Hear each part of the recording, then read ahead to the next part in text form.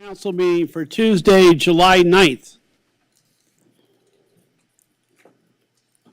And could we, Vice Mayor Negretti, would you like to lead us in the pledge? Thank you so much.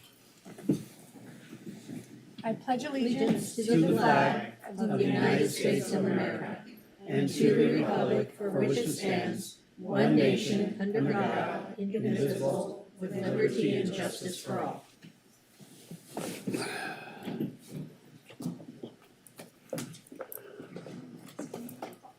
Councilmember Zwick is absent at the moment.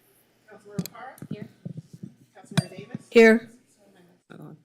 Councilmember Torosis is absent at the moment. Councilmember De La Torre is absent at the moment. Mayor Pro Tem Negrete? Here. And Mayor Brock. Here. I will now ask if any council members will be recusing themselves from any items on the agenda pursuant to the Levine Act. Hearing none, I will move on to public input. Public input, sorry. If we could do some agenda management. Sorry. We have a couple of commendations. Could we roll those first before public input, if that's okay with the council? So moved. Second. All in favor? Aye. Aye. Okay. Thank you very much. Okay, so item 3A, we have a commendation for Jenna Welker. Yes. Vice Mayor Negretti, would you like to walk up to the podium with us? Take that up there. I'll read it from here.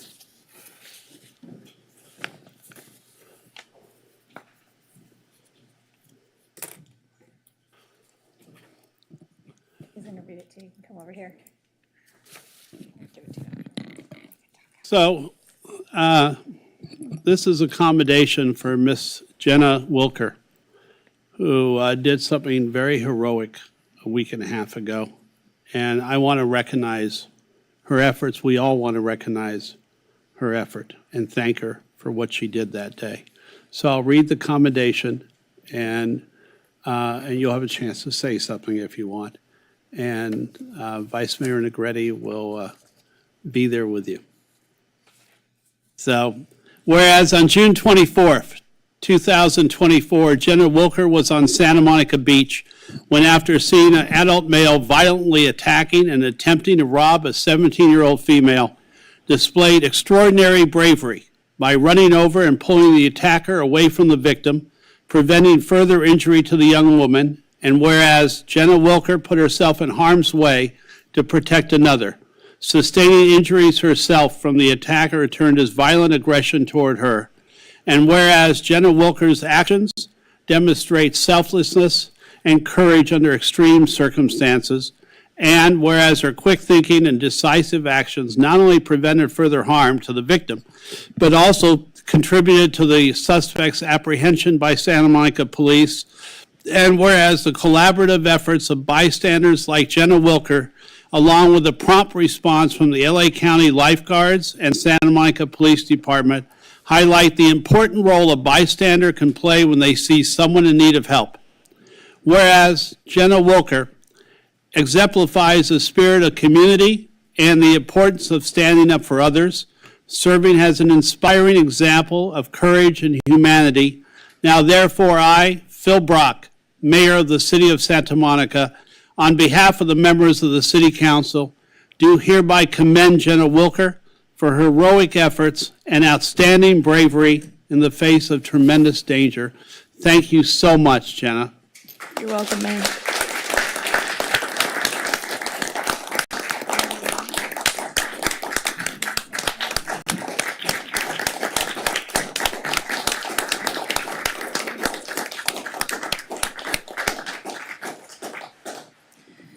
I did not expect this to come from my actions. I did not expect to have the financial stability I have right now. I just wanted to help everybody and humanity as a whole. I think we forget that sometimes in situations that it is just as easy for us to be in that predicament. And it is just as easy to wind up in in the scope of a predator, that's exactly what this man, Dwayne Garnett, is, a predator. I've faced predators like him before, and I think that's what inspired me to jump forth and put my own self at risk. And I feel like more people need to do that. Thank you all.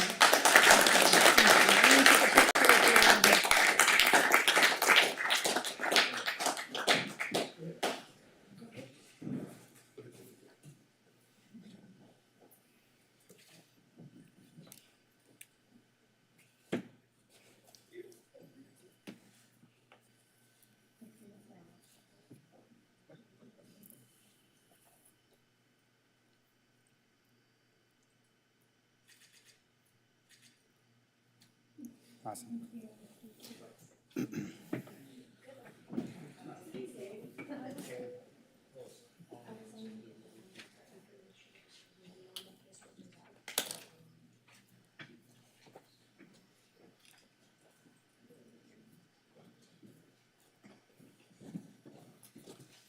Where's your young lady?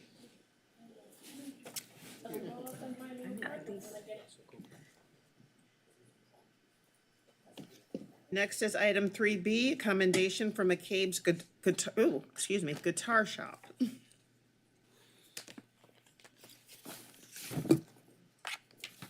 And I'm behind. Well, we're honoring a legendary store today, a store that is a landmark in Santa Monica, certainly a landmark who all have visited there for many years. And do you want to go back up? Sure. You don't know anybody at McCabe's, do you? Yeah, of course. I'm Santa Monica Music. We talk all the time. I'm just kidding. We you. trade stuff. Hi. I'll trade you shirts. So I've been, as you may know if you're following council now, every meeting, we're trying to honor a legacy Santa Monica business, a small business headquartered in Santa Monica, who has become a cornerstone in our community. And McCabe's Guitar Shop certainly is that. So I'll read a commendation to McCabe's. Whereas McCabe's Guitar Shop, established in 1958, has become a cornerstone of the local music scene and a beloved Santa Monica institution. And whereas McCabe's offers an array of services including rentals, lessons, repairs, and concerts, making it a haven for all musicians and music lovers. And whereas McCabe's has been recognized by Acoustic Guitar Magazine as one of the best spots on the West Coast and by Los Angeles Magazine as one of the 32 greatest things about LA, in fact, beating the Hollywood Bowl in the face-off. And whereas renowned artists such as Jackson Browne, Chet Atkins, Richard Thompson, Beck, Spinal Tap, the Blind Boys of Alabama, and Robert Fripp have graced McCabe's stage, adding to its storied history and reputation. And whereas McCabe's offers the best 3-year warranty west of the Mississippi and provides top-notch music lessons from 2024's Santa Monica Most Loved Music Instructors. And whereas Walt and Nora McGraw, second-generation owners of McCabe's, have continued the shop's legacy with dedication and passion, fostering a welcoming and inclusive environment for all who enter. Now, therefore, I, Phil Brock, Mayor of the City of Santa Monica, on behalf of all members of the City Council, do hereby commend McCabe's Guitar Shop for its contributions to the music community, its commitment to fostering a love of music, and its role in enriching the cultural fabric of our city. Thank you very much. Thank you. Thank you, Mr. Mayor, council members, lawyers, neighbors. Santa Monica is a very special place, and we're happy to be a part of it. At this time in our nation where we're all very divided, I think we can all agree that all genders, all ages, all heights, all races, should probably purchase a guitar and learn to play it. So thank you very much. We really appreciate it. Ukuleles don't count in that. No, but we do sell them. And we're open till 7. I don't know how long it takes you to wrap up here, but. So leave here on your break and go to McCabe's. I did, the Supreme Court, Mr. Sloan and Ms. Cola have said it's okay if I give a little gift. Oh, thank you. Thank you We'll be very dealing much. with that later this evening.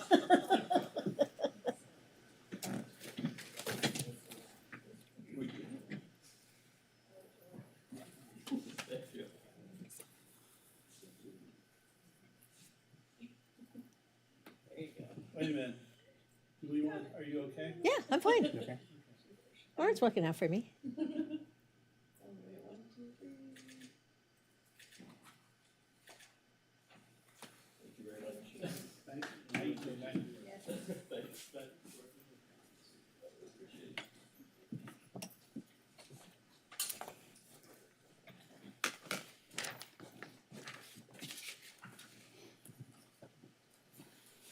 Next is item 3C, a proclamation for Parks and Recreation Month.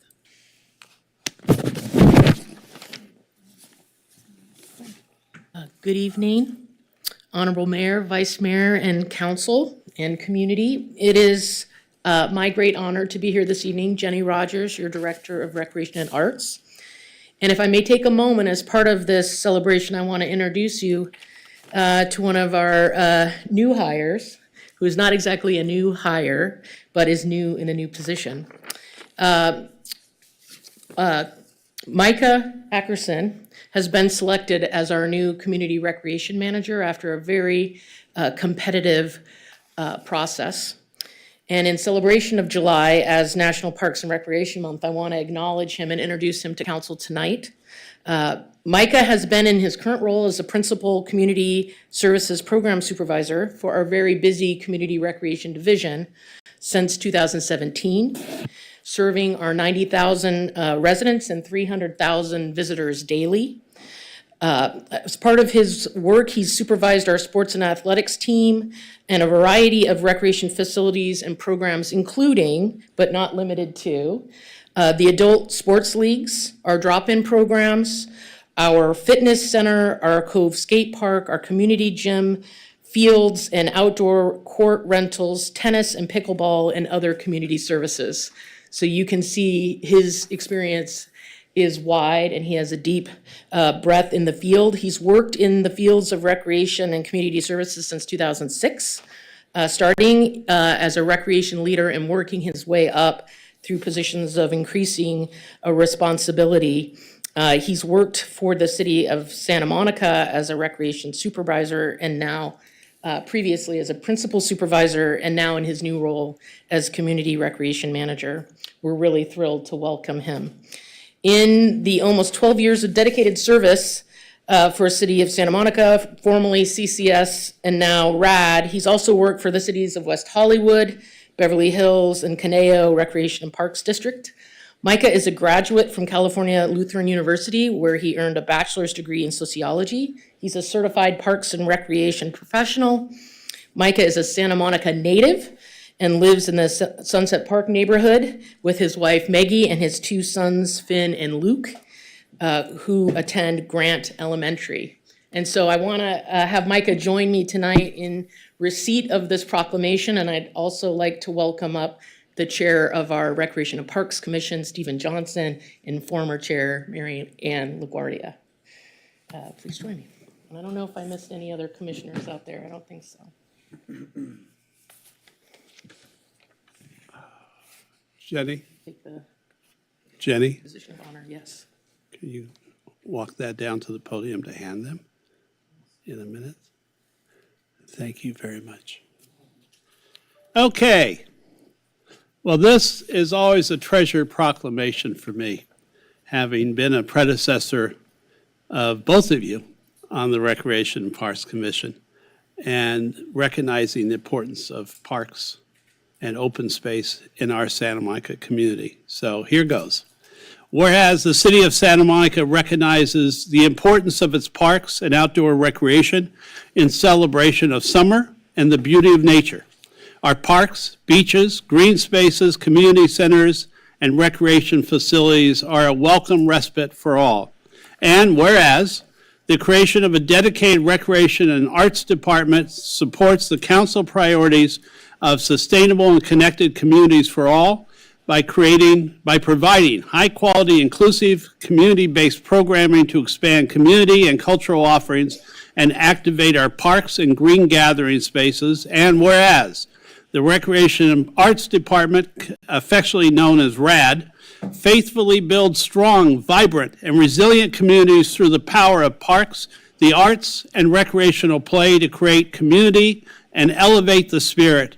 And whereas RAD creates community by providing inclusive spaces, possibilities for play and social connection, community-based programs, and special events which invite people to recreate, get out and play. And whereas the city is bringing more awareness surrounding the benefits of parks, outdoor recreation, and parks prescriptions, Parks X, RX, and the positive impact they have in the community physically and mentally. And whereas parks and recreation create memorable experiences through engaging programs, including treasured community events and year-round outdoor recreational opportunities designed to keep families active, thanks to the glorious weather and moderate climate in Santa Monica. And whereas Santa Monica parks and programs are a product of and reflection of Santa Monica's diverse communities, providing spaces to come together peacefully, modeling compassion, promoting social equity,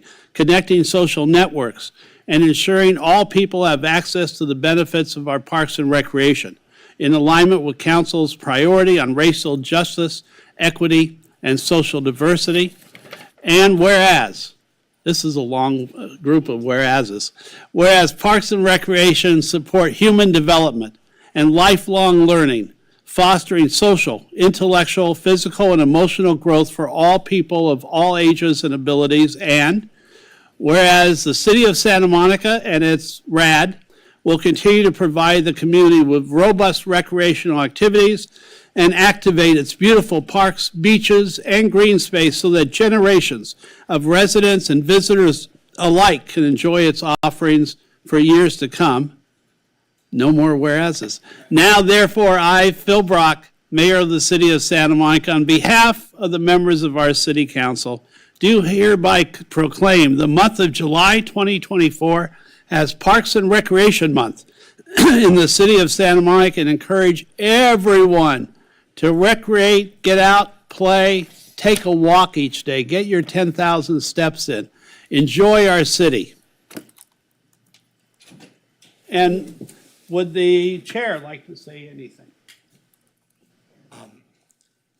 Other than just thank you very much for this commendation. And we'd like to, as a commission, welcome Jenny Rogers. She's new too, but we look forward to working with Micah in his new role. I've worked with him for a long time. And we have some of the most beautiful parks in the world. And we have some of the best little sports teams running around on them all the time now. So we're very happy to be employed in this fashion as a commission. Come on up, let's take a picture.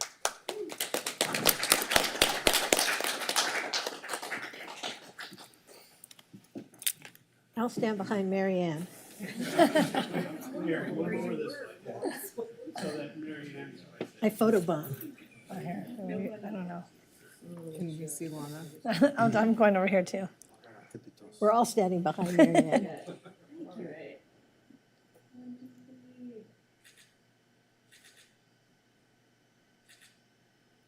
All right.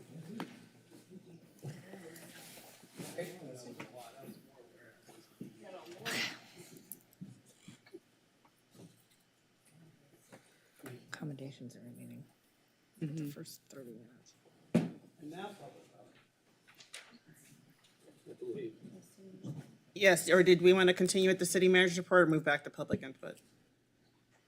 Let's do you want to go now? All right.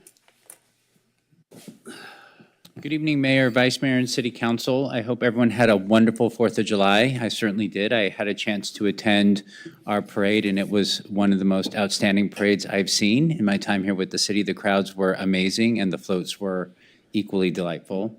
I just want to give a shout out to a few items that are going to happen this very busy Santa Monica weekend. So this Friday, July 12th, you can head to the Santa Monica Swim Center for family and friends splash night, or to the adults only sunset swim at the Annenberg Community Beach House, if that's more of what you're interested in. There will also be a sunset picnic at the beach house on Thursday, July 18th for the whole family. And if you haven't checked one of these out yet, I encourage you to. They are absolutely a wonderful time to spend an evening on the beach. Our community gardens are abuzz with activity, and upcoming events include a small container gardening workshop, a pickling workshop, and a garden party workday. So please keep an eye out on santamonica.gov/events for all those happenings.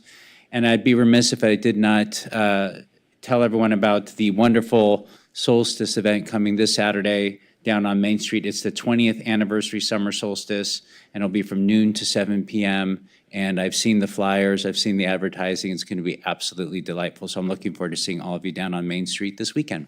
Thank you. And one more thing before we move back to public input. Did you want to do agenda management for you had an item you wanted to withdraw? Yes. 16F is being withdrawn. And did you have another item that was withdrawn? No, that's later. Question, okay. All right, yeah, 16F is being withdrawn for the time being. Okay, we'll now move on to item 1, public input. Public comment is permitted only on items not on the agenda that are within the subject matter jurisdiction of the city. State law prohibits the city council from taking any action on items not listed on the agenda, including issues raised under this agenda item. And it looks like we have 12 people for public input. I'm going to call the first 5 names, and if you could please line up over at the wall across from me. First, hold on a second. First, we'll have Edward Walsh, John Medlin, Linda Clark, John Barry, and Bob Levy.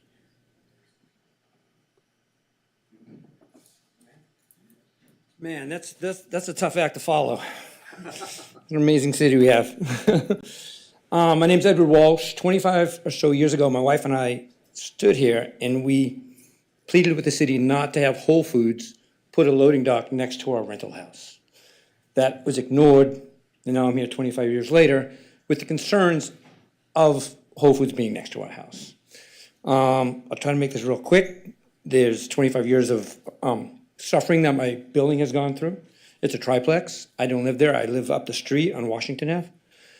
And every day, they double park in front of my house. They park in the alley. Their drivers are rude to me when I ask them not to double park. Their loading zone guys run forklifts across the street. I was here with my Boy Scouts a few years ago and we talked about Vision 0, about the safety of pedestrians in Santa Monica and how we want to bring it to 0 by 2026. On 59.6. On every Sunday morning, Whole Foods parks an 18-wheel tractor trailer on 22nd Street. They block the right-hand turn, and they have a forklift going back and forth across 22nd Street into the loading zone. It's just a matter of time before someone comes out of one of those alleys and gets hurt because that forklift goes back and forth. I have tried to talk to parking. I have tried to talk to many other places in the city to do something for me. So far, I've gotten 0 response, and I just don't know what to do. I could go on and on and on. I have hundreds and hundreds of pictures of this, and my neighbors have the same complaints. And I'm asking you guys for advice. How do I get Whole Foods to not double park in front of my house, which we all know is illegal, not park in the alley, which we also know is illegal, has no parking signs in the alley? How do I get that done? How do we, as a resident, get satisfaction? Thank you very much. I believe that one of the assistant city managers is going to talk to you outside for a minute. Next is John Medlin. Hi, good evening. I'll be short tonight. What is the number one priority of all governments? Public safety. I want to commend the Santa Monica Police Department this weekend. They had their mobile command post down at the pier To my knowledge, there have been no major events that happened, so congratulations, gentlemen. Keep up the good work. Thank you. Thank you. Next is Linda Clark. Hi, I'm sure you remember little old me. I can't forget me. I'm the one who you're bankrupting by taking away my Airbnb license and my only source of income and causing me to put me on the road to losing my childhood home. But today I thought I'd come and entertain you with a joke. I thought you'd get a little change of pace here. Well, actually, it's a true story, and it has a great moral ending to it.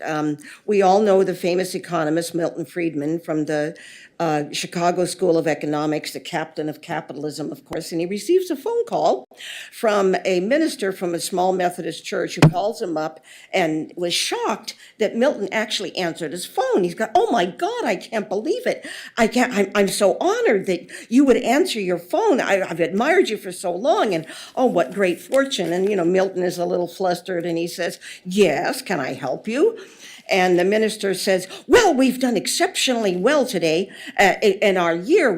Our donations and collections made a tremendous amount of money. And I wanted your advice on how we can invest our money. And Milton pauses and says, well, have you thought about giving the money back to the poor? And the minister is completely irritated, and a pregnant pause occurs, and he says, who is this? Is this a real Milton Friedman? And Milton Friedman wisely ponders and says, excuse me, who is this? Is this the real church? So I would say to you, Santa Monica, is this the real Santa Monica? That you put the seniors and the poor out on the street and take their homes away from them just to be able to get some of the biggest permit prices in the country that cause immense suffering to the poor and to the seniors who have their own income. Thank you very much. So is this the real Santa Monica? Next is John Barry. Having me, City Council, Mayor, Vice Mayor. The reason I'm here today is because this is the time of year when we're doing our license again, and so the decision is being made sometime after the 15th as to how many stickers there's going to be on the beach, and I just wanted to come and advocate for Awesome Pedicab to get some more stickers this year. We've been out there running a good program, and most of the other companies, all of the other companies, have been fraudulent when they took the motors off for the inspections, did the inspection, put them back on, and then rode for the entire year on the beach. And code enforcement knows who is doing that. So I'll keep it brief. It'd be nice to be able to operate the cabs that I register with the city on the beach, and keep running a good program. So thank you very much. Thank you. Next is Bob, I'm sorry, is it Levy or Levy? Levy it is. Hi. Yes, Mayor Brock and also the City Council. I'm here to speak in behalf of Linda Clark, who was just up here a few minutes ago. Linda has been a resident for here over 50 years in the city of Santa Monica. And she has paid her taxes year in and year out. She's reached an age, though, as you can see, that she has difficulty right now getting income. And she opened her home up that she has been living there for 50 years to an Airbnb starting in 2017. And for 3 years, it was quite successful. Income was coming in, half of her income, in fact. And unfortunately, we had the pandemic in 2020. Santa Monica asked if we could somehow reduce the situation and the problem of the pandemic. So she went along and she closed her home for that purpose and then reopened it in 2022, but was denied. And we're asking that to be reinstated because she is without much income at this time, and it would provide an opportunity for her to continue living there, to pay her taxes, to continue to bring in people who really want to be a tourist in Santa Monica, to purchase items here in Santa Monica. But for her home, it can be that way of an opening for her. So we're asking you to reinstate her license so that she can have an Airbnb again, once again. And this would help her and help the city of Santa Monica. I think you both would win in this situation. She'd have more income, at least because she's at a senior level right now, that she can't do it.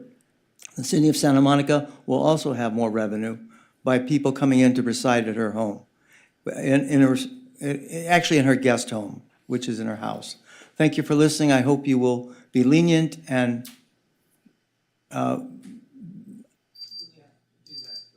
Thank you very much. Sorry, I forgot to call more names. If you could please come and line up at the podium across from me. Chris Frank, Jerry Rubin, Jonathan Foster, Keith Brown, and Jacob Wasserman. Hi, good evening. I submitted a photo. I don't know if you've had it. Are you Chris Frank? Yes. Okay. Sorry, I can't read with my glasses on. That's okay. That one? Is it this one? Yep. So I chosen a blurry frame because I'm not here to point fingers at an individual or individual people that are involved in this. I just want to point out this cab has indeed a beach sticker, as you can see, and I'm trying to understand how this process works, because the way I understand it is this: the owner of the cabs registers their cabs with the city, confirms that these cabs are intended for beach use. Then the city does an inspection, verifies the safety, register the cab with the city. Then they make a note of the frame number and of the license that has been issued. The cab is noted whether or not it has a motor, if it's eligible for the lottery. Then at the lottery, if the cab is drawn, again, it gets verified this cab is a non-motorized cab, and it's checked against the frame number, against the sticker, all of that, and here we are. These cabs have have been altered again afterwards with motors, and I don't understand, if I register my vehicle to drive around on the streets and it gets discovered it's no longer compliant with the law, my vehicle gets impounded. We've been having to deal with that all day, and these guys still stay on the beach even after being ticketed. Not 5 minutes after that encounter, this cab passed me again with passengers in Santa Monica.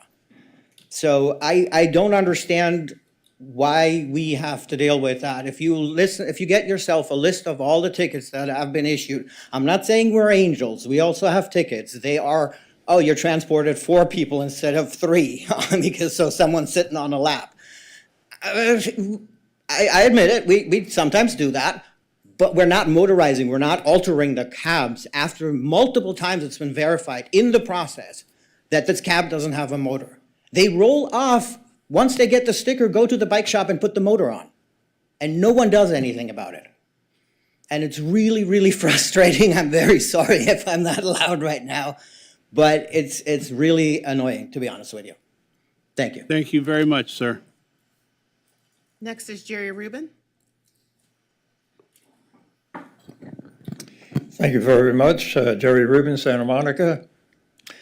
Honorable Mayor Brock, Honorable Vice Mayor Negretti, Honorable Council members, Honorable City Manager, City Attorney, City Clerk, police officers, and fellow Santa Monicans.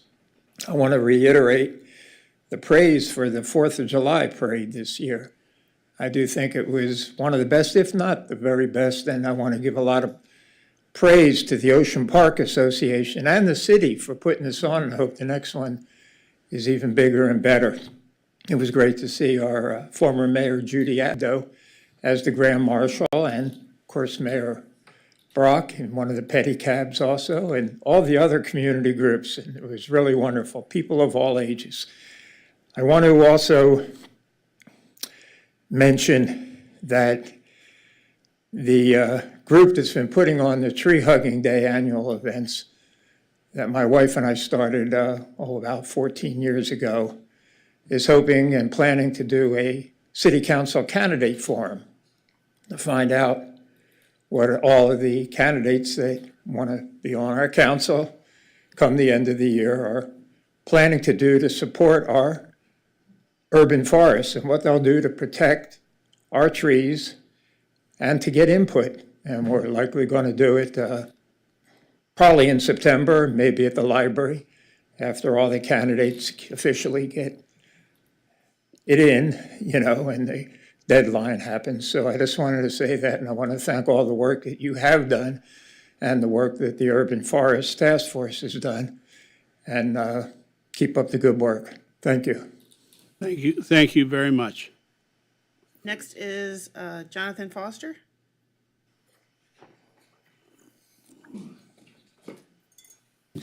Jonathan Foster. I don't know if it's going to work. Maybe. Oh, good grief. Yes, ma'am? So I don't know if I'm wasting your time or not, but I did see the California Insider again. Vice Mayor, you said something, you can't tell how many of the people that you talk to about the issues that they're upset about, but they voted for the very people that are supporting issues they don't like and all that kind of stuff. And the ideology and all these kinds of things. And you're talking about trying to help these people with a paycheck, talking about the wrench on the nail, but you needed a hammer and things like this. And I had asked the mayor, hi Mayor, God bless you, I'd asked a few times, were you going to become a Republican? Because these are all Republican ideas. And it's amazing in the interview that you talk about how, how many sides or people seem to associate you with Trump or something, or Republicanism, and you didn't appreciate that. But what I wanted to speak to was that you want to try to get these people jobs, these people that are homeless. Some of them are not jobbable. They're not. And where does the paycheck come from for these people? Even like myself, where does this paycheck come from that's going to be large enough for them to afford a place to live and stuff like this? And so in talking about all of this stuff, this is where I come. I didn't come to rip you up. I came to defend you. This isn't what you're supposed to do. You're being pooped on, and I don't like it.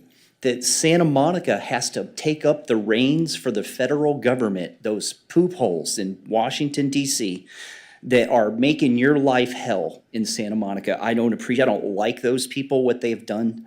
And part of it is what you've said here. Some of it's even your vote being a Democrat. But nonetheless, this isn't Santa Monica's job, taking care of all the homeless and trying to get them off the street. This is the federal government's job, and I wish you would sue the out of them. Thank you very much. Next is Keith Brown. Hello, Santa Monica. So thank you for your time, City Council. My name is Keith Brown. I work with Awesome Pedicab. I think I've seen many of you here before. So I've had a business license here in Santa Monica since 2015. That makes almost 9 years right now. In October, it will be 9 years of working with the city. Back then, we used to come to the Parks and Recreation meetings, wonderful Parks and Recreation department, and try to get pedicabs on the beach bike path, human-powered pedicabs, non-motorized pedicabs on the bike path. So in the 9 years that I've been working here, we went from working with Parks and Rec to coming in front of you guys, getting pilot programs started, and then continuing last year. And so now it's been 3 years since we started this non-motorized human-powered pedicab decal, which I absolutely love. One of my coworkers was here telling you about how the cabs are actually inspected and all this other stuff. They are inspected by a City of Santa Monica inspector and code enforcement before giving a decal, so everyone knows what's going on. I'd like to thank you guys for working with Santa Monica small businesses to help them flourish, especially in the last couple of years we've had with hidden tourism and COVID and everything else, and especially also because we have the Olympics coming in 2028. And with your help, we can make the non-motorized pedicab on the bike path program a successful example of how of the excellence of City of Santa Monica. So it's a wonderful program. We have to keep it non-motorized. We have to keep them regulated, and especially human-powered. Like, I can't stress that enough. If we put motorized pedicabs on the beach, it becomes just a... Thank you very much. Appreciate it. Thank you, sir. And next is Jacob Wasserman. Thank you all. Hi, my name is Jacob Wasserman. I'm a resident of Santa Monica, and I've applied to the Planning Commission. A little bit more about me. Maybe this will be a recurring series. I am a parent of a daughter at the Growing Place, so I thank the city for their support of early childhood education. I'm on an advisory committee for Caltrans's long-term planning, so they're planning for the future of transportation in the state. And I live in Santa Monica, but I work in Westwood, and I'm actually on the North Westwood Neighborhood Council, which is the most local level of government in LA, where you can serve where you work. And there I review development applications throughout Westwood, conditional use permits, bring them before the council, and we offer our recommendations. So I'm well versed in that and also know all the Brown Act stuff and all that training. Enough about me. I do want to plant my flag, though, for a second. Last meeting, there were a lot of comments about the developments, the coming supportive housing developments by Hollywood Community Corporation on Wilshire Boulevard. I'm incredibly supportive of those and grateful that the city is supporting them. I live 3 blocks from the one on Euclid, and there would be nothing better that I would like to see than that space be used to house our unhoused neighbors. There's been surveys by our own RAND and others that show that unhoused people are overwhelmingly local. They are not coming in from elsewhere, and so this would house people in Santa Monica and get them the treatment and help they need. And as for parking, I've never seen that parking lot full. I live on 11th, and I've never had trouble with guests parking or with me parking other than on Sundays when all the churches are there. And statistically, I and my family are more likely, far more likely, to be hurt by a car coming out of that parking lot than by a resident of that future development. So I'm glad you support it, and I hope you continue to support those developments. Thank you. Thank you, sir. That concludes general public input for this evening. We'll now move on to item 2, public input on agenda items under closed session, special agenda items and consent calendar only. No public input is permitted on ordinances for second reading and adoption. And we have one speaker for this item, Denise Barton.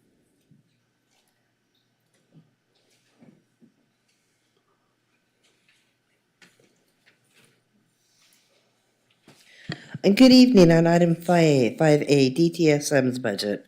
If revenue of the budget for the city's park program, the city pays $1.569 million, yet DTSM and expenses only pays $1.297 million, a difference of over $200,000. Next, security. In the budget for financial year 23-24, the amount is $1.7 million, the said full amount of the one-year pilot program. Yet if you look at the management report from the August 30th, 2023 DTSM Audit and Finance Committee meeting, on page 6 for safety, the amount is $945,755.20. But in the management report submitted to the DTSM Board of Directors on September 28, 2023, on page 62, the safety amount is $390,000 and $390,105.25. So which amount was paid, and where did the money go? And why are the assessment payers being asked to spend another $710,000 more for security in the budget, especially if Legion started on December 5th, 2023? Finally, I have to question the percentage of revenue used for DTSM's operational overhead. Because if you take the labor distribution total of $1,525,718 and add the organizational management cost minus labor distribution, it equals just over $2 million. And with revenue estimates not even $9.5 million, says operational overhead is over 20% for a nonprofit. Thank you. Thank you very much. We'll now proceed to closed session. Item 4A, consider appointment of unrepresented employee. The unrepresented employee is the city clerk. The negotiator is the mayor. Item 4B, conference with real estate negotiator concerning 1333 4th Street. Negotiators are Jennifer Taylor, Economic Development Manager, and Nia Tang, Economic Development Administrator. Owner of record is the City of Santa Monica, and persons to be negotiated with are John Lindskog, JP Morgan Chase. Under negotiation or price and terms of payment. Item 4C, conference with real estate negotiator, property at 1444 7th Street, the old Fire Station 1. City negotiators are Jennifer Taylor, Economic Development Manager, and Nia Tang, Economic Development Administrator, owner of record, City of Santa Monica. Persons to be negotiated with are Jesse Slansky and West Hollywood Community Housing Corp. Under negotiation are price and terms of payment. And item 4D is existing litigation, Anna Marie Onindia versus the city, and that is a report out only.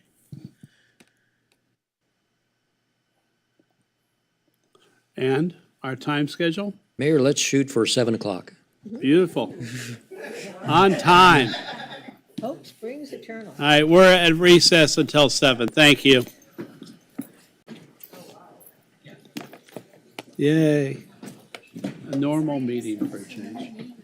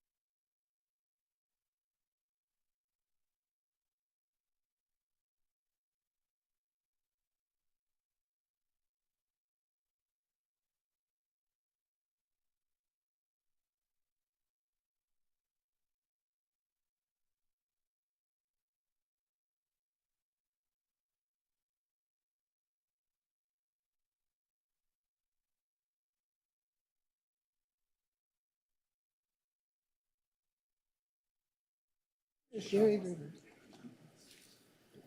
Which is alter ego. I would agree with that.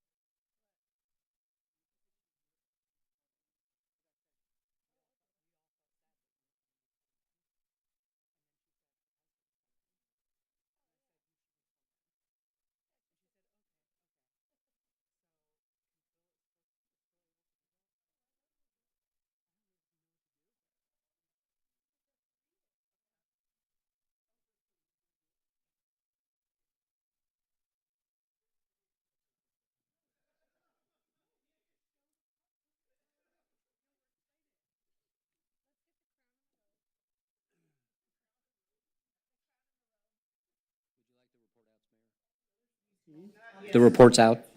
Are we? Yeah. And we're back in, on time. That's a wonderful thing.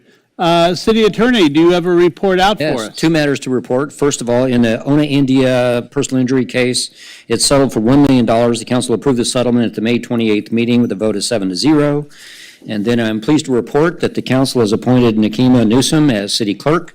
The vote was 7-0 at step 4 with 9-month severance under standard terms, and it is effective today.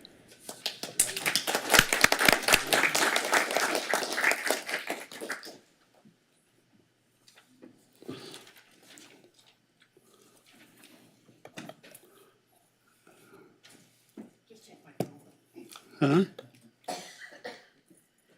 Did you email it? No, here, just take my phone. Oh, that's pretty short. Okay. And we're going to swear in the city clerk. Yeah, have her stand at the podium and you should go down and. No, he's late as usual. Should we wait? We can delay it till he's here, right, Mayor? We can do it later. You want to do it later? We can do it later. Okay. Here, give my phone back. Give all my secrets. Yeah,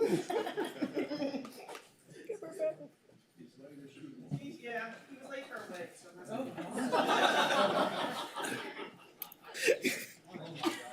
that's Okay, let's move on. First, I think we have a wonderful video from the Santa Monica Conservancy and Santa Monica History Museum, a 3-minute video on Santa Monica's history.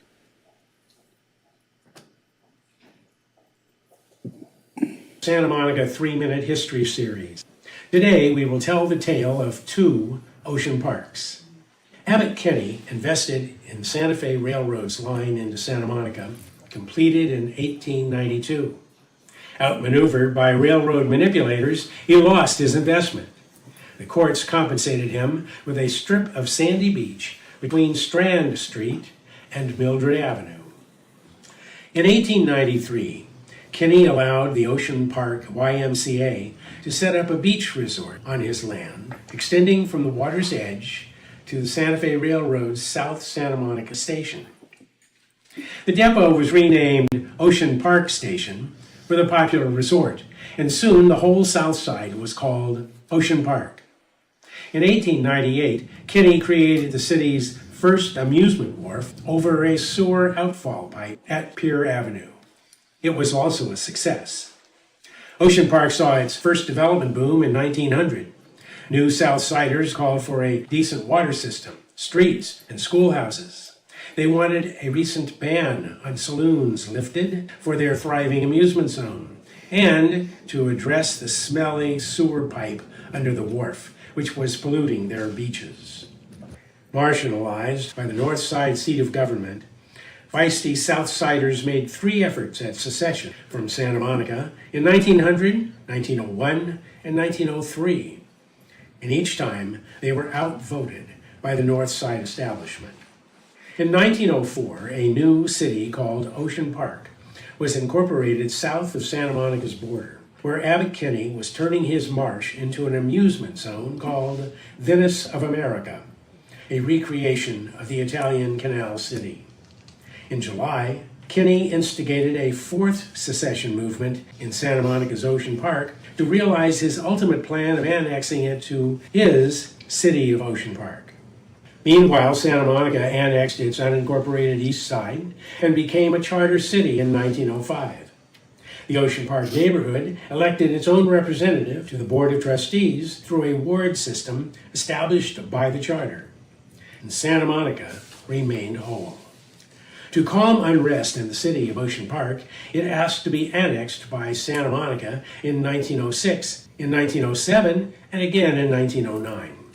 Its unruly character did not suit staid and conservative Santa Monica, and all 3 efforts failed. In 1911, the city of Ocean Park changed its name to Venice, and was annexed by Los Angeles in 1924. The Ocean Park neighborhood retains a unique identity within Santa Monica today. Welcome to the Santa Monica 3-Minute History Series. Today, we And tell thank the you. tale- There we go. Thank you so much to the History Museum and the Conservancy for another enlightening video on Santa Monica's wonderful history. Thank you so much. I will now ask council if you have any reports on travel since our last meeting. Hearing none, we'll now move on. I do. Oh, sorry. Hi. So from June 27th to 30th, I attended the national convening of the Young Elected Officials Network in Washington, D.C.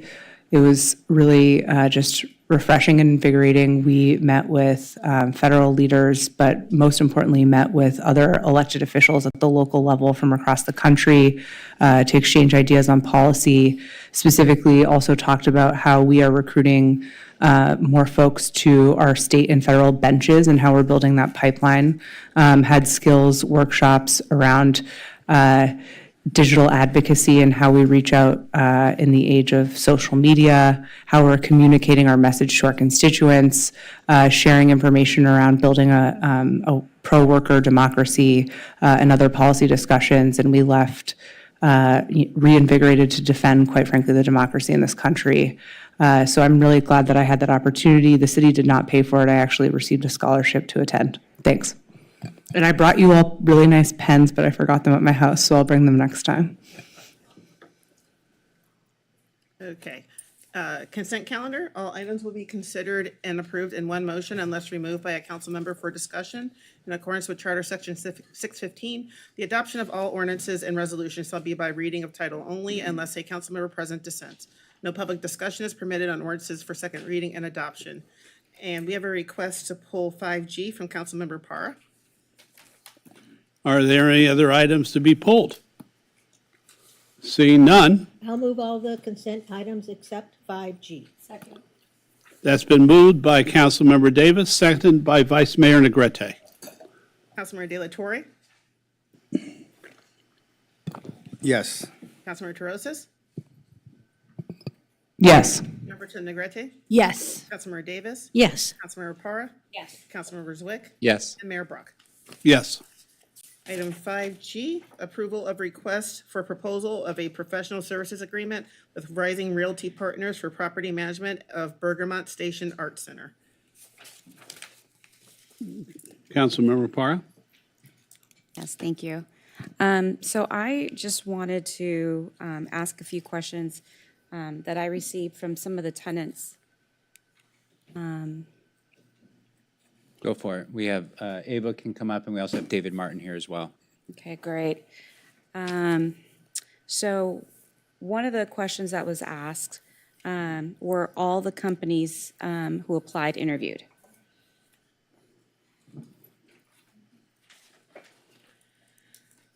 Well, I'm sorry, can you ask the question again? Sure.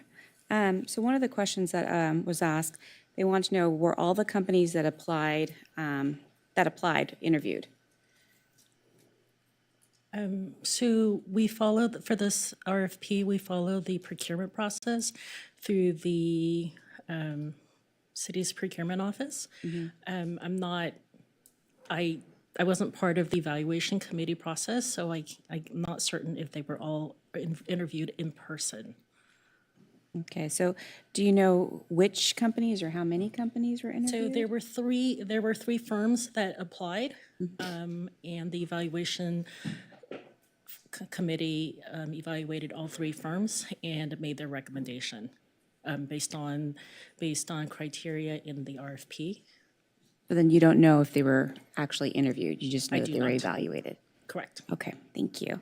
And then the other thing, were Bergamot tenants included in the review of these potential candidates? We had given Bergamot tenants the opportunity to submit 2 names for consideration to be part of the evaluation committee. And at that point, it was procurement's decision through all the panelist recommendations to select the best qualified to review the 3 proposals that were submitted. So that doesn't necessarily line up with who, are you saying that they were allowed to recommend 2 They were. tenants? Okay. And their got it. names were submitted to procurement for consideration. Okay, got it. Let's see here. There was another concern. So what they're saying is that an employee from Redcar is actually associated with the new property management company. Can you explain that? Sure. So the previous property manager at Redcar did leave Redcar and is now an employee of Rising. I did a tour with Rising today at Bergamot, and Rising, who should be outside, but anyway, so they are committed to hiring a new property manager dedicated specifically for Bergamot, or reallocating their existing staff to Bergamot's needs. The specific individual that I think the tenants are referencing will not be managing Bergamot. Okay, so then there won't be any affiliation or, So the commitment from Rising is that there will be a dedicated property manager at Bergamot, which is a significant difference from the setup from Redcar. thank you. And then I noticed in the staff report, you indicated, or, sorry, I don't know if you wrote it, but there was a 155% increase in terms of contract from Redcar to this property management company. But I didn't see, we weren't given figures, so we have no idea what the contract was for Redcar, or at least I didn't see it.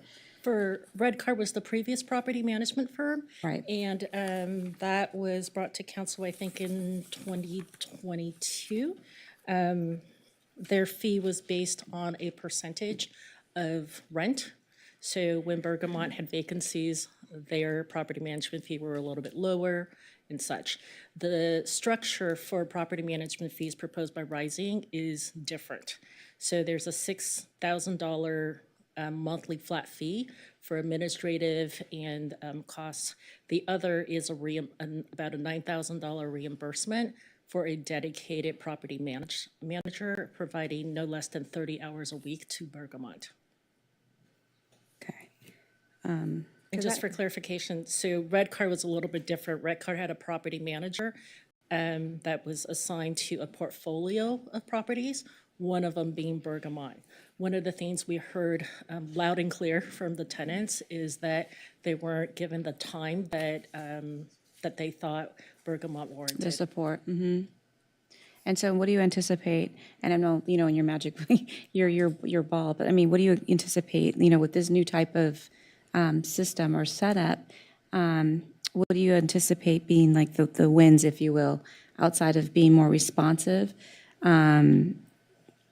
Do you feel, because, we've talked, I mean, many, many times, and so understanding that property, the tenants are concerned because they just felt kind of like they weren't included in this process. And so I'm just trying to understand a little bit more about how this is going to work moving forward in terms of, commitment between Rising and the tenants. Like, what's the understanding here? Because nothing was given to us in terms of what the obligations are going to be and what that relationship is going to look like between the tenants and the property management company. I'm not trying to micromanage, but I know that they're concerned, and there's a lot going on, and we're talking about redeveloping, Bergamot, for housing, and so there's just a lot there.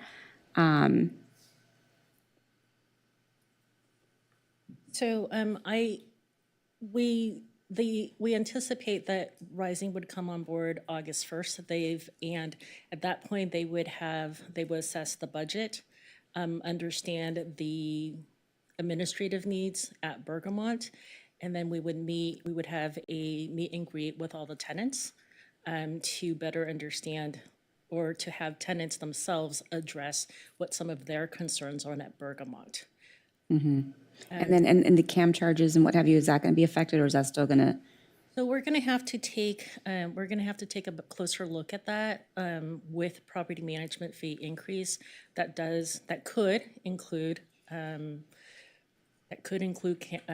don't know. We don't know what the CAMs will look like. However, Rising does have another property here in Santa Monica. We're hoping that there will be continued economies of scale for having managed both properties. I've spoken with Redcar and Rising. There's a commitment from Redcar to continue to share vendors, given that the Redcar site and the Bergamot site are adjacent to each other. So hopefully there will be some additional savings with managing multiple properties at the same time. We'll have to take a look at that more closely, but our commitment is from Rising and from city staff is that we're going to attempt to keep CAM costs as low as possible, so that there aren't as CAM will increase annually just based on the annual cost of increase of costs. However, there is a commitment to keep costs really low and to be mindful of CAM. We'll revisit that on an annual basis, as we have with tenants in the past. Okay, I appreciate that, because just from what I remember when I first was on council, the tenant showed us a significant increase from where it was to now with the new property management company. And so, in the midst of recovery and what have you with COVID, it was very difficult for them. So Absolutely.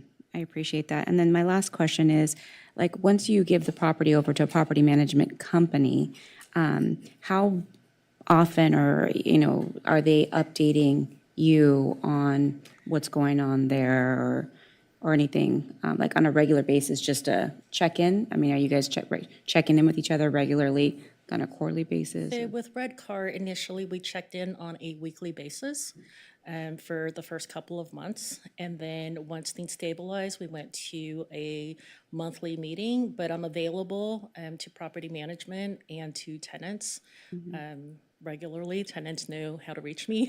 They email me often. And so I will check, and we will check in with Rising as well on a monthly basis. Okay, I appreciate it. I didn't know any of this, so it's educational, so I really appreciate the update. That's all for me. And Rising is here as well. I think she's outside. If you'd like to hear from Rising about the firm or their approach to Bergamot. I actually would. I don't know if you guys would too. I think so. No, then she said she's outside. I have a quick question. Yeah, I know. See, I'm done with my questions if you want to start with yours. Councilmember Delatorre. Yes, thank you very much. So we're going to be paying, I heard 115% more for this contract compared to Redcar? Is that The initial estimate is 155% more. 155% more? Correct. And in terms of the scope of services, Sorry, go ahead. yes, so the scope of services, and what are the expectations? Like we're hoping we're paying more to get more of what? We're paying more for a dedicated property manager. So Rising's proposal, after speaking with the RFP went out and we did a mandatory site walk with all interested parties. And we talked a lot about in that site walk some of the needs of the tenants and of the property. So in Rising's proposal, Rising proposed a dedicated dedicated property manager. We're working, because Bergamot is 100% occupied, we're working on how to create that space at Bergamot so the property manager can be on site and accessible to the tenant. That's a significant difference from Redcar, where a property manager would have up to 20 properties in their portfolio. This is a person dedicated to Bergamot 30 hours a week. So we can expect more localized service. Absolutely. To respond to tenants' concerns, because that has been, I know many of us on the council have received, various complaints throughout the years. Many issues have, affected these tenants, and so we're on the same page in terms of, having this localized, support and attention to the needs of these tenants. That's really important. And in terms of, I just want to clarify this also, we're paying more for the service. Correct. Does that mean that the tenants will also absorb an increase? Will there be increased cost to them? I know that there's these CAM fees and so forth. How is this going to ensure that their leases, what they're paying, is not going to increase, Well, the leases, the base rent on the leases increases by CPI annually. So that is separate from CAM. CAM is what it is. CAM is typically a reimbursement of actual costs. So property management fees are typically included in CAM. We will look at, so the fees are what property management fees are what it will be. However, on the other side, CAM also includes other services like janitorial, security, and we're hoping that through economies of scale that we can keep those low to balance out the increase in cost of property management. Okay, so in terms of the CAM fees, I know that, so the leases, it's a function of CPI, the increase on the rents. Yeah, but in terms of the CAM, by voting on this contract today, being that it's 150+%, more than what Redcar was charging, are we also going to increase those CAM fees onto the tenants? Is that going to increase the CAM for those tenants? We'll have to look at the budget once Rising gets in place. Rising will take on the additional contracts for services at Bergamot, including security and janitorial, and hopefully there'll be some negotiation in that to offset the increase in costs in property management. I want to state my position. I don't want to see increases in CAM fees for those tenants. Many of them that I've talked to are struggling, and I know that we're fully leased right now. But a lot of people, we have lost some, and I know that some are struggling as well. They haven't recuperated. These are small businesses in Santa Monica. We should figure out a way to not increase costs for them, or else we risk losing, those tenants. And so I just want to state that opinion and my concerns. So right now, I just want to make sure we're all on the same page. So CAM costs, right, includes things, as Ava said, janitorial, landscape, utilities, management, security. So we charge them for what are the actual costs of providing those services. We do subsidize CAM at Bergamot at the moment. And so naturally, the challenge will be, as Rising comes into the fold, they will evaluate all those costs. Hopefully, they'll realize savings, and there'll be some economies of scale. But at the same time, we can only subsidize so much because we also have infrastructure out there we have to maintain. There's roofs that are leaking, there's other facility improvements that need to be made. So we have to balance all this out to ensure that the tenants also have a habitable environment as well. Hearing exactly what you're saying, but just knowing there's a lot of different constraints and pressures we face. Yeah, no, I understand that. I'm looking out for those small businesses and meeting with them. I know that there's some struggles. So I want Rising, you're the representative. Can you please introduce yourselves and welcome? Thank you very much. Is that? So if I can just add, in the meet and greet, so things, costs will be laid out for tenants. So tenants have an option to look at all of their costs and also look at where they would like to adjust the costs. So it's an option for the tenants. It's not the property management or city saying you must have these services. Of course, the utilities are must, but some of the other ones, there are like security, there are options for tenants to decide how they want the Bergamot managed. So this is Lindsay from Rising. Hi, welcome. Thank you, Council. I'm Lindsay Stevenson. I'm the Director of Marketing and Client Relations for Rising Realty Partners. So my role in all of this with Bergamot is overseeing the greater client success of the contract. Does anyone have any questions for me? Just in terms of, I mean, we don't have the full contract in front of us. It's not typical for us to receive all of that. But in terms of, well, first of all, do you work with any other properties in West Los Angeles, or will this be your major West Los Angeles sort of property?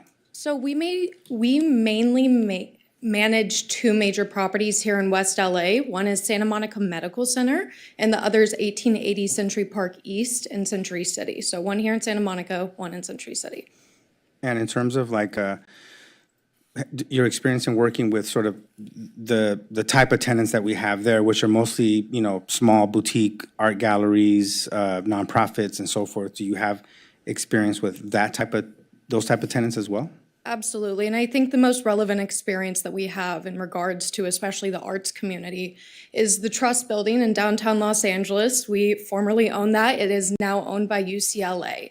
But in the height of recovering from COVID, we found a lot of empty space downtown, as I'm sure a lot of you knew.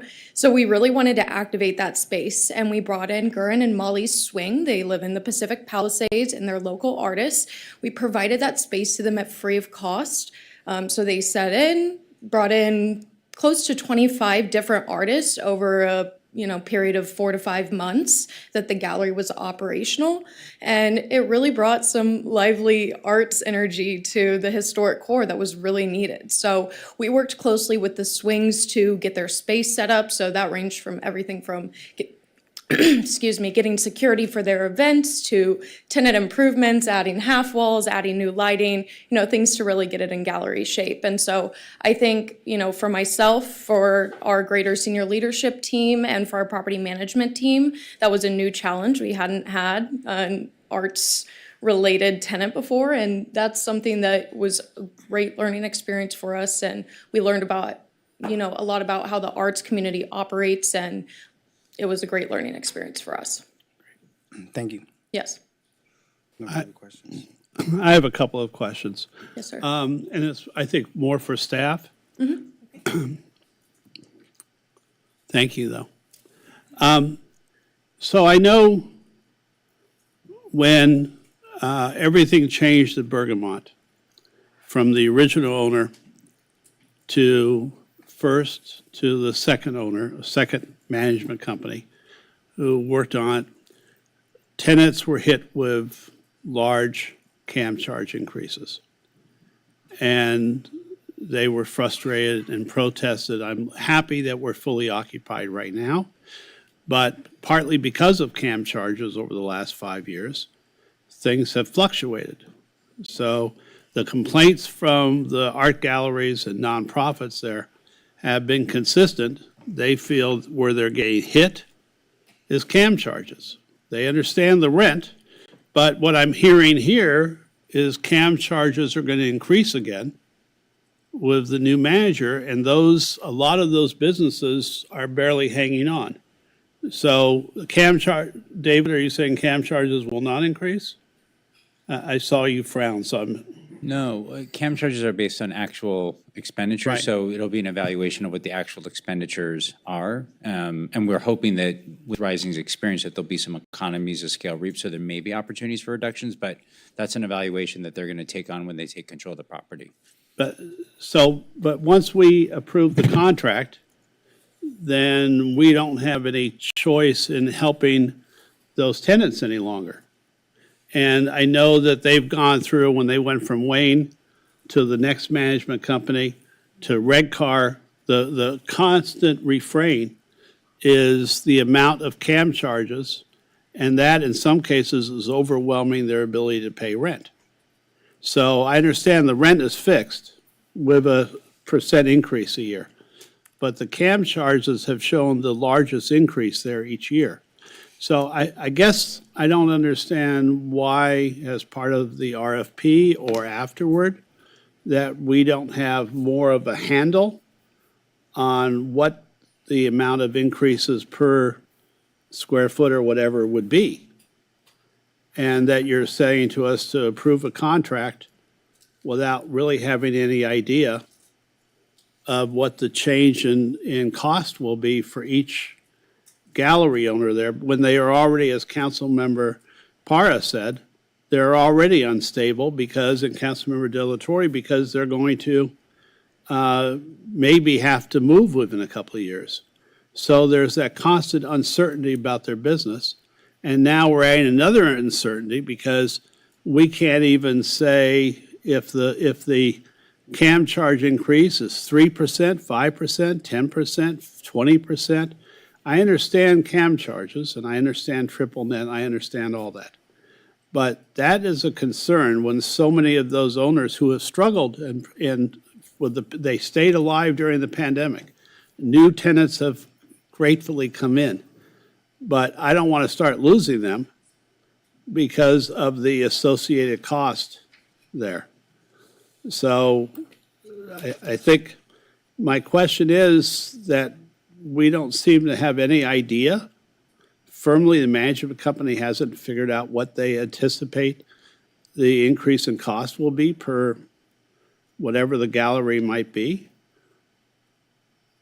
So there's a couple of things there. So there's the overall cost to tenants, space rent, and CAM. Rent can be increased by CPI. However, in the last couple of years, since the city has taken Bergamot back as landlord, we've looked at the budget operationally to see how much increase in base rent has to be in place. And when CPI was 8%, we did not increase rent by 8%. I think it was increased by 5%. And that's a result of looking at the budget and seeing how we can, what level of increase in base rent is needed for operations and also for CAM. The other piece of CAM, and I can appreciate that there's so many components to CAM. One of the pieces is property management. The other pieces are things that we don't have any control over. Rising is not on board yet, and so they don't have all the documents with all the various different contracts in place at Bergamot. So it's at this point not quite reasonable for Rising to come up with a budget with information they don't have because they're not on board. The fixed costs of utilities and everything, that will still be in place. It's the other services that we have a little room with. And that comes back to the tenants. What level of service are you looking for? So we have no cap each year on CAM charges. There is no cap. However, we've not increased it to what it actually is, just to keep, I mean, we look at the budget annually, right, on what operations are and what the needs are at Bergamot, how much do we need it, and what the increase in income needs to be to support that. In the last 2 years, we haven't increased base rent to CPI, to the cap of CPI, and we haven't raised CAM to equal actual costs. So what are we promising for 24, 25? Well, To the tenants there. I'm not sure we can. Well, you're saying you haven't increased cost to their actual amount. Mm-hmm. You've been giving the owners a break. All right, the Based on what? lessees a break. Mm-hmm. All right, so are we going to assume that break will continue? Or will they this year, when is it on a calendar year? It is. So January 2025, do we anticipate a 3% increase in CAM? Do we anticipate a 15%? And what I'm hearing is you don't really have any idea yet, but that's frightening to the lessees at that premises, because if you're going to limit CAM increases, let's say 3% a year or 5% a year, that's one thing. And I understand that insurance has gone up, everything is going up, I know that. But I also know this is an expense that is adding a lot potentially to CAM charges, and that concerns me. Okay, anyone else? Councilmember Delatorre.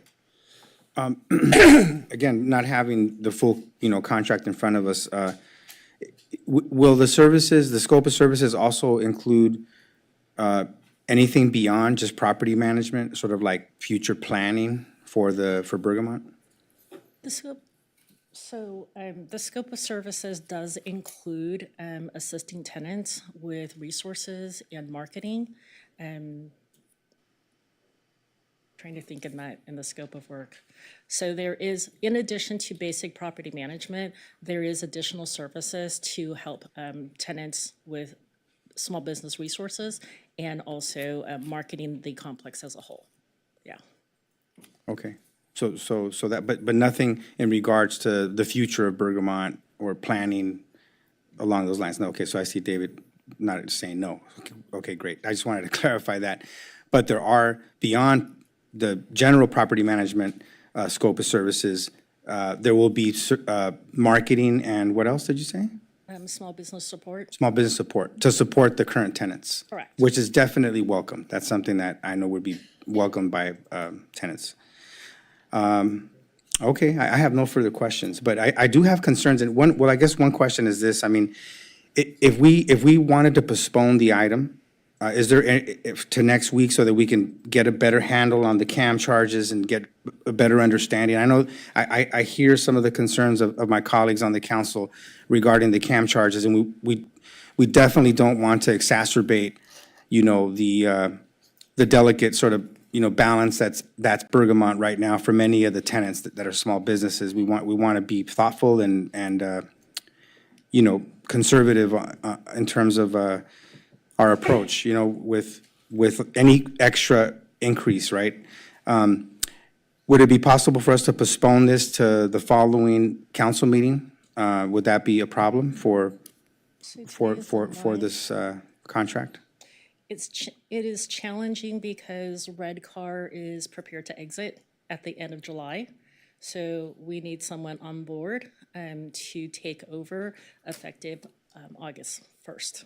Yeah, correct. So we have, our next meeting is July 23rd.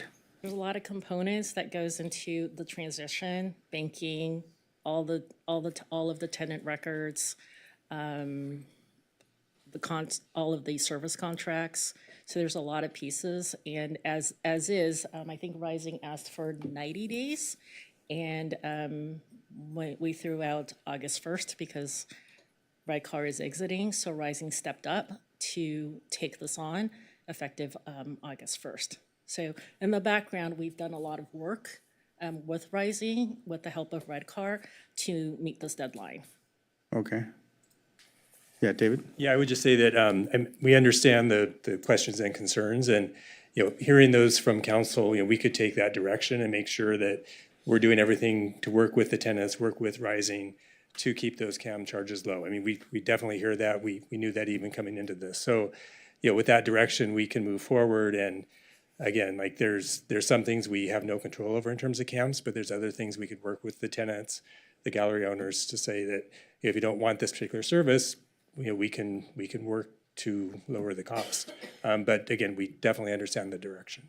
Great. Well, I'd like to, if it's, you wanted to say something else, Councilwoman? Just wanted to add, myself in queue. I just wanted to add, so thank you for those updates and for the information. And I don't know if this is a David White, city manager type of question, but I would love to have more regular updates regarding Bergamot. And so maybe on a quarterly, maybe in a city manager's report, however you'd like to do it. But I would love to have updates so that we are apprised of I've been having problems with my screen, sorry. so that we're apprised of what's going on over there. And so that we feel that, so the tenants can see that we're being proactive and not, having to wait until they come and, voice their concerns. And so I think that if we're on top of it and being a little bit more proactive in terms of having regular updates, and so that maybe there's things that we can mitigate, maybe there's things that we can help walk through, whatever it may be. That's the direction that I'd like to give, if that's acceptable. Thanks. My screen, Nikema. Councilmember Delatorre. I mean, I want to respect, staff's been working on this for a while. I know that it's a very short timeline. So I did want to postpone it, so that we can get some of these things worked out. But I'm confident with David Martin's comment that if we give direction, if we approve today and give direction, that staff is hearing that loud and clear, taking this discussion that we're having tonight on the dais into consideration. So I want to move approval of the item with the direction that we do those two things, that we meet with the tenants, to really have a focused and a solutions-based discussion on how we can keep CAM charges down, and also to ensure that there is more updates. Would you say monthly or quarterly? So to have at least a quarterly update to council, so we understand the dynamics of how this is rolling out, and the impact, and especially the impact that it has on the current tenants. So I'd like to move that we approve the item with those two directives.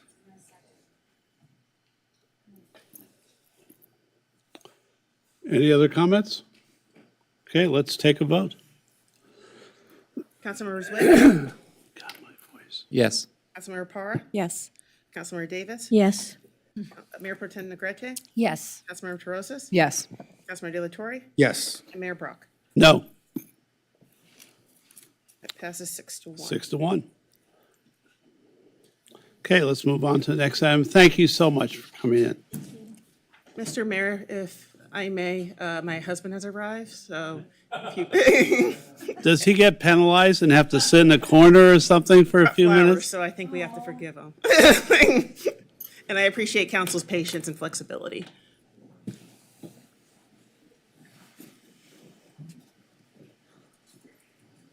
I emailed it to you, or do you want? It's okay, I'll just bring my phone. I didn't look. It's okay.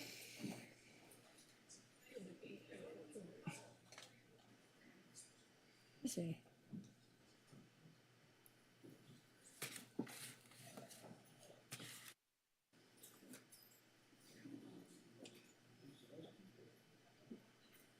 You understand you're being sworn in? I do. To be the city clerk of Santa Monica. I do. Repeat after me. I, Nikema Newsom, I, Nikema Newsom, do solemnly swear do solemnly swear that I will support the Constitution of the United States that I will support the Constitution of the United States and the Constitution of the State of California, and the Constitution of the State of California, and that I will faithfully discharge the duties of the office of city clerk and that I will faithfully discharge the duties of the office of the city clerk according to the best of my ability. according to the best of my ability. Congratulations.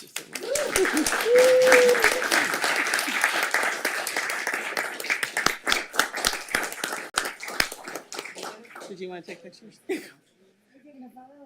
take a picture? Yeah, go. Where's she going? She's going to put her phone down and hope I don't steal it. She has a lot of bling on that phone. You like it? Young man, do you want to come in? Yeah. Yeah, come be in the picture. Come in. Christopher will take the picture for you. We'll sell that.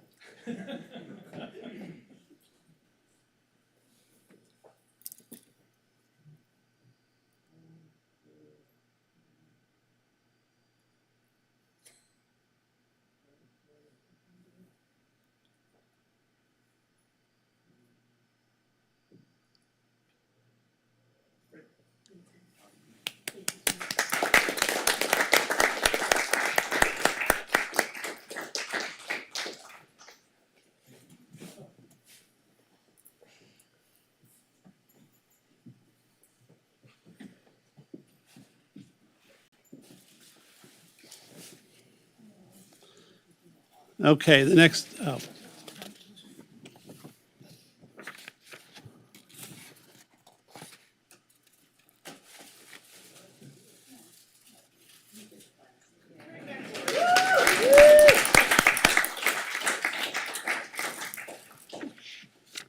We'll now move on to public input on remaining agenda items. Public comment is permitted on ordinances for introduction and first reading. No public discussion is permitted on ordinances for second reading and adoption. And it looks like we have 22 speakers. I'll call the first 5 names. If you could please line up at the podium across from me. John Medlin, Denise Barton.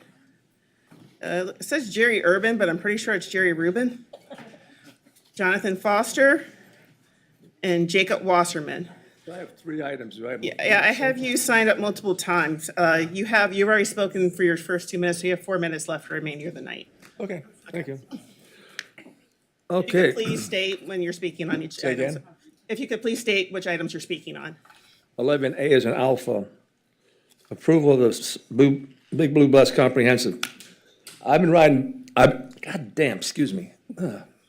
Anyway, I've been riding Big Blue Bus for over 20 years, and it's always a pleasure to ride with them. Metro's another challenge.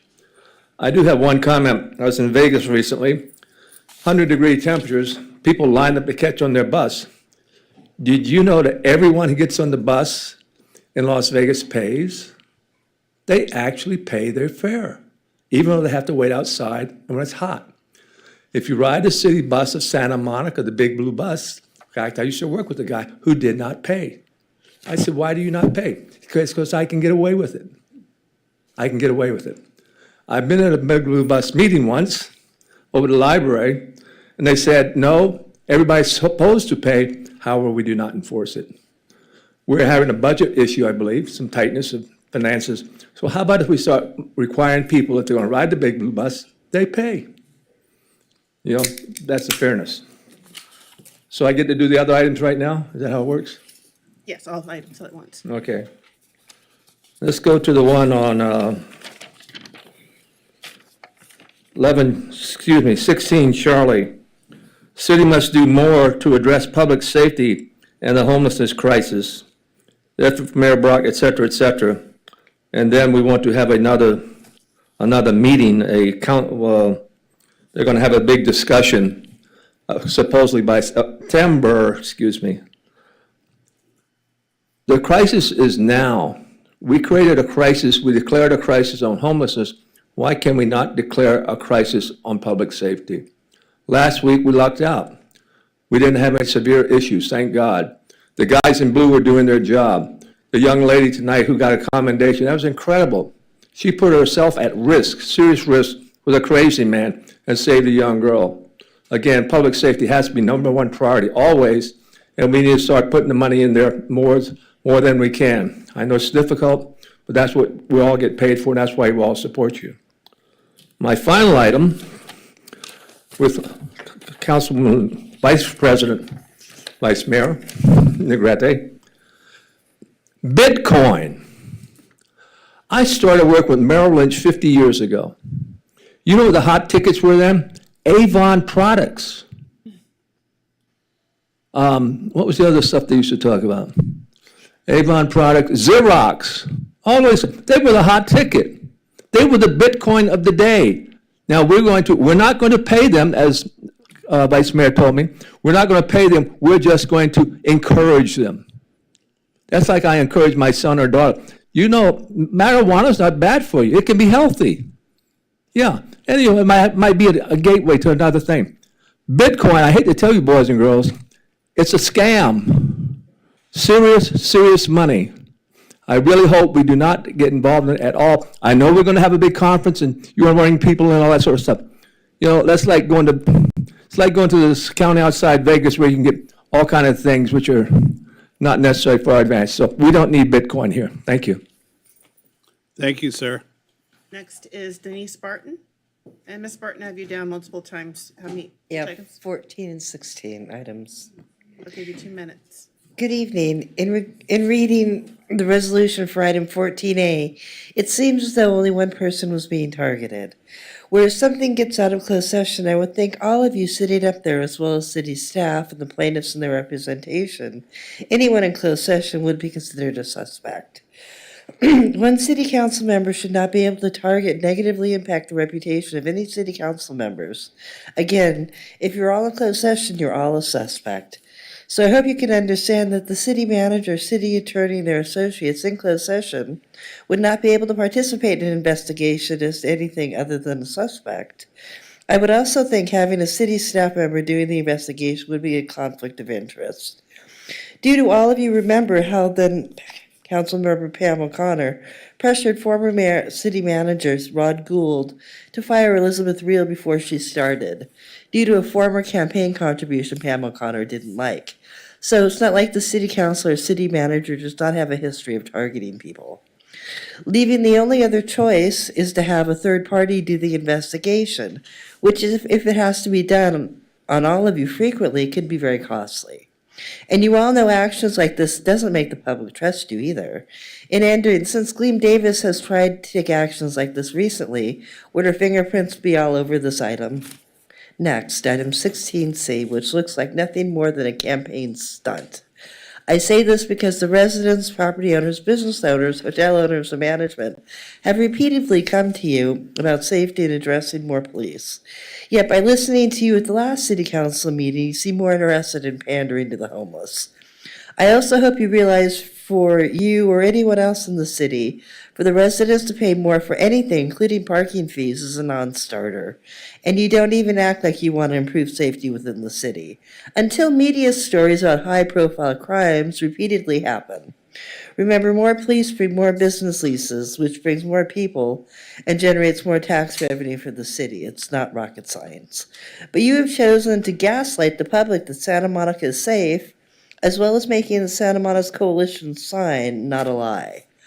Also, this item includes funding for city employees that are not police, when what the city needs is more police. If I may suggest, you again need to reduce the overhead costs at City Hall, where I would begin with the DI department, because how many departments do taxpayers have to fund that caters to city employees? And since city employees like working at home so much, do you know how many are quiet vacationing? Again, at the expense of the residents. Maybe they all should resume their jobs back at City Hall. Thank you. Thank you very much. Next is Jerry Rubin. Thank you very much. Jerry Rubin, Santa Monica. Ride the big blue bus every day. I want to speak in full support of that comprehensive and positive plan that has a lot of community feedback, a lot of meetings, and I want to thank our Director of Planning Transit Services, Gupta, and his staff. I want to thank all the wonderful blue bus drivers, the best anywhere. The people in the blue bus store over there at 4th and Broadway, where I renew my $16 a month transit card. I urge everyone to get it. I urge senior citizens to get on the blue bus, and I urge our youth that are into the environment to go green and ride blue, and we're going to all be better off. I think the plan is good. I think it's good to focus on the local buses even more than the rapid. They don't really get there that much faster, and there's people left on the streets where the rapid go by. So I think on balance, that's a good thing for the 7 and the 3, et cetera. I would like to see eventually, and I know that's not discussed now, a way to get some merchandise out there, like T-shirts promoting the blue bus. And like we used to have the store there, if that could eventually come back, it'll be great. I think getting back to the pre-COVID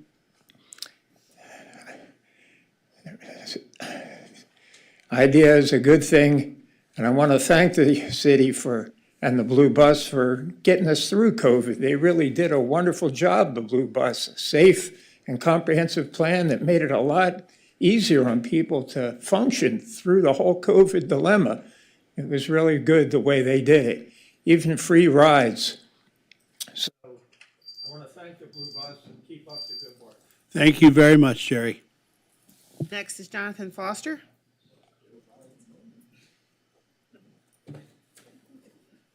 Hello, Jonathan Foster on 16C on taxing the parking. You know, I've gotten some parking tickets, and boy, do I swear when I get it, boy, I get so mad. And I think, you know, don't get mad. These people come here and tell these people this stuff. So no on taxes, but I think it's probably already there, and you're just going to use the tax. But I wanted to talk about, and I don't want the parking tax that we just talked about in June.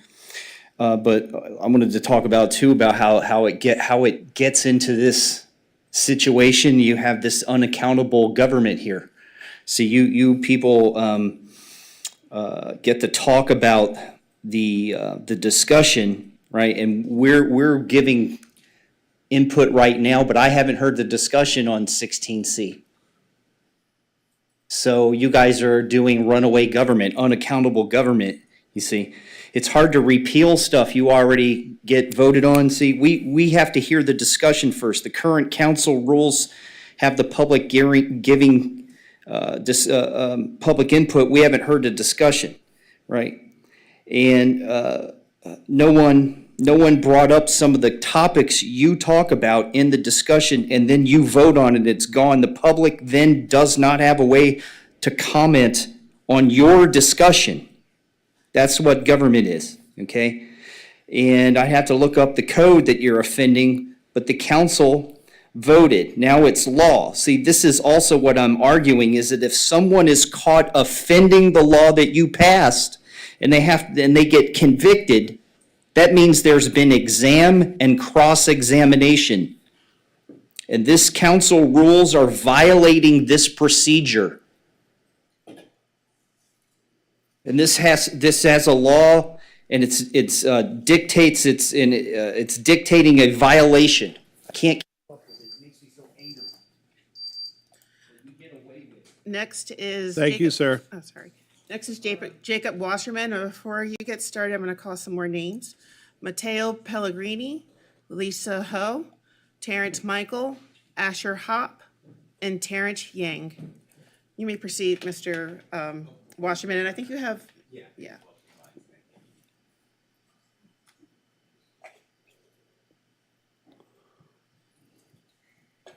Thanks so much. Oh, sorry. No problem. You're up. You're just speaking on one item, right? Great. Yes, on 11A. Thank you so much. My name is Jacob Wasserman. I'm here to comment on the Big Blue Bus service changes and specifically to oppose the cuts to Hillgard Terminal and Gailey Strathmore in Westwood. So here you have a map of the current terminus in green, that's Hillgard Terminal, of 3 major bus routes, the 1, 2, and soon to be the 18. And in red is what they're proposing as the new terminal. And these are quarter-mile radiuses. And you can see what you think of when you think of UCLA, Royce Hall, the law school, the administration building are all going to be cut out of Big Blue Bus's service radius, at least for these 3 key routes. Next slide, please. Next slide, please. So this is Hillgard Terminal. You can see it has seating, it has shade, it's off from the road. It has been in service since 1937. Next.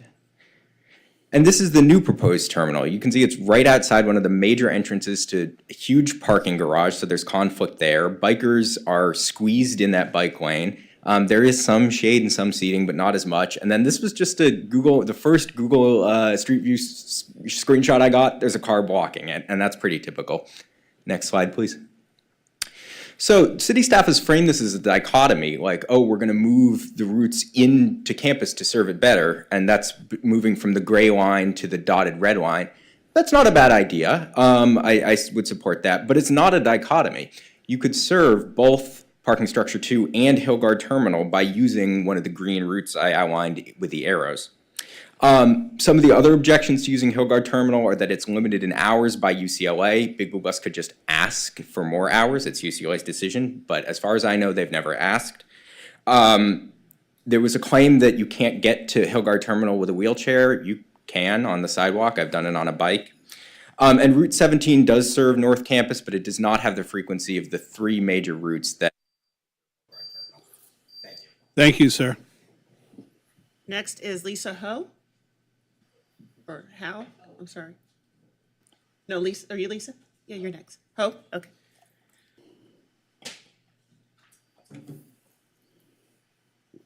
Amazing. Thank you so much. I'm here to speak on 16E.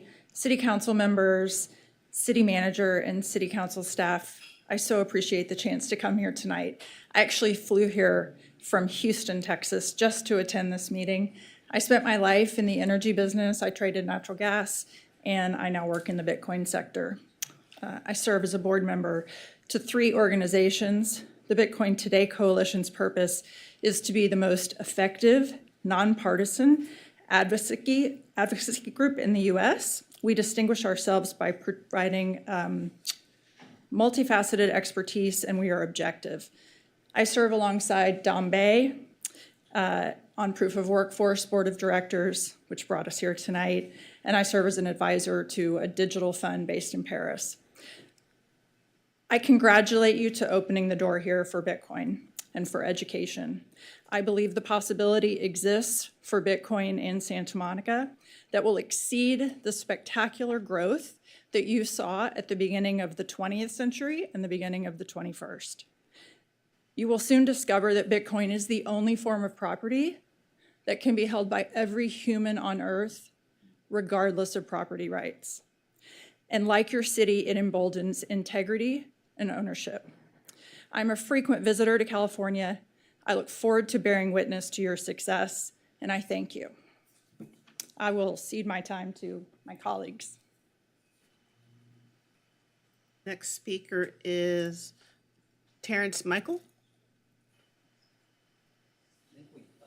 One person, but happy to go.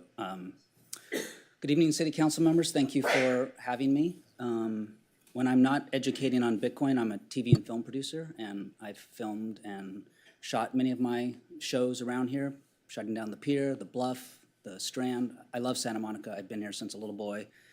And in fact, I'm old enough to remember that when I was a little boy and the internet was coming along, I used to ride my bike over to the internet cafe on Broadway between 2nd and 3rd and put the quarters in and get on the internet because the internet we had at home was very slow.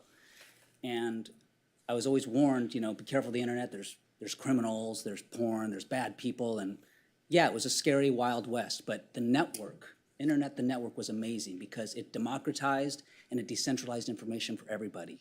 It was this egalitarian thing that no matter your race, no matter your status, no matter your class, no matter where you lived, it sort of superseded borders. And we didn't know what it could be then. You know, the internet started off in the 1960s as this military and academia relay system. But today it's a theater to some people, and to others it's a flea market, and others it's a dating app.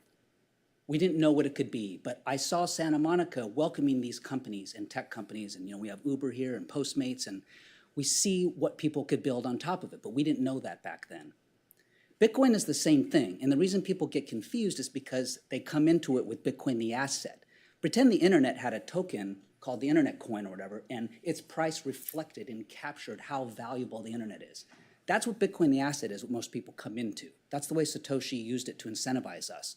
But what we're here to talk about is Bitcoin the network. It's this big, wonderful playground that's auditable, transparent, and it's just a big ledger of truth where all of the companies of tomorrow are going to want to build on. All the best technologists, all the best computer scientists, the kids, everyone with money, the VC, Silicon Valley, they're all moving into Bitcoin. And I would love to see that happen here in Santa Monica. Thank you. Thank you very much. Next is Matteo Pellegrini. And apologies, I skipped over you. Good evening, City Council, City Manager, and City staff. My name is Matteo Pellegrini. I'm the CEO and founder of Orange Blab, the largest social network for Bitcoiners. As you can probably tell from my accent, I'm one of the many millions of immigrants who came here with just dreaming in my pocket. And now my office is a couple of blocks from here, and I couldn't be more proud of working here, living here, and raising a family. I'm here today to support the Bitcoin Office initiative, as this could make potentially Santa Monica the first Bitcoin city in America, bringing an enormous amount of people and business right here. One of the things that we do at Orange Lab is organize meetup all over the world. And I think it would be great if Santa Monica became the hub where people could come here, socialize, and build in the next generation of great companies.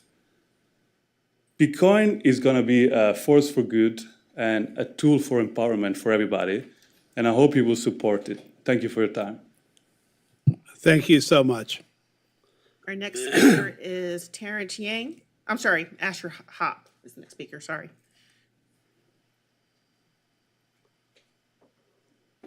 Thank you. Good evening, esteemed city staff, city manager, city council. My name is Asher Hop, here to voice my support for 16E, the Santa Monica Bitcoin office proposal.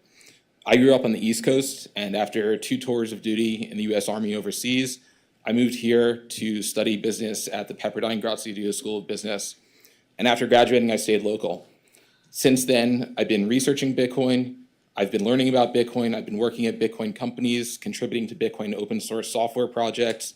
And now I'm the founder of a Bitcoin company here. I have 2 remote workers in LA, and I couldn't be more proud to be in California. We have a phenomenal group of talented young individuals that are attracting capital to this area to work on Bitcoin projects.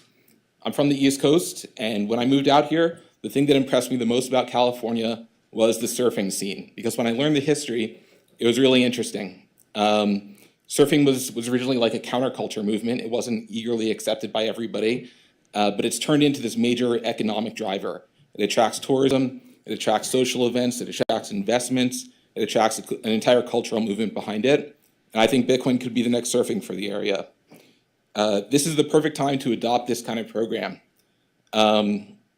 You're still early enough that this is extremely innovative, and it'll put you on the map in a big way. And it's late enough that there isn't a big social stigma attached to it. You have major financial entities like BlackRock, Fidelity, foreign governments, all moving into this.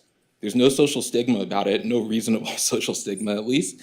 And I'm encouraging this city council to adopt this measure as a reasonable first zero-cost step towards adopting Bitcoin, seeing what it can do for the community, and contributing to the great work that's already happening in Santa Monica. So thank you for your time. Thank you very much.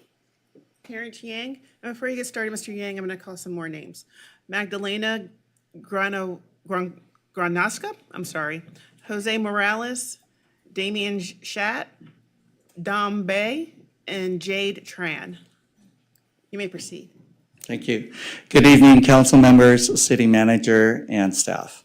I'm Terrence Yang. I'm a Harvard Law graduate, and I worked on the Obama campaign in 2008 as an elector to the Electoral College, delegate, and co-chair of the Asian American Finance Committee. I also worked at Merrill Lynch, like this gentleman. I do not think Bitcoin is a scam. I think there are a lot of scams in cryptocurrency, but Bitcoin is not a scam. And I've basically worked at a Bitcoin company that this year in October will put on our 3rd annual conference in the city of Santa Monica. And we have had about 2,000 people, 1,500 to 2,000 people attend each year. And we expect to continue to do that, if not grow it a little bit more over time. I think this proposal 16E is great for the city of Santa Monica and great for Bitcoin, because by having a Bitcoin office, you're going to put yourself on the map leading in innovation. As my friend Asher Hop said, Fidelity and BlackRock, 2 of the world's most respected and biggest asset managers, managing trillions of dollars each, have already approved and launched very successful Bitcoin ETFs. You can literally buy this from your Schwab account or Fidelity account. So I think it's very exciting for you guys, and I want to congratulate you if you guys do pass this excellent measure to support business and innovation in the city of Santa Monica. Thank you. Thank you very much. Magdalena Granaska, I'm sorry. I have 4 minutes because somebody ceded time. Who's donating time? Okay, so you'll have 4 minutes. Good evening, City Council. I actually flew in here from Vancouver. My name is Magdalena Granovska. I'm here speaking in support of 16E, the Bitcoin office. So I actually spent a decade in Canada advising on economic development, greenhouse gas reduction, and energy policy. I actually helped implement cap and trade and worked on the linkages between California, Quebec, and Ontario. Currently, I'm in the Bitcoin mining industry, and I'm also on the board of Proof of Workforce. So given my public and private sector knowledge, I actually, based on my experience, I really do see an opportunity for the city and an alignment to meeting toward its strategic objectives. I'd like to focus on sort of the sustainability angle in three different areas: renewables adoption and greenhouse gas emissions, waste management, as well as water sustainability. So there's a growing trend that I'm seeing around the world through the Bitcoin mining industry, where Bitcoin mining is funding renewable energy infrastructure. It's also funding greenhouse gas reduction infrastructure. I'm seeing this from places like Africa, Latin America, North America, of course, Europe, and the Middle East. So mining functions on an elegant set of economics. It's a market-based incentive, and it incentivizes cost reductions, but also an optimization of resources. So the new coins that are rewarded from mining, they're in effect a subsidy to fund new renewable infrastructure or greenhouse gas emission reduction infrastructure. And that subsidy is now displacing taxpayer-funded subsidies traditionally, or electricity ratepayer subsidies. And I think that's sort of the beauty of this new market-based system. It's helping build out renewables. In the US specifically, there's a lot of it co-locating with renewables in Texas and also providing demand response activities. So there's opportunities there to lower costs within the electricity system. But it's also funding completely new infrastructure in African communities that never had electricity. So I do see it as an opportunity for the city to explore a pilot to lower its renewable energy infrastructure costs. With respect to greenhouse gas reduction emissions, if we look at what is the primary energy source for home heating or water heating, it's natural gas. Bitcoin miners kind of function as a heater themselves. So what they do is they emit heat, and that heat can be captured and used for heating spaces and water. And there's a number of projects, including in my city of Vancouver, district heating projects in Finland, where miner heat is captured and used to lower the heating cost, but it's also fuel switching from natural gas, which is a fossil fuel, towards more renewable energy infrastructure. So in Vancouver, we're 98% renewables. So it's a fuel switching mechanism, and it's an opportunity to then lower that energy cost because the miner, whether it's a small business like a New York spa or a food and beverage manufacturer, they're lowering their heating cost through that Bitcoin mining subsidy. Lastly, in terms of waste, I know waste management is an issue for California and for the city. Landfills emit methane. So do farms, right? Cow poo. And what Bitcoin mining does, it can help fund the infrastructure to capture that gas and combust it, and then lower the GHGs by converting methane to CO2. Lastly, on the water side, there are some R&D projects where miners are using waste heat to look at desalinization opportunities.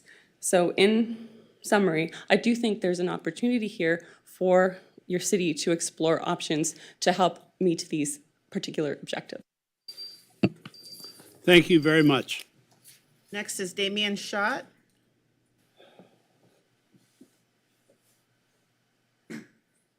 Well, good evening, City Council members. Thank you very much for giving me the privilege to speak to you all tonight.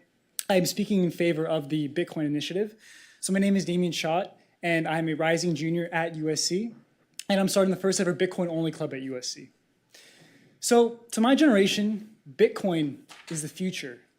In a world full of unpredictability and inflation, Bitcoin gives us a path to financial sovereignty. It lays out a path for us to really create and preserve value in the society. But unfortunately, being such a new asset class, it's difficult to find any information on it. As eager as we students are, it's very hard to come by professors or any type of resources that educate on Bitcoin.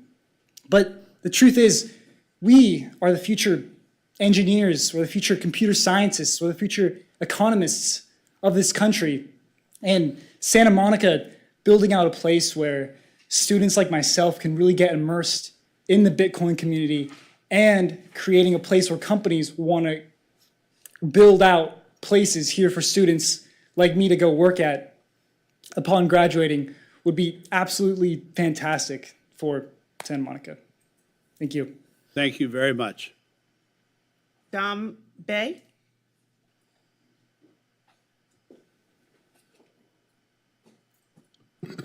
Thank you. Honorable City Council, City Manager, City staff, everyone here. Incredibly humbled. These are tough acts to follow here. You all know me.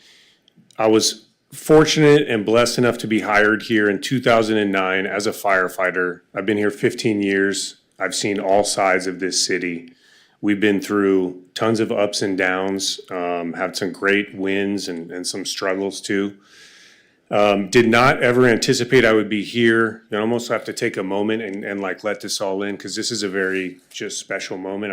I wouldn't have anticipated I'd be here speaking on this item, but I found Bitcoin in 2017, and being involved in labor unions and with workers, I found the incredible potential of Bitcoin to teach workers and everyday wage earners about how money works and increasing financial literacy. This item that's before you all, 16E, the Bitcoin Office pilot, it's as low risk as you can get. It's simply a chance to learn and see what is possible here for the city. The people that have spoken here are a sneak preview of what I consider to be an incredible space of incredible people. That's why I started a nonprofit to teach people about Bitcoin and help them find these incredible people. And I think the big thing that you all face tonight is with a low-risk education-based item that's simply going to learn about what the opportunities are. You've heard from some great people and seen who could build this place and who can build the future of this city. And I think Bitcoin and the community have unity at their core. And let's see what's possible here. So I look forward to that. And thank you guys so much. I'm very humbled to speak to you tonight. Thank you very much. Jade Tran. And before you get started, Ms. Tran, I'm going to call the last names on the list. Nikki Koloff, Judith Meister, Connor Webb, Julieta Giner, and Luis Garcia Chavez. You may proceed, Ms. Tran. Thank you and good evening.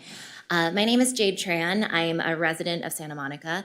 I've spent my whole career in technology, finance, innovation, and I believe that item 16E presents a risk-mitigated path to our city's exploration and investigation of where the meaningful opportunities lie in Bitcoin and in this ecosystem.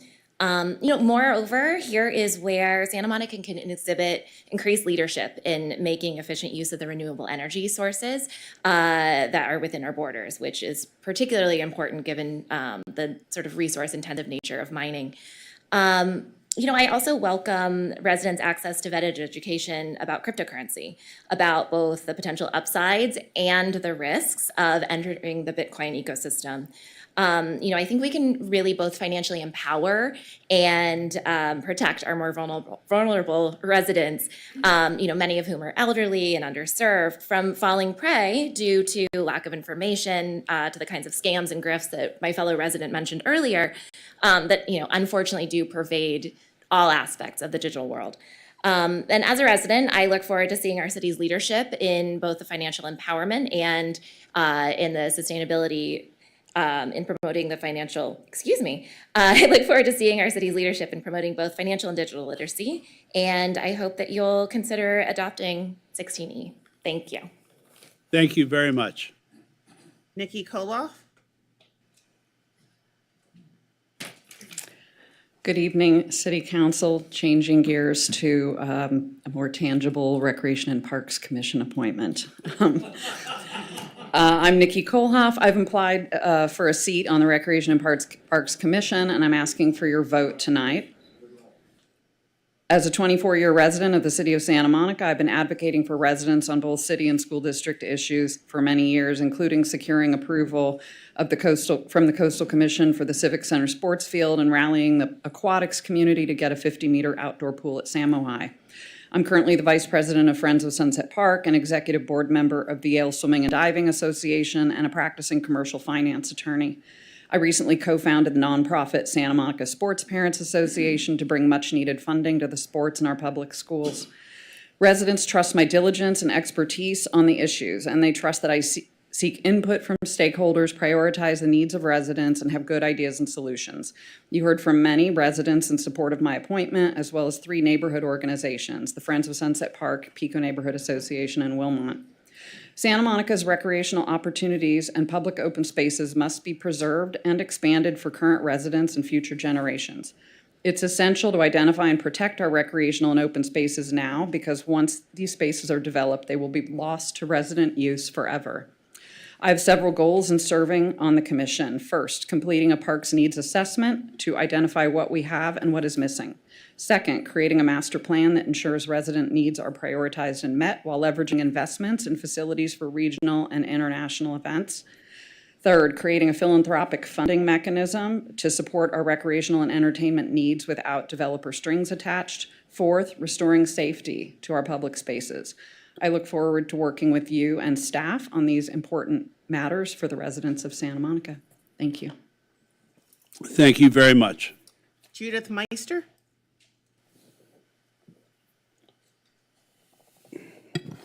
Good evening, Mayor Brock and council members. I'd like to speak on items 16B and 16C. And I'm speaking on 16B on behalf of the Santa Monica Public Library Board. And I'll actually read our letter. It's short, in case you haven't had a chance to read it. And I'm writing to request a council member be assigned as council liaison to the library board per resolution number 11510. As you may know, the practice of council-appointed liaisons to boards and commissions was a standard practice in years past. We see the value in bringing on a liaison to inspire a well-informed council member who can advocate for the library and understand the challenges facing the library, as well as the significant positive impacts the library provides to our community. A board liaison would have the benefit of hearing the board's perspective in addition to the usual reports from city staff. We often have a chance to meet with library board members from other communities who report this practice to be helpful in bringing more attention to the library. As you are aware, the library is one of the remaining city departments that has not yet returned to pre-COVID budget levels. We are fortunate that the library staff, under the able and creative leadership of Director Erica Kuyogan, has been able to find ways to expand services and programs with limited resources. Board discussions with the council liaison may help to identify other creative ways to generate resources. The library is one of our most cherished community institutions. Library staff and board members regularly engage with the public. Serving as a council liaison is a great opportunity to be out in the community and hear directly from residents. We look forward to the chance to welcome a council liaison to the library board. And I'd also like to take a moment to address item 16C as it relates to potential budget cuts to supplies and expenses or possible revenue increases to the parking tax and the impact that those actions might have on our libraries. As I mentioned, we are one of the departments who are still below pre-COVID funding. So cuts would further reduce library service. Reduce funding for our collections, meaning fewer books, magazines, reference materials, our innovative red kits. It would reduce programs for all ages, and facility maintenance will continue to be deferred. Although salaries are not included in the reductions, this could also reduce hours that the libraries may be open, since staff may need to be redirected to other functions. Right now, a lot of our great programming is from outside vendors. If we lose funding for that, library staff will have to do that, and that could reduce the available hours. And as you look to ways to increase public safety and address the effects of people experiencing homelessness, please include the library as part of the solutions and allocate funds from any increased revenue source to additional hours for our libraries. I think that we often overlook the contribution of libraries to the well-being and safety of our neighborhoods. Libraries offer access and a safe place to be for all ages. Libraries address everyday needs for many segments of our community. Information, programs, free technology. Our library staff partners with public safety personnel. In closing, let us all remember that libraries are our trusted places and are uniquely positioned to reimagine public safety. Thank you. Thank you very much. Next speaker is Connor Webb. Good evening, Council. My name is Connor Webb. I'm here to speak on 11A. Overall, I support the service changes proposed in the Brighter Blue Plan, especially the increased frequencies on lines like the 2, which will be a central connection for D-line riders continuing to Santa Monica. However, the decision to cut service to Hillgard Terminal on UCLA's campus in exchange for a terminus at Parking Structure 2 presents a number of problems. For context, Hillgard Terminal has been in use since 1937. UCLA decided to limit service in the early 2000s in response to complaints by a few homeowners at the expense of students and staff. Note that these homeowners live across Hillgard Ave from the terminal, which is a 4 to 5 lane road with high traffic volumes. The proposed terminus and layover for lines 1, 2, and 18 at Parking Structure 2 is currently used as the terminal on the evenings and weekends due to that closure. However, during daytime hours, this area is packed with pedestrians, cyclists, scooter users, and traffic. There are 4 pedestrian crossings in the stretch with 6 intersections or driveways. I also want to emphasize that this is the main route to North Campus for people on wheels. The proposed bus layover area is adjacent to the painted bike lane, resulting in a bike lane tightly squeezed between buses on one side and the travel lane on the other. We currently see a similar situation here with buses laying over at 5th and Arizona, which partially obstruct the bike lane and lead to on the right while drivers pass on the left, and it obstructs visibility from 5th Street. The prospect is even worse at Structure 2, with more buses laying over that will reduce visibility for drivers, pedestrians, and people on wheels at the nearby intersections and driveways, ultimately reducing safety and comfort on campus. It's essential that a hybrid option that serves campus, including North Campus, but does not lay over at Structure 2 is arranged, ideally preserving service to Hillgard Terminal. Otherwise, we are sacrificing safety on campus for the thousands of students and staff that use it every day. Thank you very much. Thank you very much, Connor. Next speaker is Julietta, I'm sorry, is it Geener or Giner? Oh, Heener, so neither. Sorry about that. Okay. Good evening, Mayor Brock and members of the City Council. My name is Julietta Giner, or Heener, and I am here today to request your support for my appointment to the Santa Monica Pier Corporation Board.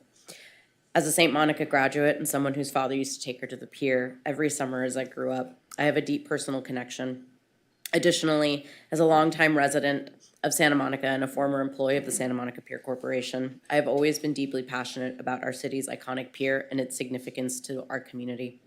My professional background makes me uniquely qualified to contribute positively to the board. In my career, I have demonstrated strong leadership and strategic planning and collaborative skills. I have successfully managed projects and required coordinating with diverse stakeholders, balancing financial considerations and ensuring that community needs were met. These experiences have equipped me with the ability to navigate the complexities involving in guiding a major landmark like the Santa Monica Pier to the success we all know it should be. As someone who has previously worked with SMPC, I bring a fresh perspective that is informed by firsthand experience and a deep understanding of the organization's inner workings. As a first-generation North American and resident of the Pico neighborhood, I bring diversity and representation from a different part of our great city. I believe in sustainable development and preserving the cultural heritage of our pier while also enhancing its appeal to both its residents and visitors. My vision includes creating more community-driven events, improving accessibility, and implementing eco-friendly initiatives to ensure that the pier remains a beloved destination for future generations. I'm committed to listening to our community's concerns and working collaboratively with my fellow board members to address them. Transparency, inclusivity, and accountability will be the cornerstones of my approach, and I will ensure that the pier's development aligns with the values and needs of our community. I'm excited about the opportunity to serve on the SMPC board. I'm confident that my skills, experience, and passion for our city will make a meaningful contribution to the continued success and vibrancy. Thank you very much. Perfect timing. And our next speaker is Luis R. Garcia Chavez. Hello, Council. Good afternoon. I just want to discuss on item 11A about the Big Blue Bus COA. In general, I'm very supportive of the plan of the service. Cutting a lot of the wait times, headways between buses to 10 minutes is a great option.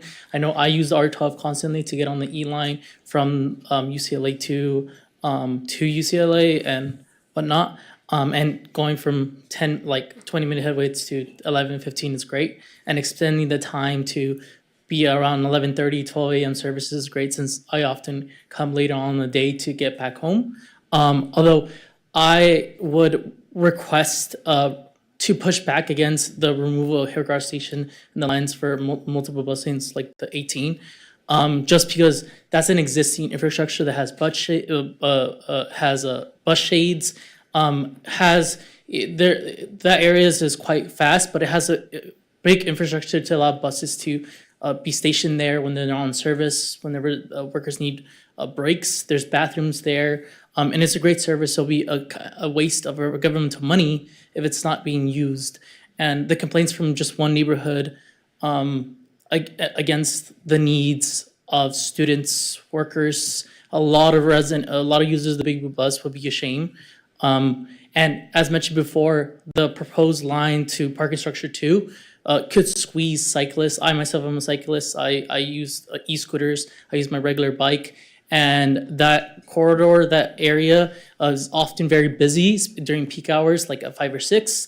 And if I'm squeezed between cyclists and others like me, we're squeezed between the cars and the bus, that can be very dangerous. And it could de-incentivize people from using those alternative methods instead of be using cars or going different periods of time, which would be contrary to the sustainable goal of the Big Blue Bus.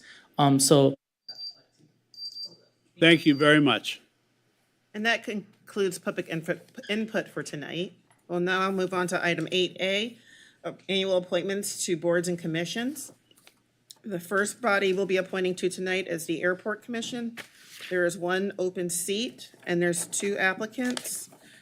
The applicants are David Hopkins and Joseph Partel. Mr. Partel is the incumbent, and the only requirement for this seat is to be a resident in the city. I'll now open the floor. Great. We'll look for nominations first. Joseph Bertel. Any other nominations? See no other nominations, we could do this by acclamation. All in favor? Aye. Joseph, there you go. That was quick. Okay. The next, Congratulations, Mr. Patel. You have another term. the next body is the Architectural Review Board. We have 3 applicants for 2 open seats. Craig Hamilton and Barbara Kaplan are incumbents, and each are requesting a 3rd term, so they will need 5 votes. Howard Lax's firm was registered as a lobbyist. However, in accordance with the municipal code, the term lobbyist does not apply to him as he is a licensed architect. Therefore, the note on the applicant list with the agenda packet is incorrect, and a simple majority would only be required to appoint Mr. Lax should you choose to appoint him. So that's it. I'll now open floors for the 2 seats. Okay, do we have a nomination? Craig Hamilton. Sorry. Are we voting on both at the same time? Wait, sorry, what did you say, Nikki? Howard. I think we probably should do them One at a quickly, time? separately. Okay, yeah. sorry, I just wasn't sure. Yeah, that's okay. So Craig Hamilton has been nominated. Is there another applicant nomination? Barbara, See, There's 2. There's 2 seats. we could just do the Craig Hamilton right now. let's do Craig unless there's someone that you want to have run against him right now. No. Okay. Let's do this again by acclamation. Aye. Aye. Mr. Hamilton, congratulations. You have another 4 years. Next nomination. Barbara Kaplan. Any other nominations? Seeing none, let's move by acclamation for Barbara Kaplan. All in favor? Aye. Ms. Kaplan, you have a 3rd term on the ARB. And just to clarify, that was Vice Mayor Negrete who nominated? Yes. Yeah. The next body is the Arts Commission. We have 10 applicants for 2 seats. Lori Yahia is the only incumbent applicant, and she's applying for a 3rd term. The rest of the candidates are Anna Bogosian, Julia Carnahan, Brian Kerrigan, Elizabeth Dubelman, Kara Fox, Susan Jane, William Corrala, David Kaplan, Eric Warren, and then Lori Yahia. I move Laura Yahia. Laura Yahia. Yeha. Or yeha. Any other nominations for this seat? Seeing none? Can we, Oh, we're doing one at a time. We do a separate. well, do you, no, you can have someone run against each other. Don't we normally just say all the names and then we just vote for each one, or am I? No? This one is an incumbent, so needs 5. Okay. So all in favor? Or? All right, no other applicants for the seat against Lori Yahia? Which I just pronounced wrong again, probably, even though I've known her for 10 years. All in favor of Aye. Lori? Aye. Okay, congratulations, Lori. You have a 3rd term on the Arts Commission. Next nomination.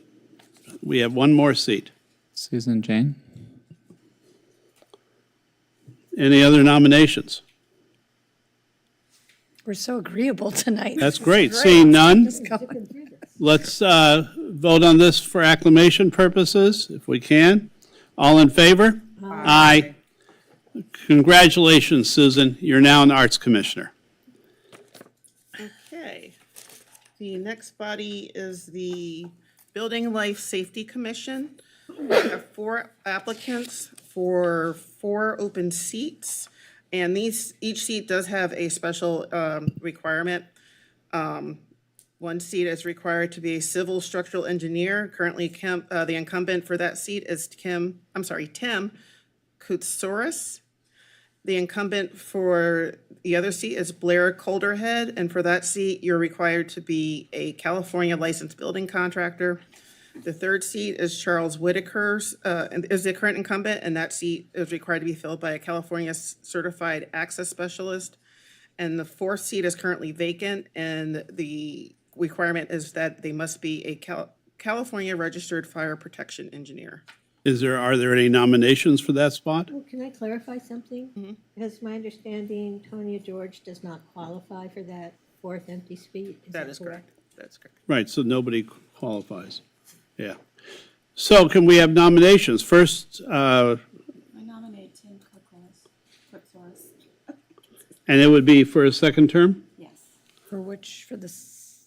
And he is the contractor? So in this case, it might actually be easier for you to just vote by acclamation, all of them. All of them? Since they are they're specialized seats. So for those 3, Blair Calderhead, Tim Koutsoris, and Charles Whitaker. Okay, all in favor? Aye. Congratulations, you're all 3 our Building and Life Safety Commissioners. Okay. The next commission is the Commission on Sustainability, Environmental Justice, and the Environment. For this seat, we have 6 applicants, and I'm sorry, there's 2 seats available for this one. We have 6 applicants, Judy Abdo, Mark Gold, David Lappin, Gerda Newbald, Ashley Olson, and Olivia Walker. Mark Gold is reapplying, but he is also applying for a seat on the Metropolitan Water District, which is the seat he prefers. Ashley Olson is applying for a seat on this commission, but she currently serves on the Clean Beaches as well, so she would have to resign if she chose to take this seat, if so appointed.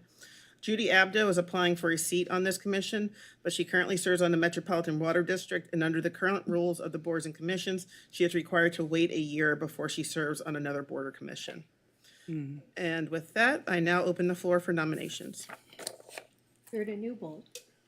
Olivia Walker.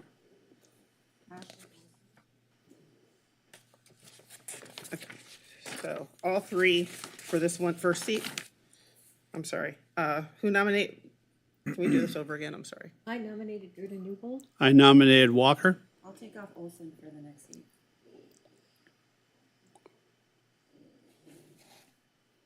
Okay. Councilmember De La Torre. Walker. Councilmember Torosis. Newbold. Mayor Pro Tem Negrete. Olivia Walker. Councilmember Davis. Newbold. Councilmember Parr. Olivia Walker. Councilmember Zwick. Newbold. And Mayor Brock. Walker. And I'll change my vote to Ms. Walker. As will I. Sure, me too. Okay, that's a unanimous vote for Olivia Walker. Congratulations. And now open the floor for the second seat. Ashley Olson.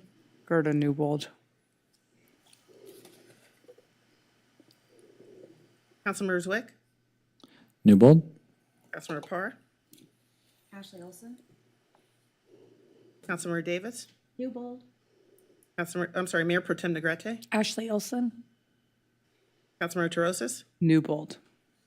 Councilmember De La Torre. Ashley Olson. And Mayor Brock. Ashley Olson. And I'll change my vote to Ms. Olson. I will as well. I will, as well. That's a unanimous vote for Ashley Olson. Congratulations. Next seat is the Disabilities Commission. We have 3 open seats. There are 2 incumbents. The applicants are Nazarene Azaria, Anya Baroff, Nancy Gordon, Zoe Montaner, Paul Squire, and Matthew Sussman. Matthew Sussman and Nazarene Azaria are the incumbents. And let me see if there's any other notes. Commission. Okay, the commission needs at least 6 people who identify as having a disability. The commission currently has 4, including the incumbents. And with that, I'm sorry, 3 other seats are vacant. Oh, never mind, that's irrelevant. Okay, so I now open the floor. So wait, let me clarify. So 2 of the incumbents are both registered as disabled? That is correct. Okay. For self-identifying as. And then how many self-identified? How many extra applicants are there? There are a total of 6 applicants and for 3 seats. And how many of them are disabled? Or identify only as the 2 having a incumbent? disability? It doesn't look like any of them. So are they not eligible then? That's what's confusing. Are only the 2 incumbents eligible? You only have to have 6. Right, but we may not, But there's 3 openings. With these 2, there's 6. that would be, no. At because least they 6 would be members the who 4 identify as because having a they're just being disability. The Already commission on there. currently has 4, including the incumbents. Oh, okay. Yeah. So Okay. we have to include the incumbents. Can we move for both incumbents to be reappointed Yes, you can. at once? I Yes. second that. Okay, I move for Sussman and Azaria. All in favor? Aye. Aye. Okay, congratulations on another term, Mr. Sussman and Mr. Azaria. And then we Is- still have a 3rd seat. I'll nominate Paul Squire.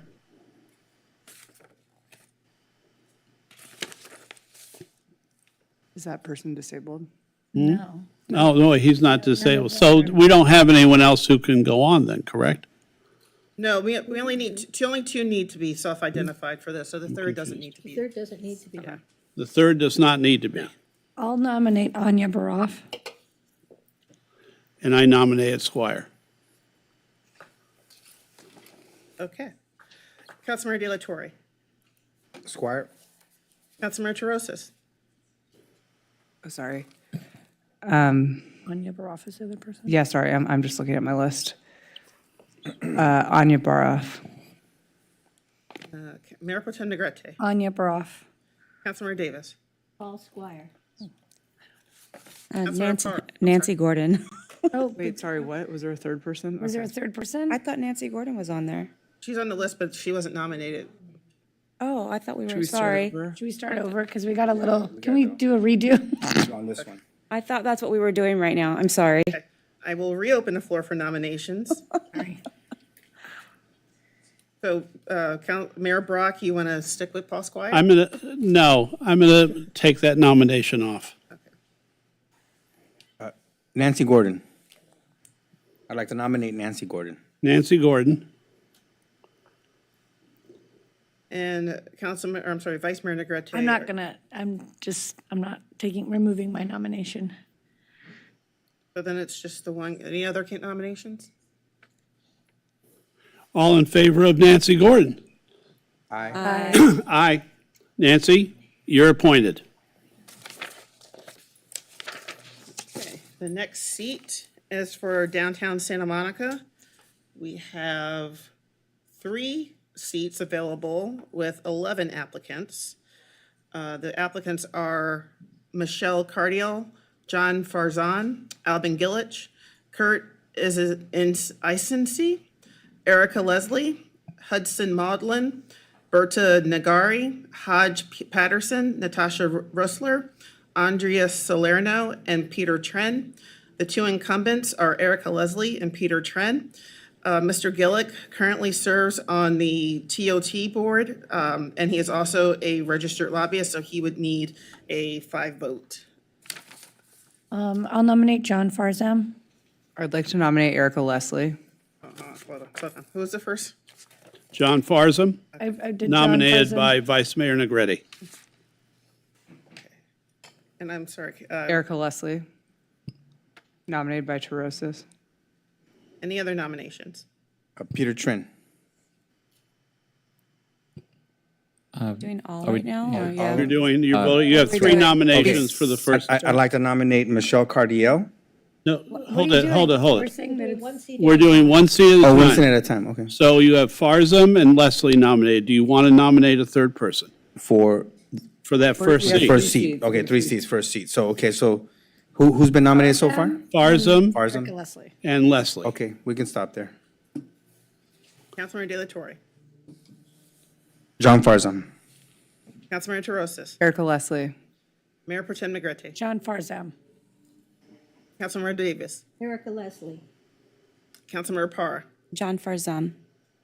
Councilmember Zwick, Erica Leslie. and Mayor Brock. John Farzam. Are we doing the second round now? Would anybody like to change their vote? Nope. No. Okay, so Mr. Farzam, you are appointed to Downtown Santa Monica Board.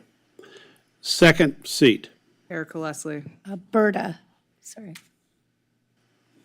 Okay, so Berta Nagari and Erica Leslie have been nominated. Is there any more nominations for that seat? Hodge Patterson. Hodge Patterson. Hodge Patterson, he said. Got it. Okay, so we have 3 nominees for that seat.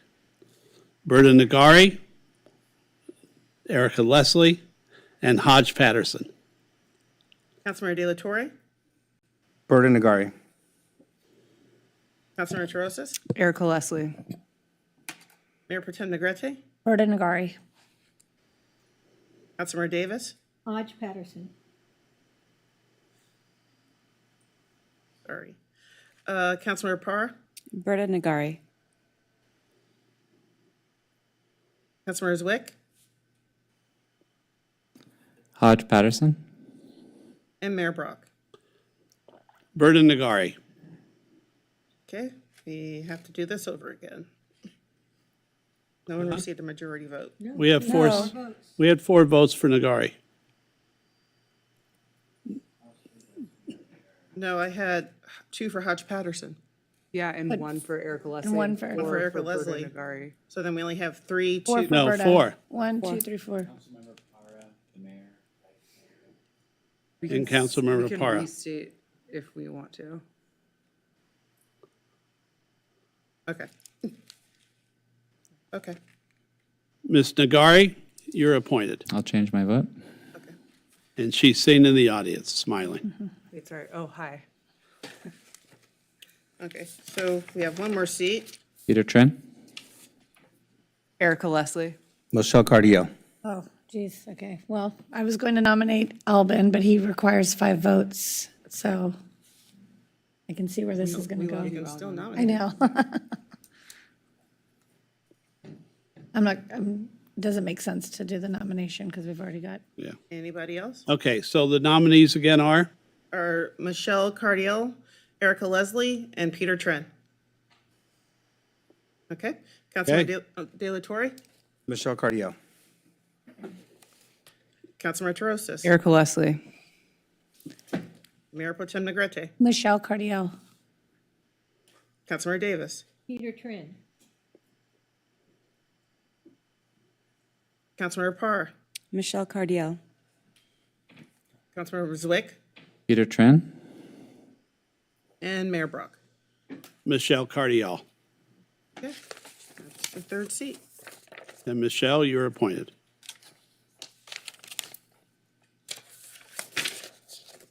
Okay, the next commission is the Housing Commission. There are 2 open seats with 6 applicants. We have 1 incumbent, Annalise Wells. The rest of the applicants are Lydia Garcia, Timothy Gugel, Edmund Shane Hickson, and Linda Rush. What are my notes? And that's it. Annalise Wells. Any other nominations? Okay, by acclamation. All in favor? Aye. Aye. Annalise, you remain on the Housing Commission. Now open the floor for the second. I'm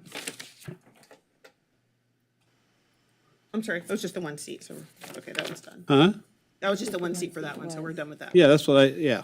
Okay. You worried me there. No, sorry, there's a lot. Okay, next is the Human Services Commission. We have 8 applicants with 2 incumbents. The 2 incumbents are Tamara Cagle and Bruce Letty. The other applicants are Kevin Glover, Mark Jaffe, Maxine Koza, Zoe Montaner, Christina Nguyen. Oh, wait, she was actually appointed already at the last meeting. And Matthew Sussman. What, he's serving a second He's on term disability. in the disabilities. That is correct, so he's out too. I move that we appoint the incumbents Tamara Cagle and Bruce Letty. I'll second that. No, we just do acclamation.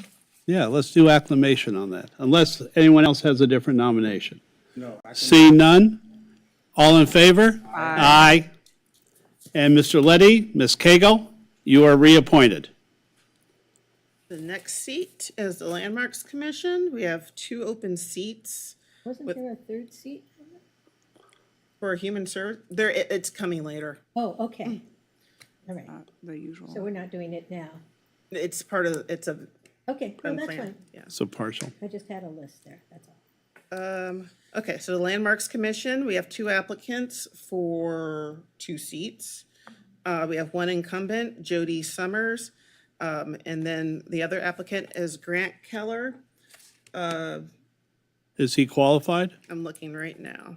My understanding is think that he is. none of them He's not qualify. Yeah, he's not qualified. No, he is not. yet. Jody Summers. And is it 2 seats? Because I have it down as Well, one. there's one There's 2 general seats. real estate, which is Jody, and then an additional, which we don't have We an don't have applicant anybody for for. that. We need an architect, and I understand that the person who is the architect is okay with continuing, correct?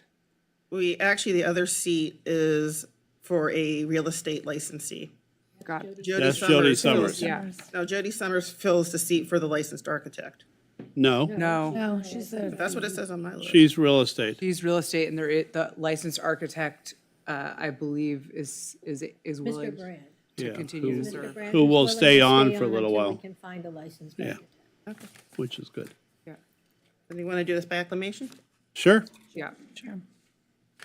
All in favor? Aye. Ms. Summers, you remain on the Landmarks Commission. Okay, the next body is the Metropolitan Water District. We have 1 applicant, Mark Gold. Okay. I propose that we do his by acclamation. All in favor of Mark? Aye. Aye. Okay. And Mark, you have been appointed to the Metropolitan Water Board. Congratulations. The next board is the Personnel Board. We have 1 applicant, and that is Dirk Vandebunt. And the qualification for this seat is that they must reside in the city of either Santa Monica or be a resident of Los Angeles that is employed full-time within the city or owns real property in the city or has been issued a business license by the city. And does Dirk qualify? Yes, he's a resident. That's what I thought. Okay, acclamation? All in favor? Aye. Aye. Congratulations, Dirk. Next body is the Planning Commission. There are 2 available seats.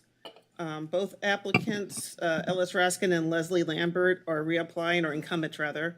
Leslie Lambert is requesting a 3rd term. The other applicants are Pierre Chaco, Al Drum, and Jacob Wasserman. Go ahead.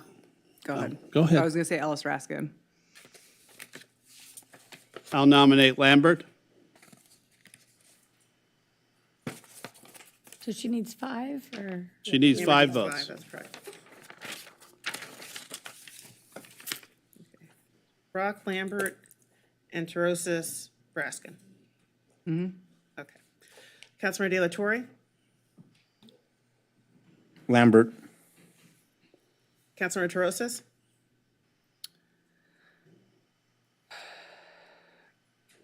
I'm trying to figure out what's going to happen here. We'll just vote and then we'll figure it Well, out. Raskin. Lambert. Tim Negret, Sorry, Lambert. Councilmember Davis, Lambert. Councilmember Parr, Lambert. Councilmember Zwick, Lambert. and Mayor Brock. Lambert. I'll change my vote to Lambert. Unanimous when you vote. don't know. Leslie, you're reappointed for a 3rd term. Congratulations. I'll nominate Ellis Raskin. I'll nominate Pierre Chaco. I was going to nominate Jacob Wasserman. And I'm sorry, was there a Pierre Chaco? Was he not? by- Pierre Chaco was by Councilmember Parra. Okay. Any other? I said Jacob Wasserman. Yes. Okay. So we have Jacob Wasserman, Ellis Raskin, and Pierre Chaco. Yeah. Councilmember De La Torre, Pierre Chaco. Councilmember Terosis, Raskin. Mayor Pro Tem Negrete, Wasserman. Councilmember Davis, Raskin. Councilmember Parr, Chaco. Councilmember Zwick, Raskin. and Mayor Brock. Chaco. Okay, so we have to do this again. For real this time. I'll now open the floor again. Huh? No one received 4 votes. Wasserman?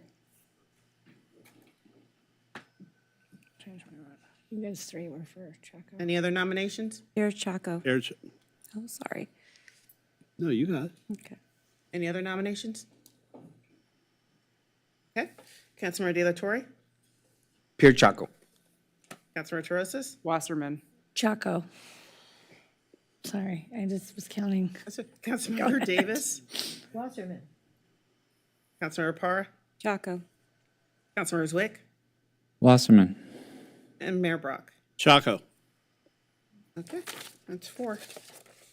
Mr. Chaco, congratulations. You're joining the Planning Commission. Good luck. He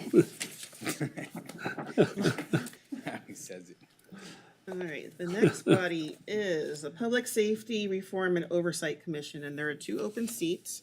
We have 2 incumbents, Manju Raman and Brian Stroud Stedge.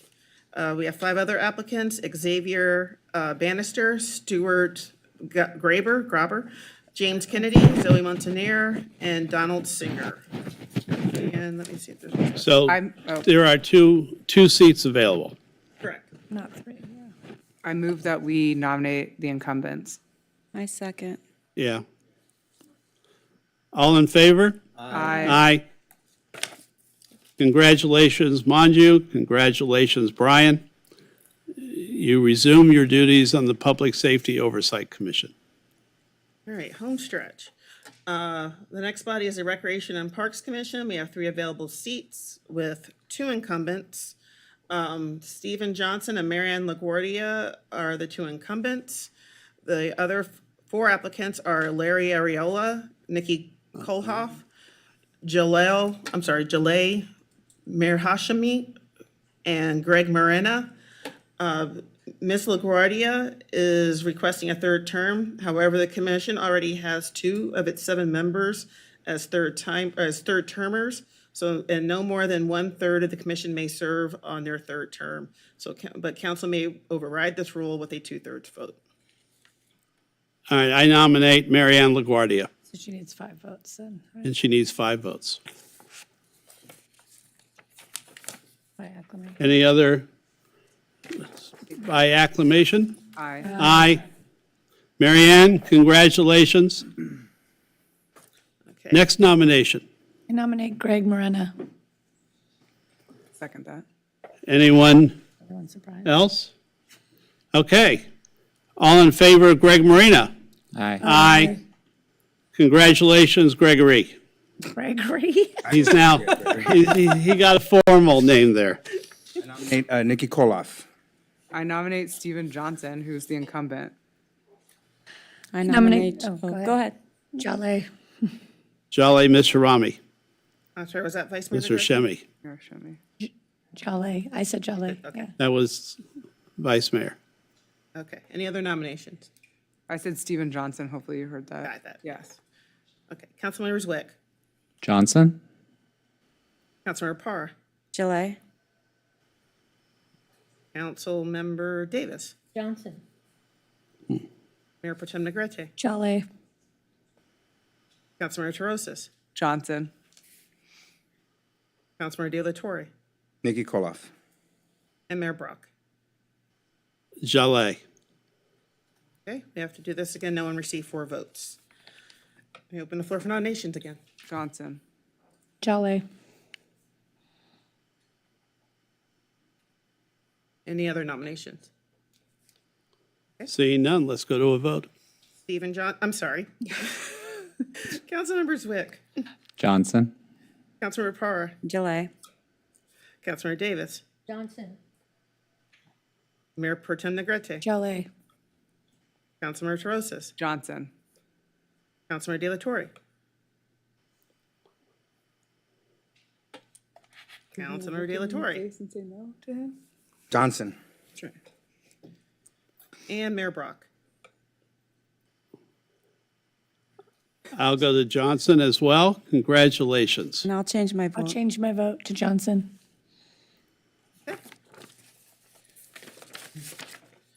The next seat is for the Santa Monica Library Board.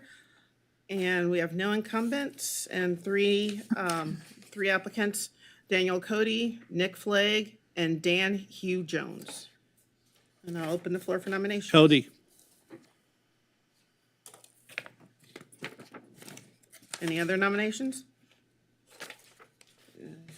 By acclamation? All in favor? Aye. Last one for now is the Santa Monica Pier Corporation. We have 3 available seats. All 3 incumbents, Christopher Foster, Jeffy Jarrow, and Randy Parent, are reapplying. And Mr. Foster is applying for his 3rd term, so he'll need 5 votes. We have 3 other applicants, Julieta, thank you, Greg Morena, and David Newberg. I nominate Julieta. Is it Ginzer? Ginzer. Ginzer? Ginzer. Hiner. Hina. Okay. Hina? Hiner. Hiner. Hiner. Hiner. It's actually really easy. Hi, I nominate Foster. Okay, I'm sorry, De La Torre, Julieta. and then Mayor Brock, you nominated Christopher Foster. Foster, yes. Any other nominations? Okay. Councilmember De La Torre, Julieta Guinier. Councilmember Terosis, Hiner. Mayor Pro Tem Negrete, Julieta. Councilmember Davis, Iner. Councilmember Parra, Julieta. Councilmember Zwick, You know? and Mayor Brock. Foster, but I'll change my vote then. Okay. That's it for now. No, it's There's two not. more. Oh, there's two more. We have two more slots. Want to congratulate Juliet. Oh, yeah, you're right, I'm sorry. Congratulations, Julieta. Julieta. Julieta. Right, I'm sorry. Julieta. Someone will get your name right. All right, I'll take nominations for the second seat. Christopher Foster. He requires 5 votes, right? So I'll just hold off on my nomination. I would say Randy Parent. Well, okay, I mean, Or no, do you? because we could do, We can just do. can we do both? No, because there's Oh, three. sorry, okay. Yeah, Oh, we right, but I still have mean- Randy and Jeff Jarrow who are incumbents. Well, I see okay, what you're saying, but okay. so I nominated Foster. Any other nominations? Randy Parent. Okay. Any others? But Foster requires 5, just to be clear. I understand. Okay. Councilman De La Torre. Foster. Councilmember Terosis. Parent. Mayor Pro Tem Negrete. Foster. Councilmember Davis. Parent. Councilmember Parr. Foster. Councilor Zwick. Parent. And Mayor Brock. Foster. So that fails because we need 5 votes or. Okay, nominations are open again. I'll nominate Jeff Jarrow. Okay, Randy Parent. I'm sorry, was that Negrete or Parr? But that's what happened last time. One of them needs 5, so that's the problem. So, And you said Parent? Yeah, because I wanted to vote. Any other nominations? so who's now I'm confused. Jeff Jarrow and Randy Parent have been nominated. They only need 4. But there are 3 seats. I realize that, but I mean, There's 2 left, so why? I have my 3 people Why- that I want to put on, that's why, I don't know how else to do it. I can continue to. So then, Can we just do the one that needs 5 by itself and see what, or Sure, unless I people mean- are against it, or? we can do that, but I would move that we nominate Jeff Jarrow and Randy Parent by acclamation for the last 2 seats. Well, no, then that takes out the one that's an incumbent. What if we do? There's 3 incumbents and there's 2 more spots. Right, so, And one of them needs 5 votes. exactly. I mean, why don't we do this? Why doesn't someone nominate Foster and we'll do a yes or a no to see if he gets 5 votes? I'd like to. I'll nominate Christopher Foster. Wait a minute here, wait a minute. Mayor, but doesn't it make sense, though, like, right now you had Parent and you had Jarreau. We should vote for those, and then, Then you're done. no, because in the next one. one more And then the seat. next Then, one. You Either already, way, you either already way. appointed someone. No, because there's one more. Right, there's one. Right, so we're trying to see, I mean, earlier I was saying But Christopher Foster needs 5, so if we could just ask, if we could see right now if Christopher Foster has 5 votes. okay, let's do that. Who would We're vote? scratching the 2 nominations and we're just nominating Christopher Foster. We're just going for Yeah. Foster right now. See if guess he if has you're- 5. If not, we'll Mayor drop Brock, him. you're nominating him. Yes, Okay. I nominated Foster once again. Any other nominations? We're just doing this one. Okay. So by acclamation? No. No, we're voting. Oh, sorry. Okay, If he doesn't have 5 votes, Then we then move on. okay. he has to go to a different peer. Gotcha. I gotcha. Okay. Councilmember De La Torre. Yes. Foster. Councilmember Terosis. No. Mayor Pro Tem Negrete. Yes, Foster. Councilmember Davis. No. Councilmember Parr. Yes. I think you can. Councilmember Zwick. No. It's gonna go in. And Mayor Brock. Yes, Only 5 votes. Okay. Or 4 votes, I'm sorry. all right. Okay, so now Christopher's out. I'll nominate Randy Parent. Would you like to nominate? No, let's go. Yeah, we had Let's a do Randy nomination. Parent. Oh, And well, then- don't you want to do Jarrow? No. Can do acclamation. Okay, well then Jeff Jarrow. No, there's other people that we want to. Okay, that's fine. Nominate. David Newberg. Any others? Okay. Okay, Councilmember De La Torre. I'm sorry. Okay, go ahead. Who are the 2 people up? Randy Parent and David Newberg. Councilmember De La Torre.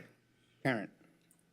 Wait, no, I said Jarrow. Did someone miss that? No, there's 3 people nominated for this round. Jarrow, Parent, and Newberg on this round. Okay. This is going to take a while. All right. Parent. Okay, fine. Parent.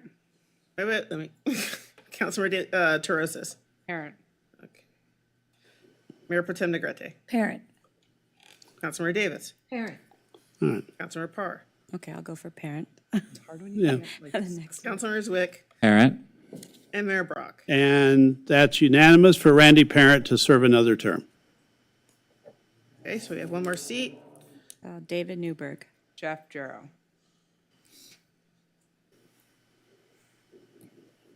Any other nominations? Councilmember De La Torre.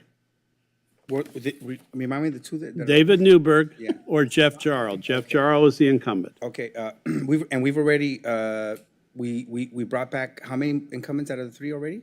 Two. Two, okay. One. No, one so far. One. Foster lost. Randy Parent is, Brooke didn't make it, okay. Okay, and Julieta's new. Yeah. So we have, okay, trying to figure that out. Newberg. Councilmember Torosis. Jeff Jarrow. Mayor Pro Tem Negrete. David Newberg. Councilmember Davis. Jarrow. Councilmember Parr. Newberg. Councilmember Zwick. Jarrow. And Mayor Brock. Newberg. Okay. Congratulations, David. All right, and that completes boards and commissions for now. This is not funny. Wait, is that it? Yes, for now. Thank you to everyone who applied.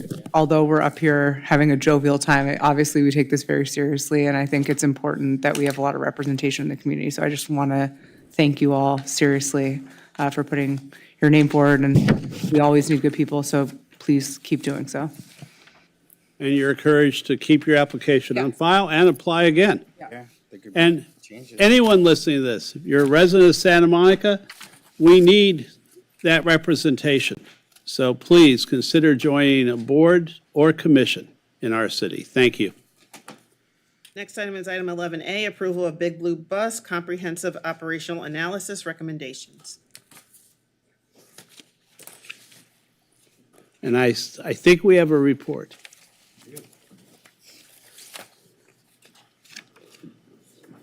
And you might have to open it because I don't. Wait, I got it. Oh, here we go.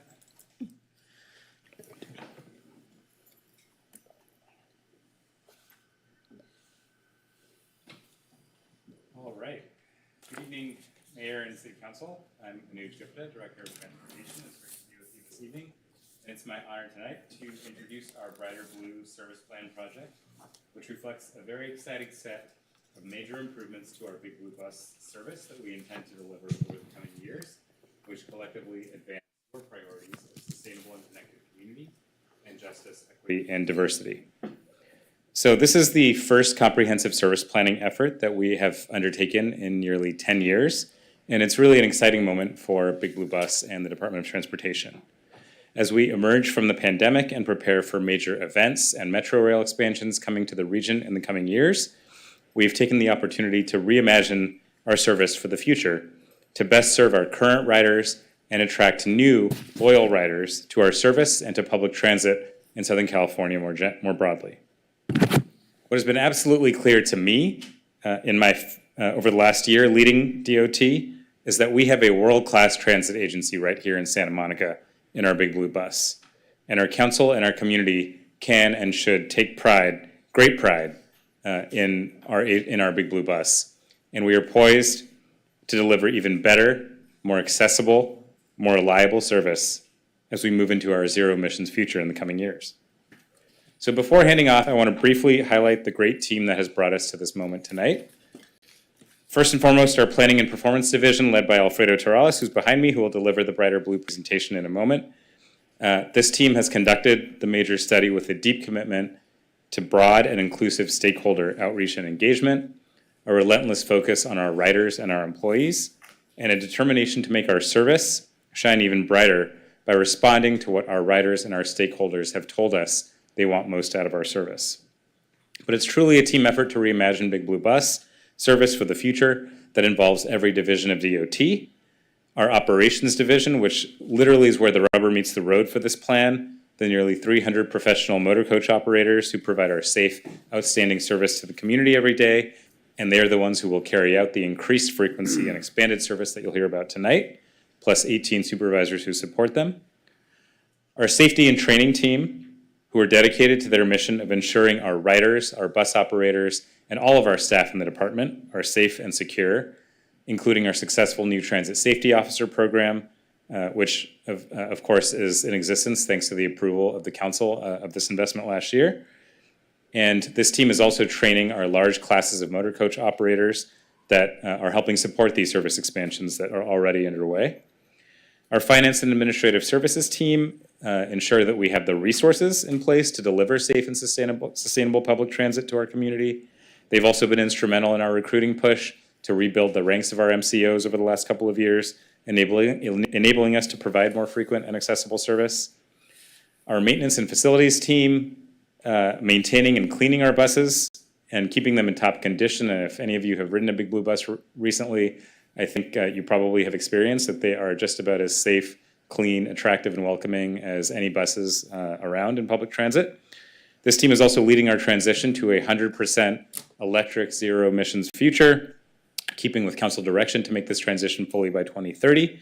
And that also entails a major infrastructure project to convert our Big Blue bus yards a few blocks away to support the charging ultimately of up to 200 electric buses. Our community engagement and customer experience team informs and engages our community and riding public, responding to customer inquiries, and supporting our most vulnerable riders, including seniors and people with disabilities. And finally, of course, our mobility division, which is advancing complete streets projects across the city that enhance safety for all users, including for our BBB riders, on several of our major corridors, while also facilitating first and last mile connections to all of our routes for pedestrians, cyclists, scooter riders, and metro riders. So as you can hear, Brighter Blue has truly been an all-hands-on-deck effort. But of course, there needs to be an outstanding captain of the ship, and that is Alfredo. So I am pleased to hand it over now to Alfredo, our planning and performance manager, to take you through our Brighter Blue recommendations. Thank you.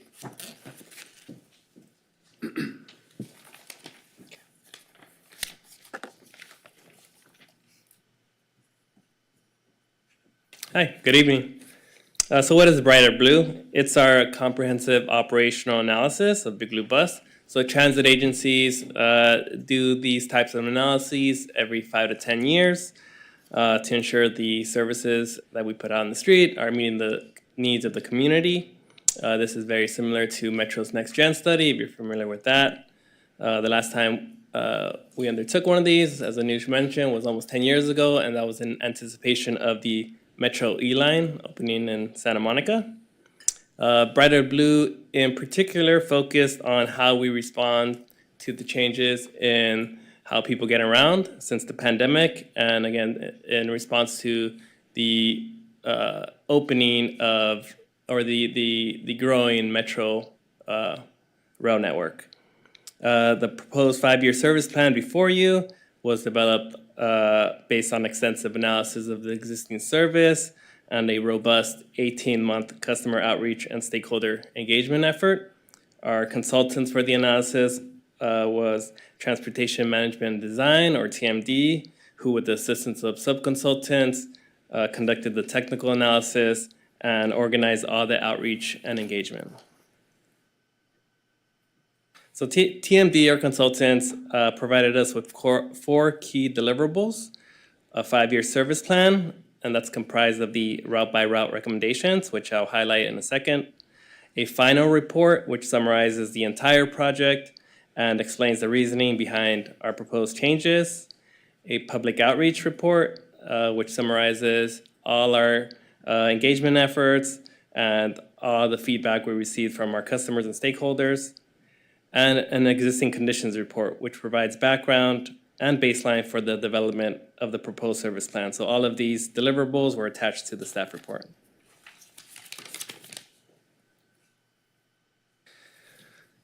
Okay, so we talked to a lot of people throughout this process. We kicked things off with a customer survey on our buses, where we got over 1,000 responses. We did a couple rounds of online surveys, getting over 800 responses. We conducted focus groups with our drivers, our supervisors, with students, faculty, and staff at both SMC and UCLA. We met with transit and mobility advocates. We met with members of neighborhood associations, and we met with local parent groups. We set up a website with all the latest information and a special email for the project. In March, we held 2 public workshops to hear what people wanted out of Big Blue Bus. And in April, we held 2 public hearings where we presented our proposed changes to the service. Since April, based off all the feedback we received, we made some adjustments to that plan to what we're presenting today. So, and everything was done in both English and Espanol. And here are just some visuals of our outreach activities. Again, everything from bilingual flyers and social media posts to in-person meetings. Yeah, I do want to highlight one activity that was conducted at our public workshop held at the main library back in March. So we gave every person who walked into the door 10 brighter blue bucks. And so with that, we asked them to put them in buckets labeled with different transit improvements. And so the activity did 2 things. It showed us what improvements people wanted most. And 2, it helped everyone understand that we can't do everything, that we have to make choices. And so what did we learn from that? Riders' top wishes were more frequent buses, faster service, and expanded service hours. So this matched what we heard in all of our surveys and discussions with riders and stakeholders. In fact, it's what transit riders want all across the country. So now let's break down our Brighter Blue 5-year service plan. So route by route, the plan seeks to improve service in 3 ways. 1, improve frequencies, meaning, again, how often the bus comes. 2, expand service hours, meaning more buses operating earlier and later in the day and on weekends. And 3, ensuring that our buses connect with the growing Metro Rail network, especially the new LAX Metro Transit Center. That's where the C line and the K line and the future LAX People Mover will connect, and the Metro D line when it opens in Westwood.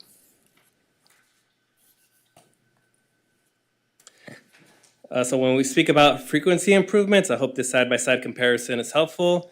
On the left is our route map by frequency on weekdays currently. So right now, buses come every 10 minutes only on Santa Monica Boulevard and Main Street and Pico. So on the right is the frequency based on what we're proposing here. So if approved, in addition to Santa Monica Boulevard, Main Street, and Pico, we would also have service every 10 minutes or better on Lincoln, Wilshire, and Westwood. And so on weekends, all of these same routes or corridors would have frequencies of 15 minutes or better. And so having frequencies at this level just makes taking transit that much simpler, since you don't always have to refer to a schedule to plan your trip. You could just kind of go out there and know that a bus is going to come very soon. This chart shows the proposed expansion of service hours by route. So every row is a route.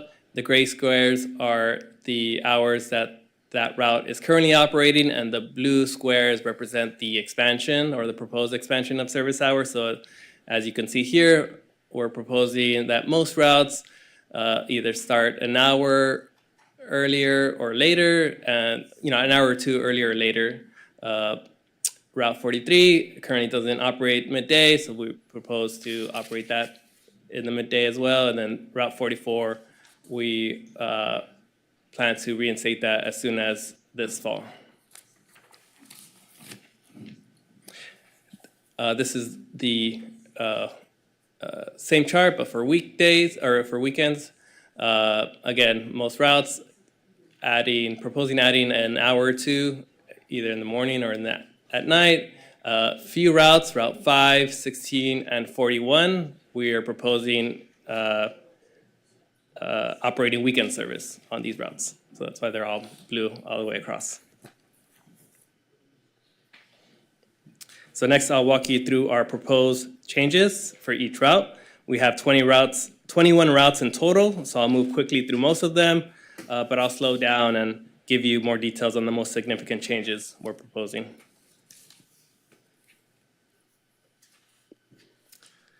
Okay, Route 1, that's our Santa Monica Boulevard Main Street route. It's already at a very good every 10 minutes on weekdays, so it's a very good route. We're making some minor routing changes around UCLA. So I know there's been some questions regarding our routing at UCLA, so it's something I could answer if there's any questions about that. But essentially what we're doing is consolidating some of the routing at UCLA so that we can make things easier for our customers and make sure we could have high frequency on in and out of UCLA. Route 2, that's our Wilshire route. We're proposing once the D line opens to operate that every 10 minutes. So again, connecting people to that new rail line in Westwood. Route 3, that's our Lincoln Boulevard route. 2 major improvements there. 1, increasing frequency to every 10 minutes. And 2, rerouting the service to connect to the new LAX Metro Transit Center. And as I mentioned, that's where, again, in the future, the C line, the K line, and the LAX People Mover will all connect. So that's going to be a big game changer for the region. So which gets me to Rapid 3 and really Rapid 7. We're proposing to eliminate both of those rapid routes. And so what we do there is we would reinvest those resources onto the local Route 3 and Local 7. So next slide will show you why we're considering this change for these rapid routes.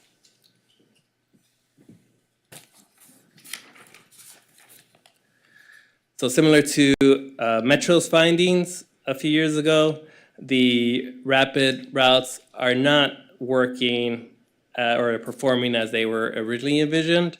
So in the example on the screen, when comparing the travel time between a local Route 3 trip and a Rapid 3 trip, in many cases, because when you incorporate the time it takes to walk to the more widely spaced out stops in the Rapid and the fact that they come less frequently, your whole trip actually takes a bit longer compared if you were to just take the local. So you might be on the local just a little bit longer, but because you're walking less and you're waiting less, you're basically just going on your way. So what we find is most people basically just hop on the next bus that comes without sort of trying to distinguish whether it's a rapid or a local. So the bottom bar there represents our proposed solution, which is basically just more frequent service, more frequent local service. So that keeps things simpler. It makes trips faster for most people. And again, although some might be on the bus slightly longer, on average, people are gonna their trip is just gonna be faster. And so, in short, we're aiming for the convenience of local stops with the speed of more frequent service. Okay, Route 5. So this is where one of these routes where we're making some significant changes, or we're proposing significant changes. This is our Olympic Boulevard route. Route 5 has been the poorest performing route for many years in terms of ridership. We're proposing eliminating the segment between Palm Station and Century City, which primarily operates on Motor Avenue. And we're also proposing eliminating the segment on Colorado Avenue west of 17th Street. And instead, we're proposing terminating this route at Santa Monica College on Pico and 18th. So by making these changes, we could operate this service every 30 minutes instead of every 60 minutes, as it's done right now, and just operate every 30 minutes on the core of Olympic Boulevard, basically from SMC to Century City. And so a future benefit of this route, or this change, would be that we would directly connect SMC with the Purple Line, or the Metro D line when it opens in Century City.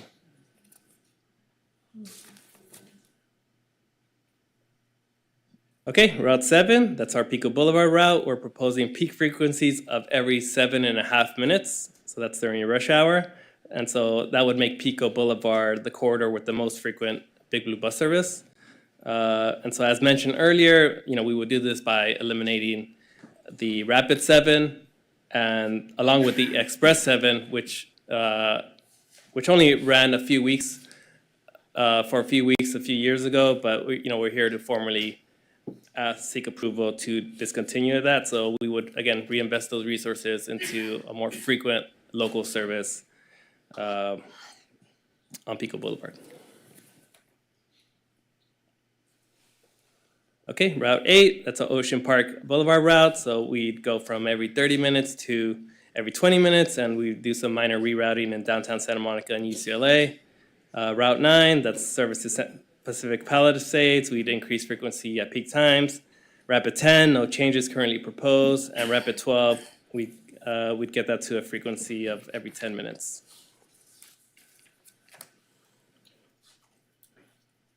Okay, here's another one with some significant changes. Route 14, that's our Bundy Centinela route. So we're proposing a few things here. One, we would discontinue service to Inglewood, and instead the southern end of Route 14 would terminate in Culver City. So Route 14 was only extended to Inglewood just a few years ago. It used to terminate in Playa Vista, but it just hasn't worked out as we originally planned, and so that's hence the recommendation here. And so by cutting that portion or that segment of the route, we could increase frequencies with the same resources that we're using now and operate on Bundy and Centinela every 15 minutes instead of every 20 minutes. And at the northern end of Route 14, we would connect it to the D line when the Westwood VA Hospital station opens. Route 15, that's our Barrington route. We're proposing increasing frequency to 30 minutes and reroute to the Metro D line when that opens. Route 16, that's our service to Playa del Rey. There we're introducing a new weekend service, which we don't have now. Route 17, that's our Sawtelle to East Lake route. We'd increase peak frequency to every 15 minutes. And Route 18, that's our 4th Street and Montana route, increase peak frequencies from every 30 minutes to every 20 minutes.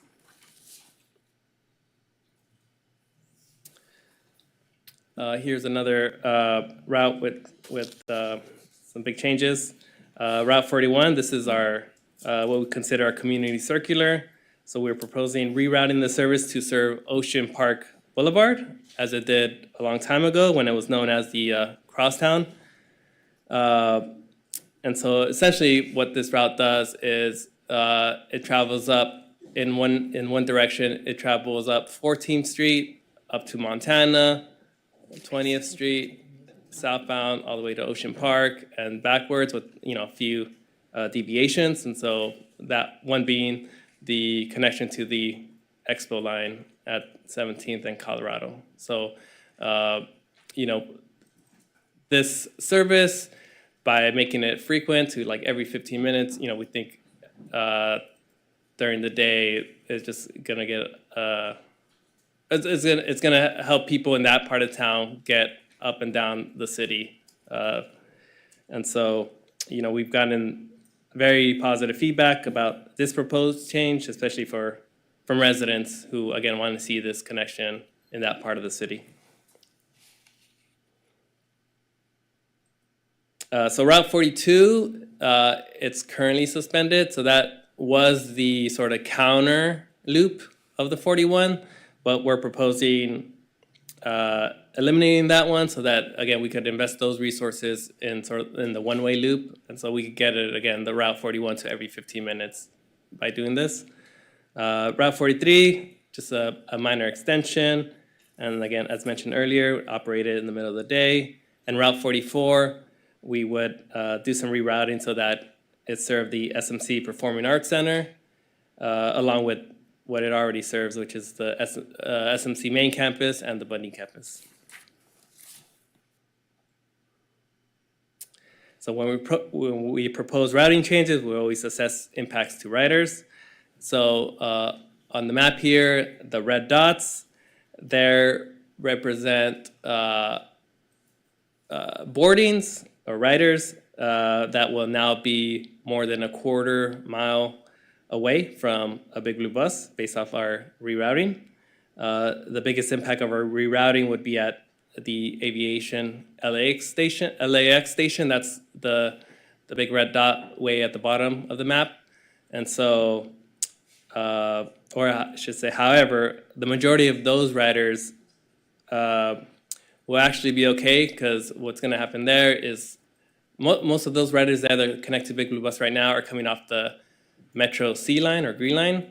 What's going to happen there is most of those folks are going to be able to just stay on the train and connect to Big Blue Bus at the new LAX Metro Transit Center just north of there. So that's where, again, our 3 is being rerouted to. And again, most of that activity, there won't necessarily be a loss of service, but just like those folks are going to, on the Green line or the C line, would have to stay on the bus or the train and connect there. Other than that, about 0.6% of all our customers would have to walk further or use another service. And so this is mostly in Inglewood, Cheviot Hills, and Beverly Woods, again, due to our proposed routing changes.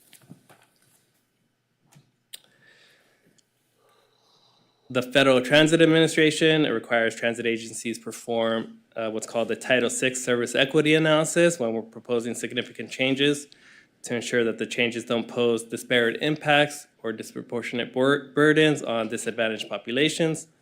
So our analysis, which compared the service pre-COVID to what we're proposing now, found that eliminating the route Rapid 7 could have an impact on some of these populations when compared to the frequency enhancements that we are proposing on other routes.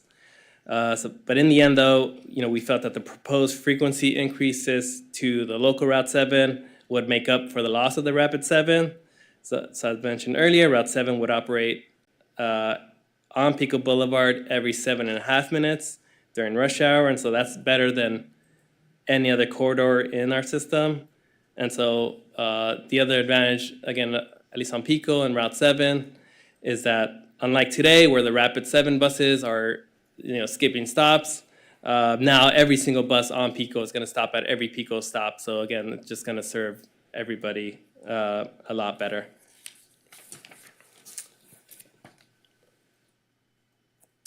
Okay, so here, again, if approved today, here's our tentative timeline to make changes. We could start with some changes as early as the end of this year. So we're being told that the LAX Metro Transit Center will open as soon as Thanksgiving. So if that happens, again, we would reroute our Route 3 to that new center. The People Mover at the airport won't be open yet, but that station connecting the C line and the K line will be open, so we'll do that at a minimum. Fall 2025, we would make changes to the SMC serving routes. Fall 2026, so a couple years from now, we would make changes to UCLA serving routes. Fall 2027, we will make changes that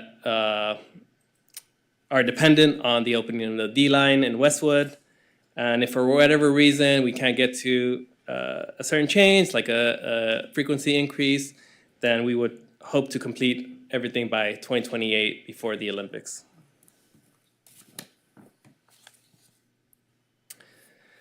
So we also asked our consultants to identify corridors to target for travel time and reliability improvements. So the corridors you see here are probably very familiar. They are some of the most congested corridors on the west side. So by making improvements on these corridors, we could significantly improve travel time and reliability for our customers. So I'm not going to read this list out loud, but I'll let you know that once, starting tomorrow, we'd start working with our stakeholders immediately in the city here, but also in the city of LA and Caltrans to make improvements such as implementing bus lanes, queue jumps. That's where buses get a head start at a traffic light, and other transit-friendly changes.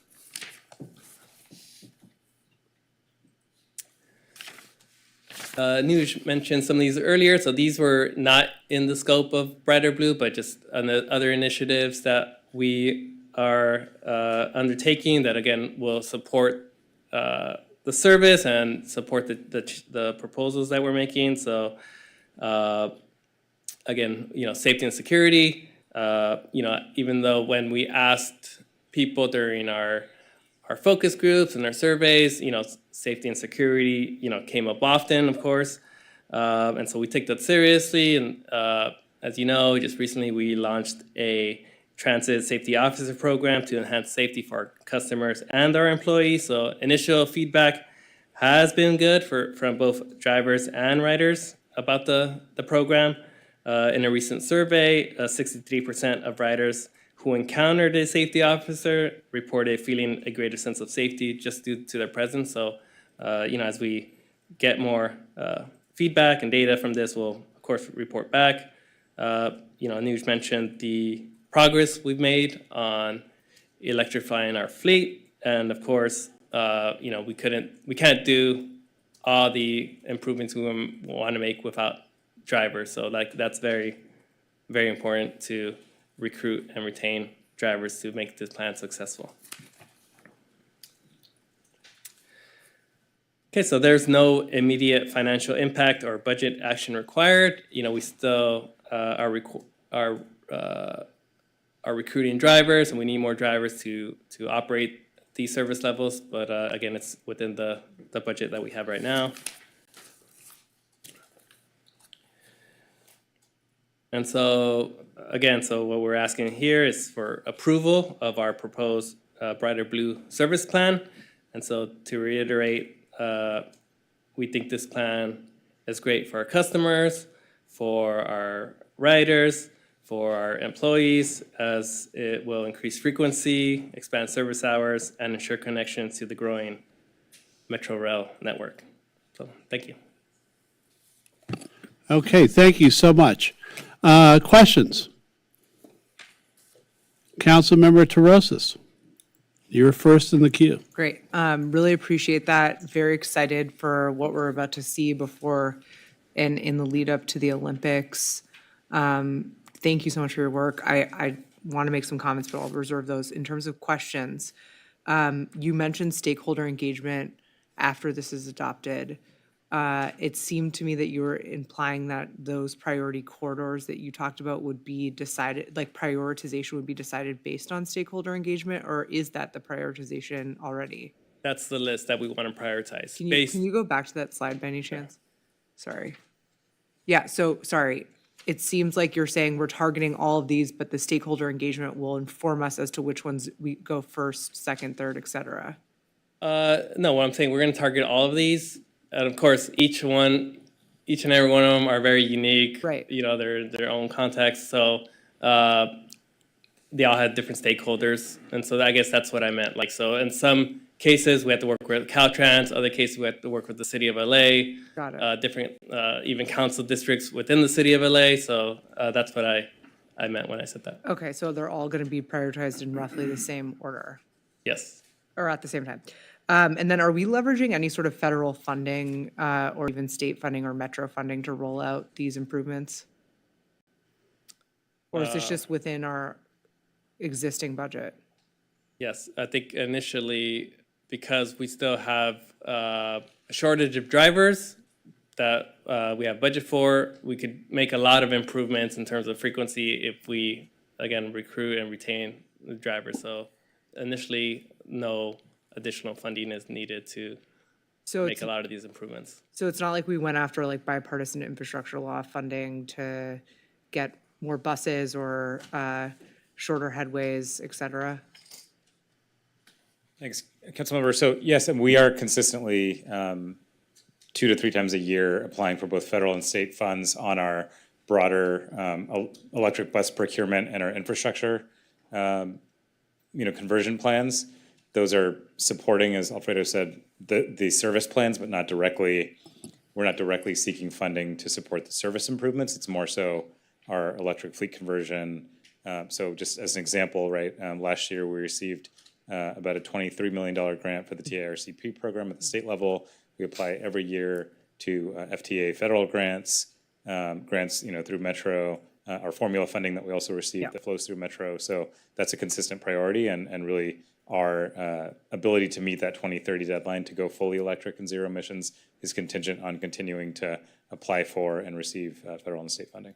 Okay, great. And then you mentioned the recruitment and retention of the motor coach operators. I know that's also a problem that Metro has had. Have you all been coordinating across the region with respect to developing out a more robust workforce pipeline of these folks? Short answer is yes. I mean, we talk to Metro as well as our other peer municipal agencies, municipal operators very regularly, and talk about sort of efforts on recruitment and retention. I would say that, with regards to Santa Monica DOT, it's been a great partnership, including with, our Human Resources Department. The library has hosted many recruitment fairs. It's been a really aggressive, and we've done advertising throughout the region, radio ads, bus ads, of course. We have we did a temporary enhancement to the starting salary step, which was proven successful. So we're using a bunch of different strategies and have seen a lot of success so far. I was going to ask if we did a signing bonus, but it sounds like we did that. And are these folks civil servants? Are they civil servants? Are they civil servants? Yes. Yeah, okay. I would think that if we did, so it's just my personal opinion, having done quite a bit of workforce development, that hiring fairs don't work very well unless you actually have a cohort of people that you've been training, that you've pre-screened, that you've incentivized to come work with you. There probably is no budget to do any of this, I'm sure you're going to tell me, but I would like to see us do a little bit more than just like a hiring fair and flyers, because I think that's a little bit reactive, and it would be better if we actually went and recruited some of these folks, because I know that this is definitely a challenge to find the right people. Salary is, of course, part of it, but then just in terms of like what the job entails, I think is also part of it.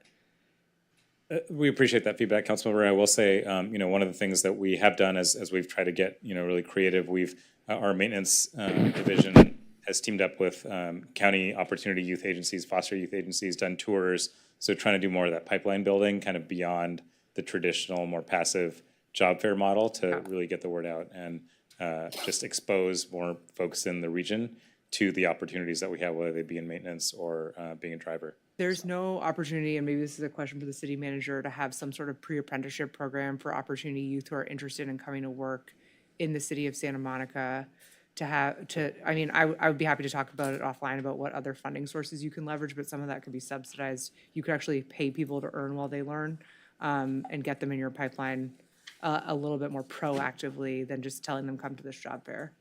Well, we do have an apprenticeship program. It is fairly limited in scope, and we could evaluate if and how that could be expanded to the DOT side of the house. We just haven't talked about that before, but we could do that.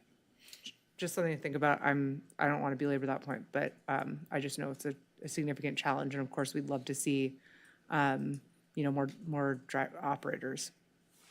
Thank you. I will just say on that note, I think if the city manager is referring to the trades intern program, we do typically have 1 to 2 trades interns in the DOT as well. That program's, I think, led out of Public Works, but it's something that, on our maintenance side, we've had mechanics come up through the trades intern program, and it's an example of something that we would love to expand on. And I would just say that there's 2 different youth at work programs that I'm aware of that offer both 160 hours and 400 hours of paid pre-apprenticeship for youth ages 16 to 24, where you could potentially expose them to different opportunities within DOT, this being one of them.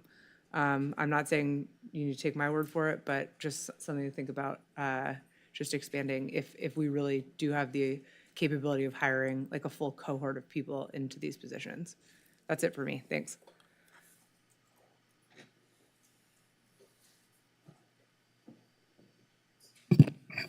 Councilmember Davis. I think I just took myself out of the queue because I was going to start speaking. Hi. Just a couple questions. When it comes to the route changes, you sort of staggered timetable of implementation from between now and 2028. If we have these new routes already, what's stopping us from implementing some of these new route configurations sooner? Yeah, short answer is there's a lot that goes into changing the route. Our drivers only bid 3 times a year, so you just can't just change routes constantly on them or have them bidding more than that really. You have to cite new stops. And so depending on the extent of the rerouting, that could be a challenge, especially working in the city of LA where, curb space, or Santa Monica too, curb space is precious, obviously, so that takes time. And then, doing them all at once just would be a lot of work. There's always, when you put a new change, there's always like sort of unintended consequences. And so you want to see sort of what happens once you do change some routes, make sure the timing works, different connections happen. So like, it's just better to stagger them. Again, some of these are just dependent on like rail opening, obviously, but so that's kind of the idea why we kind of group them in this way. Got it. Thank you. And then you had a slide that mentioned ridership impacts. There were some green and red dots. Yeah. You mentioned the one down by Inglewood and by LAX. What's the one that's up by UCLA? That's our Gailey and Strathmore intersection. So we're proposing removing service off of Gailey and Strathmore. Got it. So speaking to that, there's a lot of mention throughout the report and the rerouting slides of minor rerouting around UCLA. But we've had a lot of comment tonight, and I've received a lot of comment too that speaks to the idea that it's not too minor to a number of people, stakeholders, students who use the service between Santa Monica and UCLA. And primarily it does involve the elimination of stops both at Gailey, Strathmore, and Hillgard Terminal, both of which happen to be close to a number of UCLA stakeholders and students where they live, work, study. City clerk, is it possible, there was a commenter who had some slides. Is it possible to pull those up?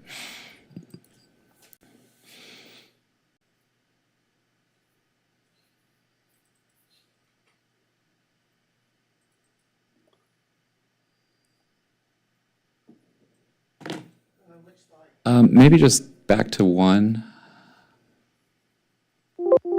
Okay, so that's PS2 and that's Hillgard. They obviously aren't too far apart, but they do obviously also serve different parts of campus. I'm just curious, when it comes to these, I understand that there may be some advantages to terminating the route at PS2, both in terms of it always being able to end there, the layovers maybe being more comfortable for bus drivers or otherwise. But was there any consideration given to still retaining a stop at Hillgard, either when coming or leaving for Santa Monica, even if we did our main layovers at PS2 instead? Again, what we're proposing is to operate all our service on campus. So once you're on campus, there really isn't a lot of value in routing off of campus to go to serve a stop that's not accessible for wheelchairs. So you could drop people off in a wheelchair, but they can't get up the steps to reach the campus. And so what we're doing here too, and I could show you a map of the final routing at UCLA. Once we get back to the presentation, I have an extra slide.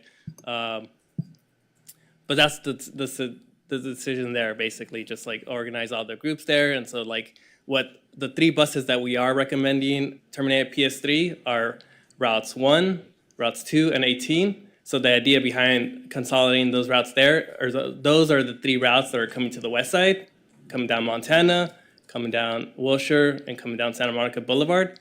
So again, you could just stand there, and if you're just trying to get to Santa Monica, trying to get to the west side, you could essentially take any bus that comes up. So that's the idea behind sort of consolidating those routes. Yeah, I get the idea of it being more reliable and predictable.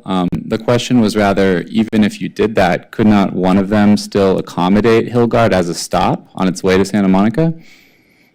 It's, again, there's still a route that goes up all the way to North Campus. But it doesn't go to Santa Monica. No, it doesn't go to Santa Monica. Yeah. And so, again, once we stop there, if you were to reroute, like as suggested in some of these other slides, that does just add time. It does add more variability. That does add more turns. And so like it could, believe it or not, adding that many more minutes to do this, where I don't think it's even worth it, because again, you're already on campus or in the campus, to try to get to a destination outside of campus for, again, not a lot of ridership. That could impact frequency. So, again, believe it or not, like just adding a few minutes can have those impacts. It could maybe require more buses to maintain that higher frequency. So, Yeah, I hear that. I guess I'm not as convinced that it has no impact, because the only people I've heard from who ride the bus are telling me it does have an impact. I mean, it does obviously cover different parts of campus, and from what I'm told, also there are sidewalks at Hillgard Station that could accommodate wheelchairs as well. There's the steps, but there's also steps, yeah. right, but there's streets on either side as well. Oh, it's a quarter mile uphill. Nobody in the wheelchair would get off there. So people in wheelchairs, what they do right now, since we're operating on the outside of campus, on Hillgard, again, not in campus, outside of campus, what they do is they get off on Hillgard and West Home and cross the street to get to campus. Right. Again, what I'm proposing is not that we eliminated this new idea for PS2 as our main stop, but that rather it could accommodate additional stop on one of the routes at this station that's been eliminated. Not that people with wheelchairs wouldn't be able to have a different option, which it seems like they would at PS2 or P2, but rather whether one of the routes might be able to accommodate using Hillgard Station still for those that find it convenient, who are trying to get from North Campus to Santa Monica. Beyond that, when the other stop that seemed to have a major impact where a lot of students live is Gailey Strathmore, I believe you said.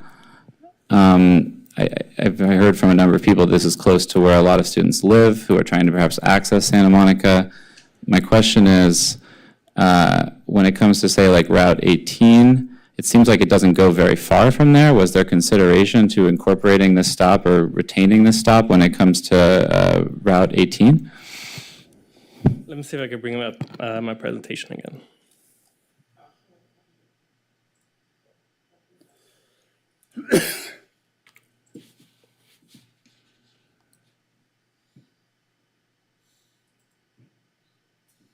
Okay, so this is the, well, can I make this bigger? Let me see.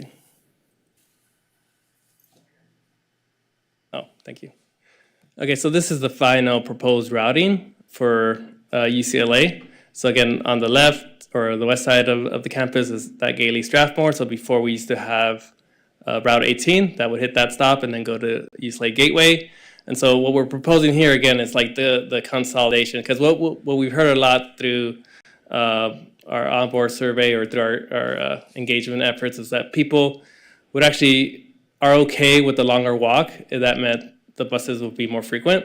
So here, Gailey Strathmore, so yeah, of course, if we lost service there, what that would mean is like a 5-minute walk. If you walk to East Lake Gateway, you can access a bus that comes every 6 to 7 minutes. And that bus would, again, operate down Westwood at every 6 and 7 minutes. And so it's like a little bit of walk, but you get more frequency rather than waiting on Gailey and Strathmore for a bus that would come every 20 to 30 minutes. And so that was the trade-off that we made. A little longer walk from Gailey and Strathmore to East Lake Medical Center, just a little south of East Lake Gateway. That's where all our routes would consolidate at UCLA. So at the East Lake Medical Plaza, all 6 of our East Lake serving routes would be there. So then there you could take any of these six routes, Big Blue Bus routes, to the west side basically. So like their Big Blue Bus routes are coming basically every 3 minutes, and you could go anywhere. So that was the trade-off basically, a little bit of walk, but you have access to all this. So once you start moving one route over, for example, so you did the 18, then the person who would say, you know what, I don't mind taking the 2 to go down Wilshire or the 18 to go down Montana. Like they're at 2 different stops, and like the 2 would have passed before maybe. So like the idea of consolidating that. It's like you just stand at one stop and you could take whatever bus is coming next. Yeah, no, I was curious just that if it could still, again, terminate at UCLA Gateway, but rather perhaps the 18, even whether it's Gailey Strathmore or Gailey Charles DeYoung, like whether or not there was some way that it could just on its way, for instance, or on its way back, just one of the routes would incorporate that stop, not have a different terminus or something in that nature. Yeah, we thought about that. We thought about it hard, obviously. Like there's a lot of students up there on that side, but again, we thought the trade-off of just like a longer walk to get really frequent service and making the service way simpler was like the best for the entire campus community. Got it. And when it came to, say, eliminating some of these stations, I mean, the feedback I got was that this wasn't really a part of the discussion until there was a proposal put out. I mean, during when you guys were having some of these sessions, with UCLA stakeholders or otherwise, was this put on the table for people who were participating in conversations? We presented this at our April public hearings. Before that, we did workshops, we did all these other activities to find out preferences of customers. And again, so what all the surveys came back with is again, people are okay with the longer walk if it meant more frequent bus services. And so this was that way to consolidate that. And there was an issue that was mentioned regarding Hillgard, where one of the issues was, that UCLA may limit its hours or otherwise. Did BBB ever discuss with UCLA whether or not that was something they were willing to be flexible on? Again, once we had this plan or this proposal to operate on campus, again, from my point of view, there isn't really like a clear or value of like going outside of campus just to serve that one particular stop. If somebody really wants to get to the North Campus, again, they could take the 17 all the way to North Campus, and so they have to switch buses.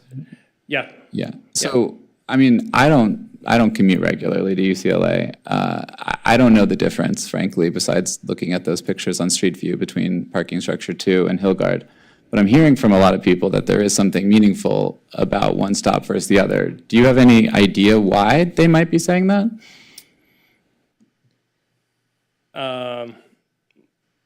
I think it's just a 2-minute walk, the difference. It's just 2 minutes? Yeah. If you're walking on campus, to get to Hooker Terminal from the public policy building up there, it's a 6-minute walk to get to Hillgard. It's an 8-minute walk to get to Parking Structure 2. Right. I guess the question is, the further north you go, the further it sort of seems further away, right? It's still 2 minutes apart. I meant rather the way that we understand bus stops being convenient to you is whether it's within a certain radius. I guess that you used a quarter mile, I think, in some of when you were talking about ridership impacts. Yeah. So if it's outside of that radius for you, it is an impact, I think, typically defined. Is that correct? Yeah. Okay. Yeah, but Hillgard is not more than a quarter mile from Parking Structure 2. Of course, but if you're further north, Parking Structure 2 might be outside of that radius for you. Yeah, well, again, that's why we have service. If people really want to get up there by bus, you could take Route 17. But if you're going to Santa Monica, you have to switch. Yeah. Okay, thank you. Councilmember Davis. Thank you. So I want to talk a little bit about the other side, because I'm one of the people who's going to get stranded when you abandon the aviation stop. So you're going to change the service on the 3 line and not have it go to the aviation green line stop when the LAX Transit Center opens. And I know you had that scheduled for the end of the year, but you made a comment that made me think it's really tied to whenever the transit center opens.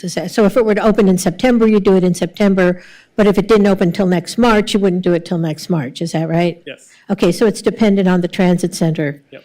Where I will be catching the green line after I get off the 3.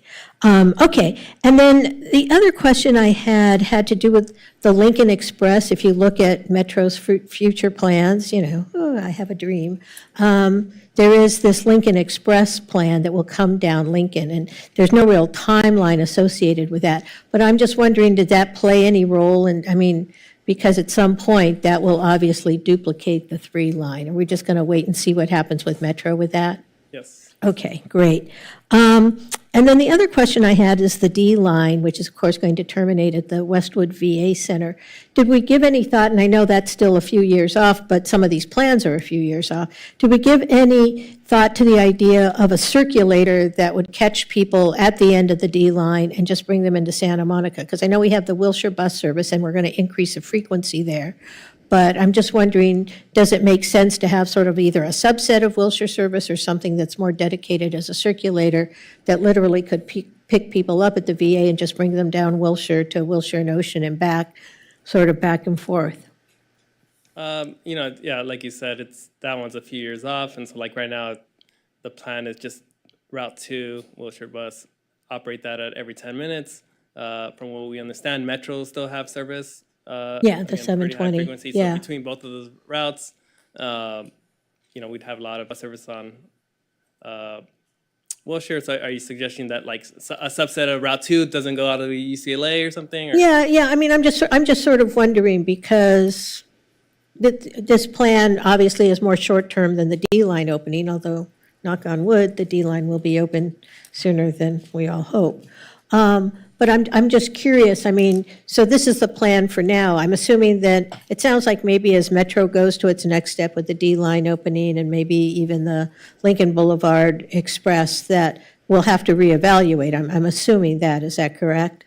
Yeah. So the Lincoln, the future BRT, that's programmed through I think Measure M. I think that's like 2047. That's supposed to get completed. So that's come on. Very far away. One can hope. Yeah. In terms of the D line, again, what they're saying is 2027. And so we're just working off the assumptions right now that it's going to open at that point, and then We'll reevaluate. Because I'm just wondering if, for example, when the D line opens, you could establish a circulator just between there to maybe demonstrate to Metro that there's demand to push the D line farther west, would be the point of the circulator. I see. And so if people are getting off the D line and getting on a circulator, you're like, look at all these people. You should extend the D line. And then I just want to follow up a little bit on Councilmember Terosis's questions about recruitment. And obviously recruitment, is tough everywhere. Unemployment is low. But just speaking from my experience in the private sector, one of the things that's worked very well is incentives for current employees to make referrals for new employees because they're the ones who understand the job best. So I work for AT&T and we give technicians a relatively small financial incentive if, someone in their family wants to be a technician, and they bring them in, because then you bring in somebody to Councilmember Teros's position, which is somebody who knows the job and someone who's been told, hey, this would be a good job for you or something. So just thinking about that, some small financial thing to say, hey, if you know someone who'd be a great motor coach operator or a maintenance person, it's just good because they're not coming in blind and going, I have no idea what a motor coach operator does or what a maintenance person does. They already have that connection. And it really creates something. So I think maybe that might be something we could think about as well. And then I guess my final question has to do, so we are phasing in these changes. I know you had said at the beginning of your presentation, we sort of do this every 5 years. Is that what we're anticipating if we adopt these changes tonight, that sometime in 2029 we'll be sort of reevaluating the system? Or is it sort of an ongoing plan, that sort of thing? Yeah, we did these sort of big studies where we're bringing consultants every like 5 to 10 years. So the scope of this one was to look at the next 5 years, and so like it doesn't even get us to the Sepulveda line. So of course might have to do a similar type of analysis then to see how that impacts our routes. But again, every 5 to 10 years, depending on how things are going. But obviously every year we're looking at our routes, which ones are working. So again, the recommendations that we have today, we're going to put them into service, give them a couple of years to gain traction and see what they work, and then, reassess. Yeah, Okay, great, thank you. thank you. Councilmember Delatorre. Yes, I live in the Pico neighborhood, and I walk the neighborhood. And I've noticed that the Rapid 7, is no longer in service right now, or is it temporarily not working right now? No, the rapid service isn't. It is? Yes. Yeah, because I haven't seen it in a while, but I guess it's working now. You mentioned, so the changes that you're proposing will eliminate the Rapid 7, but it will increase the number of times that a bus goes down Pico Boulevard. So every 30 minutes is that what you said? No, so the way you could think about it is like the regular local 7 passes by every 15 minutes right now, for example. And then the rapid 7 comes by every 20 minutes. Okay. And so, but the rapid skips stops. So that's probably why you don't see it. It probably skips your stop. And so what we would do is like, we would eliminate the rapid 7, and instead of the rapid 7, we would just turn that bus into a local 7. So now instead of every 15 minutes for either route, we're operating every 7.5 to 10 minutes at peaks, just using the same buses basically. And they would stop at every single stop. Okay, and the other thing that you said is that there was a shortage of drivers. And do you know why? Have we assessed why that's the case? It's again, it's just like one of these things that's just like nationwide, just in terms of frontline workers, they're just similar in that sense. And so, yeah, it's every transit agency in the country is dealing with this. Do we have a plan to,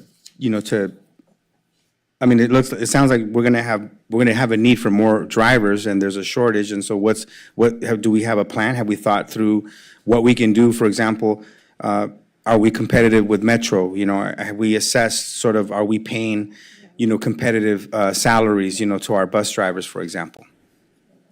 Thank you for the question, Councilmember. So, yes, the shortage that we have been referring to actually is really something that peaked about 2 years ago. And this was, as Alfredo said, something that was common in transit agencies, other frontline jobs for the first year or two coming out of the pandemic. Obviously, high level of exposure, high level of risk for these types of positions. And we actually, predating my time in the department, there has been a really robust effort for about 2 years through, job fairs, advertising, skills pipelines, elevated starting step pay for new graduates of our motor coach operator trainee program that has actually borne a lot of fruit already. So, in the last year that I've been there, I make a point of attending every graduation that we have of our trainee classes, and they've been almost every month we've been graduating 6 to 8 at least motor coach operator trainees into our motor coach operator ranks. I know the city manager attends our new employee orientations, and almost every month the largest population of new employees is motor coach operators, which is really fantastic for us and our ability to deliver service, to the community. So I think we intend to continue, but we've really done a credit to the entire department and our partner departments done a great deal already. And then with respect to competitiveness with regard to salary, I just would point out that actually the budget that you all recently approved did include a equity adjustment, a significant equity adjustment for our motor coach operator workforce, in addition to the cost of living adjustment that was already in their MOU. And that was as a result of a salary study that was really designed to keep our motor coach operators very competitive within the region, because we certainly believe we have the best and that they ought to be compensated accordingly. Yes, no, for sure, and I appreciate that, and I look forward to seeing all the positive that's going to result in. And then the last question I had is a 5-year plan. Why 5 years? Like, is that, can we make the changes sooner, or is that pretty much the assessment that it would take about that long to make these changes? Yeah, again, it's going to take time for us to get our driver ranks all the way where we need them to. It takes time to implement changes. So again, to do all the training, to site bus stops, to train people, to have drivers bid on these new routes and get them retrained. And then some of the changes are dependent on metro rail lines opening. So like, we're not going to implement something before, the train is even on the west side. So that's why, again, it's a 5-year plan, but really again, we're proposing making most of these changes like within 3 years, the first 3 years of that 5 years. So like, and then we'll give the last 2 years sort of time to like have those routes sort of bake in the community and like assess them after 5 years. Yep. Okay, thank you. Yep. Councilmember Vice Mayor Negrete.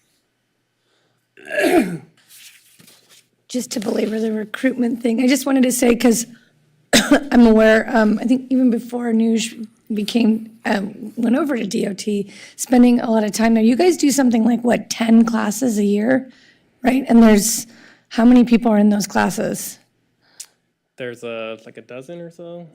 Yeah. Yeah. But would you say it's, I mean, it's a difficult job, not only being on it, so you guys are getting qualified individuals, so being able to graduate that class is one thing, and then I'm assuming there's an attrition potentially, and I'm just curious how soon that attrition happens. Yeah, it's a great question, Vice Mayor. I think we certainly do see attrition. I try and attend the first day of every training class and then the graduation, and the graduation is inevitably a smaller group than the first day. But frankly, that's probably how it should be, right? It is a very difficult job, and so inevitably, I mean, the key standards that we take extremely seriously and have a very strict policies and guidelines are with regard to punctuality, attendance, and safety, things that are very fundamental to being a bus driver, of course. And so if a trainee is late or doesn't show up more than once, then they will be dismissed from the program. Obviously, if they display either poor customer service or poor safety habits or an inability to improve, obviously, we expect they would not start out knowing how to drive a bus necessarily, but if they're showing a pattern, then there is that attrition during the trainee program. And then, of course, like any other civil service employee, there is a probationary period for their first year as motor coach operators, during which, of course, our safety and training team, our operations team are monitoring any in-service incidents, safety incidents, customer service incidents, just to make sure that they're meeting our standards. And articulating a bus is one thing, but then dealing with passengers is another. Would you say that, do you guys know, do you do any sort of internal survey to find out, like, when people do leave or an exit interview, just to kind of find out? Because my understanding is it's not maybe so much as the recruitment opportunity, but maybe just also there's an attrition that makes it just as difficult to maintain the amount of motor coach operators you're hiring.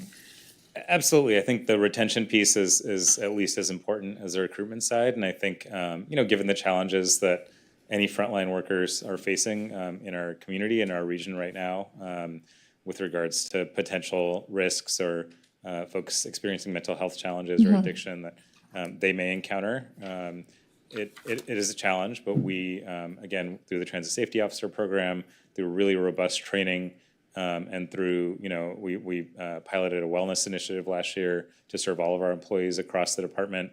We're really trying to do everything we can to make sure that all of our staff, but especially our frontline staff, know that we care about them, we support them, and we're giving them resources to navigate the challenging environment. That's awesome. That was going to lead me to my next thing. But to that point, the transit safety officers, I think, in big part are not just for the riders, but probably in big part for the drivers, or maybe mainly for the drivers. How many transit safety officers, remind me again, do we have on what lines do? So we have, currently we have, approximately 10 to 12 that per day split into shifts, right? And they ride, they had originally for the first couple of months been kind of riding all of our lines to get familiar with the system, to assess, what patterns they were seeing. We've now kind of streamlined that to have them focus in a more concentrated way on about 6 or 7 of our lines where we see more safety incidents. They ride in pairs, which is, for their own safety and sort of standard protocol. So that kind of inherently limits their coverage in terms of the number of buses or the number of routes. But we've been getting really tremendous feedback from both our operators and our customers in terms of just them being an additional pairs of eyes and ears, serving as a deterrent to potentially problematic passengers or passengers who may have some bad intentions. They probably won't board a bus where they see guards on the bus. They're also essentially serving as ambassadors to help passengers wayfind or answer questions about their destination. So we've had a lot of success, and it's certainly something that we're looking, as resources become available, to expand and constantly kind of refine how we're deploying them. Yeah, I was going to say as a recruitment, because I think you guys are bringing in people, I mean, way above other, like the Metro, it's like step 3, right? Is that what people are getting brought in at now? So up until this fiscal year, and actually up until this equity adjustment that was just approved, anybody who's been any new motor coach operator trainees who were recruited once they graduate, Yeah. we're starting at step 3. We have now adjusted that to step 2, which is with the equity adjustment actually Right. still a little bit higher, but there's still an elevated step, yes. But how does that fare to other cities, for example, or? It is definitely very competitive on the higher end. So one of the comments I'll make is hopefully we can provide new funding to help expand the transit safety officers, because I think that in and of itself could be a tool that maybe keeps so that we can lower the attrition rate on some of the drivers, because I would guess that maybe some of it is, that this is a really difficult job, and I commend all of our motor coach operators. I mean, just sitting in traffic is one thing, learning how to drive a bus, but then having to deal with, passengers of all different types that are not always the kindest to our drivers can be really hard. So I'm glad there's wellness. I'm assuming that's to address, maybe after, hopefully they have some sort of room that they can go to after getting off the day's work. But I think transit safety officers is something I hope I'm using as a recruitment tool as well, to let people know when they're deciding between, driving a bus from one city or another, or the Metro or here, that might be an attractive, maybe you guys are already doing that, but I'm just adding that comment. Yeah, thank you. Thank you. I'd like to ask a couple of questions. Let's go back to the UCLA terminals for a minute. And I don't want to beat that to death, but so there's a historic terminal that's been operating for 80 some odd years, correct? Yep. And that has a turn-in so that when buses stop there, they're out of traffic. And there's bathrooms there. And I used to get off there sometimes, although I preferred the Poly Pavilion, directly into the middle of campus. So you're saying all 6 bus lines that go to UCLA all go into Westwood Boulevard into the UCLA campus? Is Yes, that what I'm hearing? all 6 of these routes would go up Westwood Boulevard, to Westwood Plaza, past the medical center, and then from there, 2 routes would go up to Gateway Plaza or Poly Pavilion. 3 of our routes would make a right on Charles E. Young and terminate at parking structure 2, noted here. And then 1 route, our Route 17, would continue on to the northern part of campus at McGowan Hall. Got it. Yep. So you would completely discontinue the historic station? Yes. And what is the ridership at that station generally compared to the other stations? Is it a station now that's rarely used? No, people get off of there because it's the last stop. It's very convenient to get off there. You go up the steps and you get to campus. But boardings, sort of in the afternoons, they're kind of spread out more throughout campus because, people end up, near Poly Pavilion, for example, or they just, end up where they end up on campus. So there's more drop-offs than pickups there. So explain the stop at Target, or as I knew it, Bullock's. So explain that stop. Right? No? Sorry. Where's the stop in West? There was a stop, I thought, that's where I'm confused. I thought there was a stop just before Westwood Boulevard, coming down a side street. Where was this traffic going if it doesn't go to that terminal? Oh, so before buses would go up Westwood Boulevard, and then they'd make a right on LeConte. Right. LeConte is where Le Ralph's is, if you're familiar with that, and then that turns into Hillgard, and so they're operating again on the outside of campus. Going by the front, yeah. Yeah, outside, yeah, and then Circling up Hillgard, there's like sororities there, and then they would go up there and then turn around, make a left turn into this terminal, and now facing southbound. And so what we're proposing, again, instead of making the right on LeConte, go straight up, serve the medical center, and then from there, the routes would, go on their different ways. So hit North Campus, South Campus, whatever. Yeah, either again, East Lake Gateway, where Poly is, you're familiar with that, or... So where was, when Mr. Wasserman, I think, was showing his photos, at the outset, he said, now buses are going to stop. There's a bike route. Buses are stopping along the outside of that bike route. Where was that stop? It's right there where it says parking structure 2, to the right of this. You see there's like a yellow, or I mean a white dot. Got it. Yeah. Let me see if I So can- it's inside the roundabout in campus. Here, it's here. So again, the buses will go here. Three of our routes will terminate here, and then once they're going back out, they would just go around here, get back onto campus, serve the hospital here, and then, go on their way. Is there any location along there by parking structure 2 that doesn't feature a bike route where people would have to keep crossing over the bike route to get to the sidewalk? Not right Crossing there. the bike lane? Not right there on the street is Charles E. Young. Yeah, no, I know the street. Yeah. No. So there's no other place to do a pull-out or anything? We not right there. We do this on weekends and nights right now. So there's already, signage and plenty of curb So space. the old stop, residents were complaining on the south side of campus? Yeah.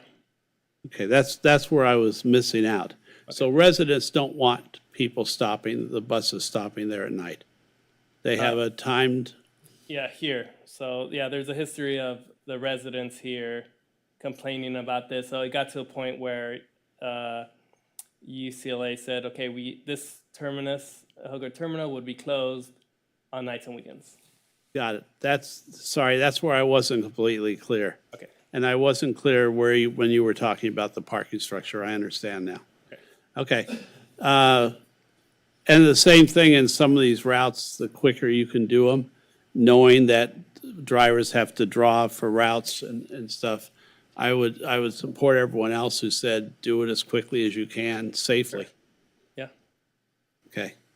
I'm good. Councilmember Terosis.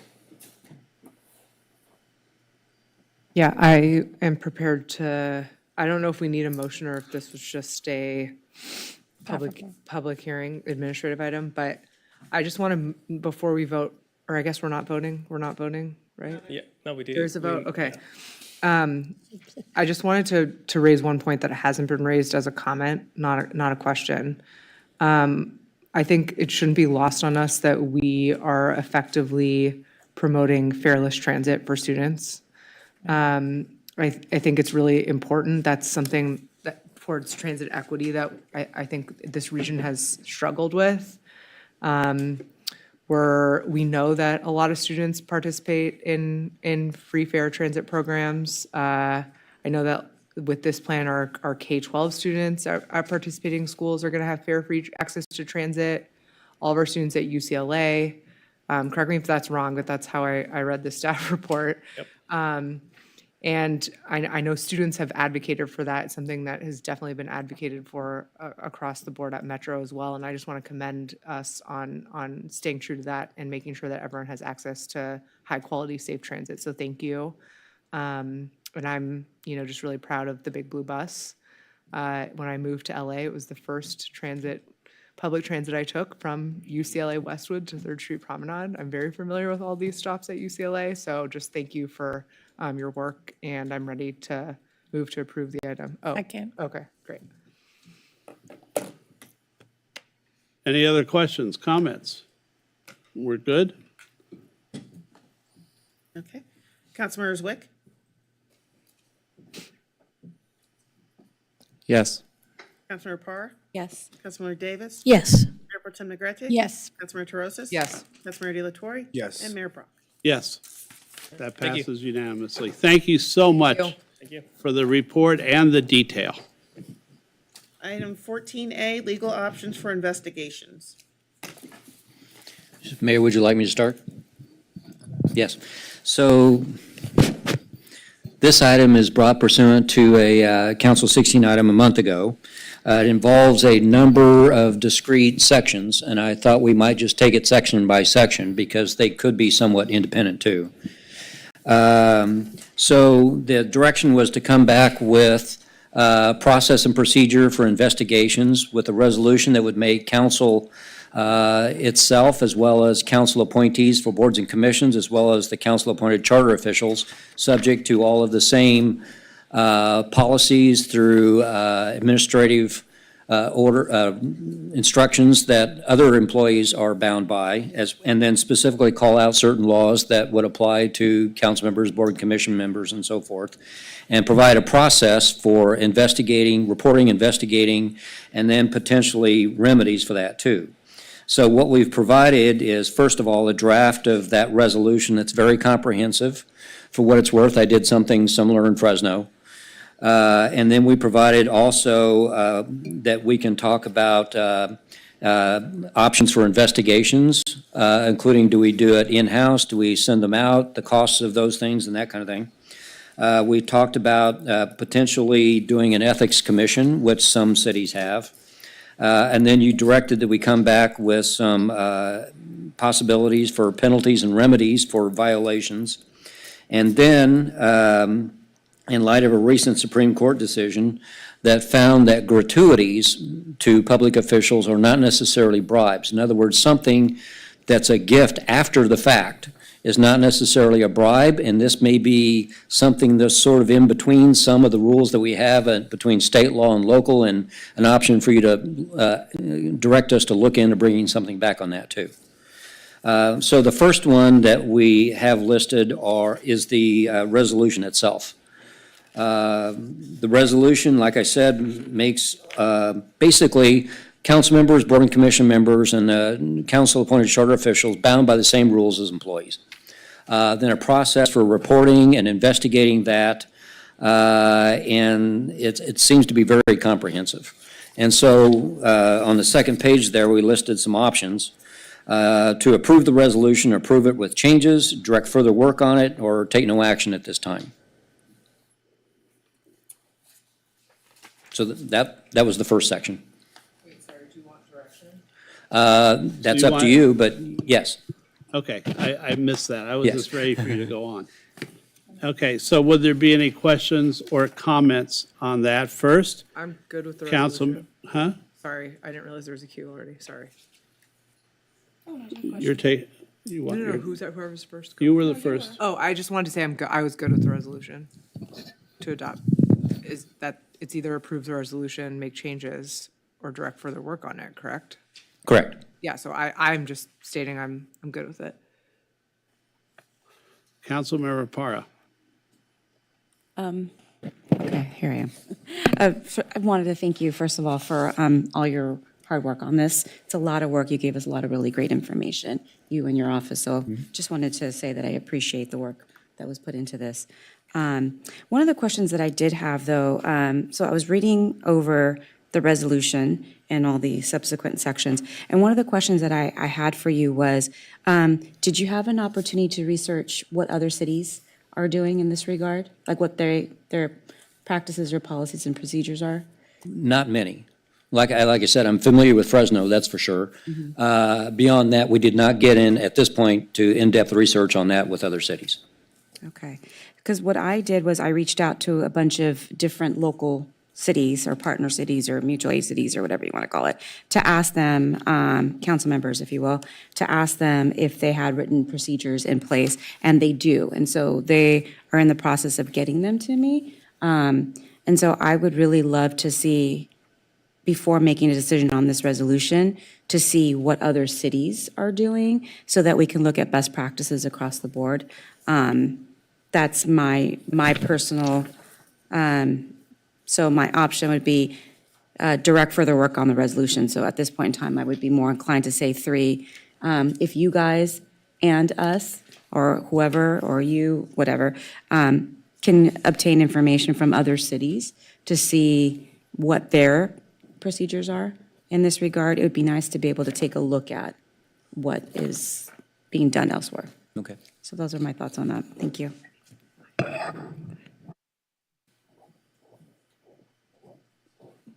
Councilmember Davis. Okay, thank you. Well, and I guess maybe I'm not understanding Councilmember Parr's question, because the first thing we're talking about is a resolution. We already have the language that we've had in the city that applies to all of our employees. And I don't think there's ever been any proposal to change that, am I correct? All that we're doing is taking the language that currently applies to employees and saying it also applies to council members and appointees by the council, right? Correct. So I guess I'm a little confused. Is Councilmember Parr, were you asking to see if, are you challenging the language of our existing policy? Or is it the question of whether or not our existing policies should apply to council members and boards and commissions? No, I wasn't, sorry, I think that was a good question. No, what I was challenging was the resolution as written. And so some of what it had in there, in terms of some of the proposals, I just wanted to see what other people were doing. So that's why I said maybe we should come back. Because I just felt like there was a lot here without an opportunity to see how other people are handling this. And so I spoke to one city today, and they have, outside of what is allowable in the different government codes, they have written procedures that are specific to council members, not necessarily, using the same that are across the board for all city employees. So I just wanted to see what best practices were out there. So when I was talking about it, I was talking about the way the resolution was written. Okay, so, all right. I mean, I guess my comment would be, I think we should, I'm not opposed to finding out what other cities are doing, and I'm certainly sure the city attorney's not opposed to considering other language that other communities might use. But I think rather than delay having our current set of ethical standards apply to the city council and boards and commissions, we could adopt this tonight so that we're all covered and so that members of boards and commissions are covered, and then give the city attorney direction to go examine perhaps other language from other communities. My concern is this: every day that we don't adopt this resolution, we are, as a body, not covered by our own ethics rules that we impose on our employees, which I think is horribly unfair and quite honestly diminishes the credibility of this body. And on top of that, we know we've had issues with the, I'll just say, the behavior of certain members of boards and commissions, and we've not been able to do anything about it because our ethics rules don't apply to them. So I guess I'm a little concerned about delaying it. I have no problem with saying, let's go out and find out what best practices are. But since we've been living with, this resolution is nothing new, am I correct, Mr. City Attorney? This is something that we've had for a while. There was a previous version of it drafted, I think, as early as a year and a half ago. Right, but this is what currently applies to our employees. Oh, the referenced administrative instructions and so forth, yes, apply to the employees. There's really two components. Make it apply to the council and the appointees, and then a procedure for investigating. Right.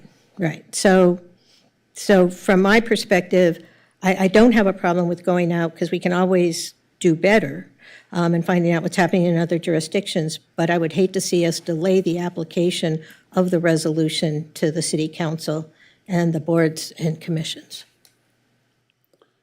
Councilmember Delatorre.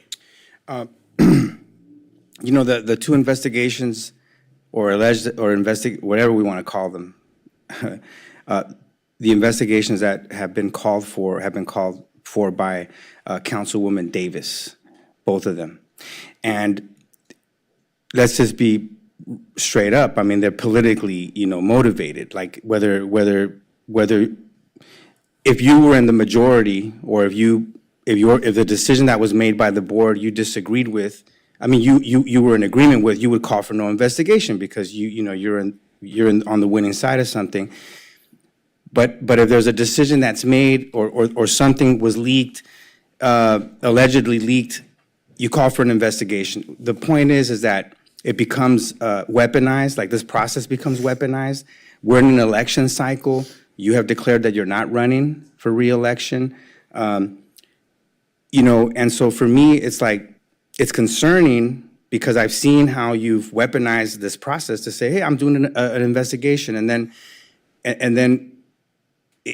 what it does is it just creates more division on the council. It doesn't allow us to move forward. The items that, like just on reflection on like the investigations that you called for were leaks out of closed session, one that involved the hiring of a city manager, that essentially I talked to that city manager, you know, after the fact. He said that the reason why he didn't take the job is because he was offered more money from his current city council. Had nothing to do with a leak. The other alleged leak involved, I don't even, you know, honestly, I don't even know what the second investigation was all about, because the way it was drafted, or the way this whole investigation was launched, was sort of like no concrete sort of evidence, not even an allegation. It was like, oh, there was some leaks. And so I have a problem with that because, you know, I think there's a better way to do that. I mean, I really like the parts about the Ethics Commission, I think it's an Ethics Commission, one of the recommendations. I really like that. Like, I think that's great. I think that council members should be having trainings, board and commission members should be having trainings consistently so that they know what the rules are, what the laws are. The Supreme Court just made a new decision, for example, that we have to understand how it applies, you know, at the local level. And so that is a new thing that we need to do. So I think all those ideas are very good, but in terms of like approving even this resolution tonight, it says here, any council member then may place the matter on a council agenda for consideration of further action, which may include censure and a referral of the matter to another agency. You know, all of a sudden it just, and maybe we have the authority as council members to do that now, you know? Like how we have been bringing up, okay, we want to investigate this, you know, and then there's a vote and it's just more acrimony. And I'm thinking, like, because of the heightened sort of election season, that I fear that if we approve this, some of the council members, you know, might say, hey, I'm going to launch an investigation against my political opponents, like it's been done, you know, in these past couple of times by Councilwoman Davis. And so I have a little concern with weaponizing a process, you know, in the political season. So for me, I think I really like the idea of a ethics commission. I think more training, definitely more information.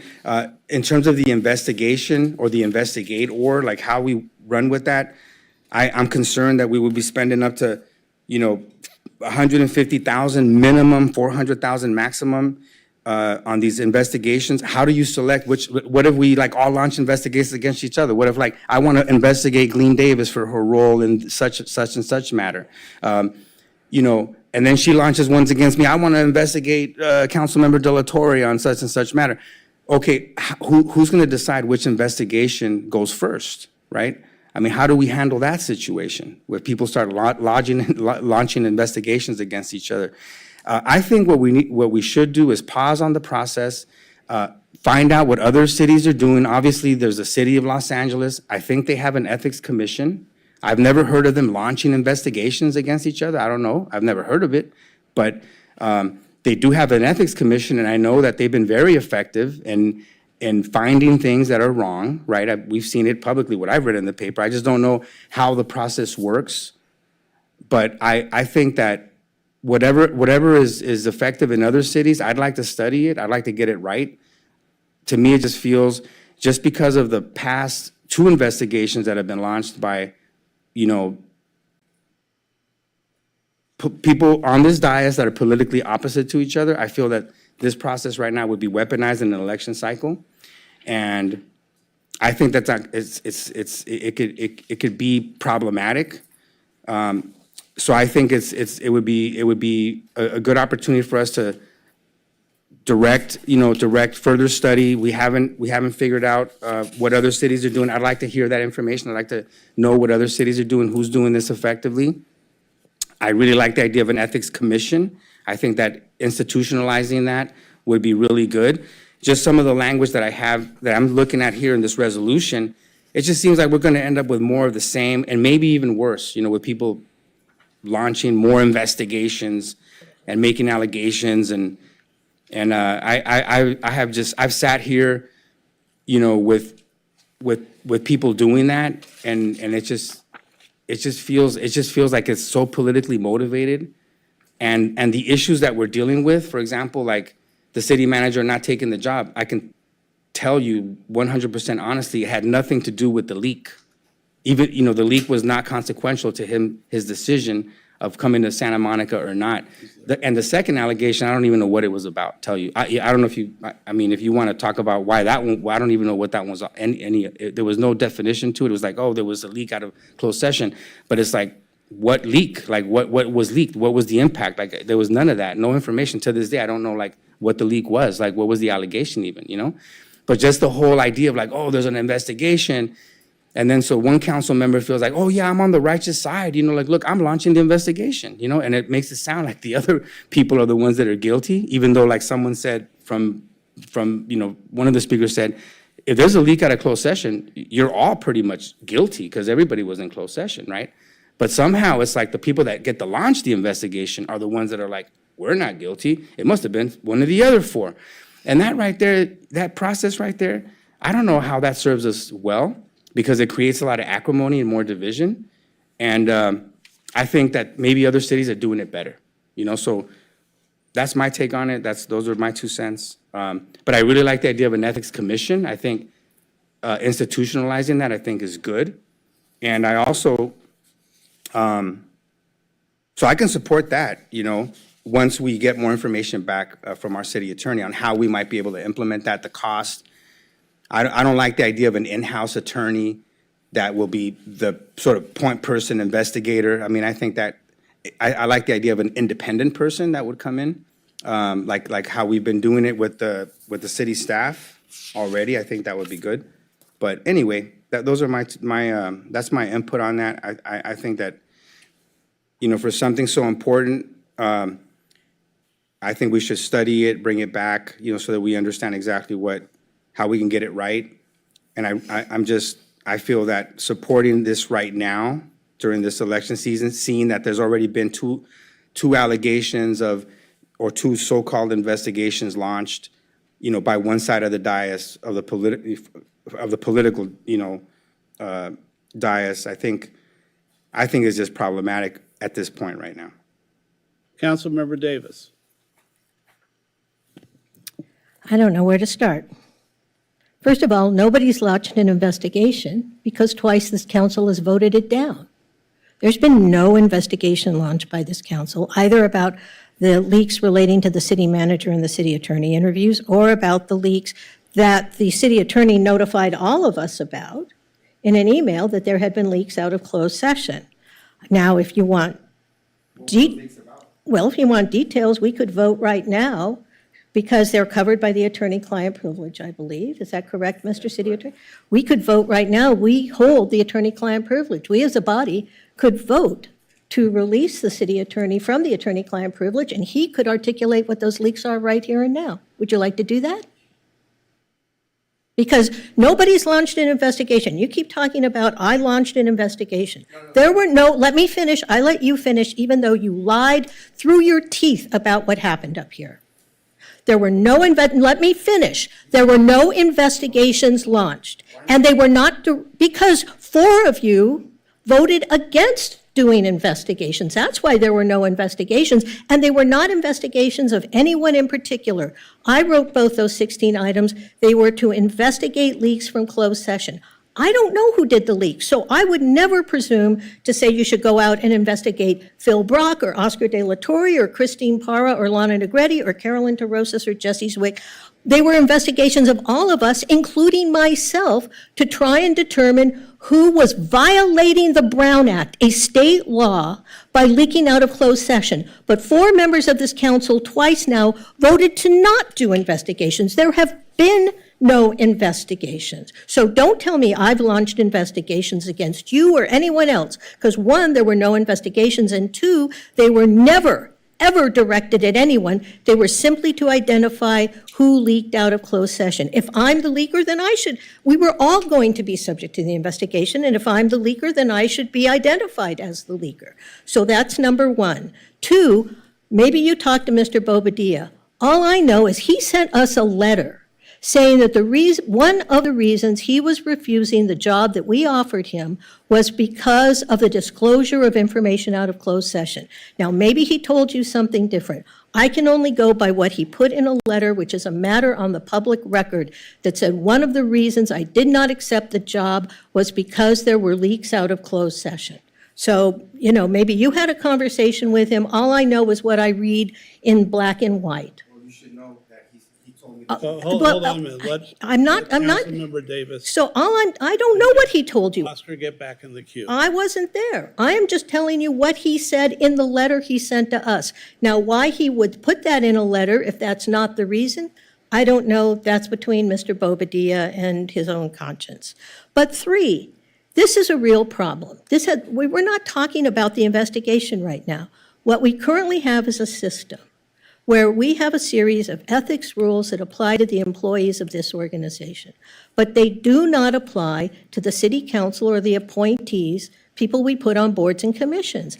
And we have had numerous investigations of things that have happened at boards and commissions where complaints have been filed by our own employees against members of boards and commissions for mistreatment, malfeasance, that sort of thing, and we're not able to do anything because the ethics rules don't apply to them. Now, you've accused me of trying to politicize this. I'm sorry. When I initially moved for an investigation of the situations surrounding the interviews regarding city manager candidates and city attorney candidates, there was no election pending. That was in 2021, I believe. There wasn't another election until 2022. The most recent 16 item that I did with regard to an investigation was in response to an email that we all got from the city attorney saying there have been leaks out of closed session. I didn't choose to do it now because it's an election year. I chose to do it because if you're going to investigate anything, leaks or any other kinds of misbehavior, you need to, for lack of a better term, strike while the iron is hot. You need to investigate people while their memories are good. You can't wait. Well, we'll wait till after the election and then we'll go launch an investigation. Besides that, there is, I believe, a 1-year statute of limitations under the Brown Act, I think. I don't know. Okay, so if there is some sort of appropriate action to be taken, it needs to be taken within some series of time. So I guess the question I would ask before I relinquish the floor is it the sense of the council that we should release the city attorney from the attorney-client privilege so he can detail the leaks so that you will know what the leaks are? Because I'm all in favor of that because, okay. I would move that we ask the city attorney or release the city attorney from the confidentiality of the attorney-client privilege so that he can provide us here the details of the leaks that most recently occurred out of closed session. That's my motion. You want to second it? All right. It's been moved and seconded. Councilor De La Torre? Wait a minute. Wait, hold on a minute. You can't go for a vote just like that. Sorry. Why not? I didn't hear you. No discussion. There'd be discussion. Sure, have discussion on Unless it. nobody wants to discuss, then we can go for a vote. I didn't hear any discussion. I assumed you were going. Sure, have discussion Well, on it. there are still people in line. Councilmember Zwick, you were next in the queue. If you want to relinquish your space, that's fine. It wasn't. Councilmember De La Torre, do you want to get back in the queue? No, I want to. Well, no, Zwick was next, then you could pop up again. This was more general because this motion hadn't prior been on the floor, but, I guess I will point out, I was also a maker of the second motion, and that called for an investigation a little over a month ago. The reason, as has been pointed out, is not because I was attempting to attack an individual, but because I was notified by the city attorney that a crime had been committed. And I think it's worth kind of considering this in light of how we normally talk about law and order in our city, which is that when crimes are committed, we want them to be investigated. We want wrongdoers to be punished. If we were making these kind of comments about literally any other crime in the city of Santa Monica, I think it would be on its face absurd, and I'm confused why this is different. We, just because we sit on this dais, are not different, and the idea that there's some sort of debate here that when a crime is committed, we think there should be an investigation into who did it is, it's confusing to me. I do take offense at the idea that this was some sort of political attack when, again, it was a response to an email we all received notifying us that there were leaks at a closed session. We don't really also in the law tend to value or determine the gravity of a situation by the outcome. We determine by the intent, by the crime itself. If someone steals something, yes, of course, if you steal, something very valuable, maybe you're punished by more, but we don't say, oh, it wasn't that valuable, then I guess it's not a crime. The crimes are on their face in action that occurs. And I don't see what kind of message we're sending in the community if we're saying, well, these crimes are minor and if they apply to us, we should have a different set of rules or something. So I guess I both want to set the record clear that I'm just responding to the information that we're all being given, that there are crimes being committed, and that they should be investigated like any other. And I don't see what's particularly politically motivated about that. Councilmember Delatorre. I just had a question for Ms. Davis. I mean, you've been on this council longer than any of us. There was the political party that you come from has been in a supermajority many times while you were on the council. 5 out of 7. So maybe 4 out of 3. No, not even 4 out of 3. It was usually five council members representing one political party, 2 representing like Holbrook, Shriver. I mean, I'm trying to think of the ones in the minority. You mean to tell me that you 5 never violated the Brown Act? That you all didn't meet with leaders of your political party and talk about things that are happening in closed session? You mean to tell me that never happened in all your time on the city council? I'm going to tell you, I'm very aware of the constraints of the Brown Act. And for example, yes, at SMER meetings, we never had more than 3 council members there because we were cognizant of the Brown Act. When I went to meetings where there were more than 4 or more council members were present, I would either absent myself or we would say that we could not talk about policy. I'm very cognizant and make every effort to not violate the Brown Act. I have never leaked anything out of closed session. I don't even tell my husband what we talk about in closed session. I mean, this notion, I will just say. But none of your colleagues, maybe not you, because you're a very law-abiding person, you're a lawyer, I understand. But what about your colleagues? What about Kevin McCune, for example?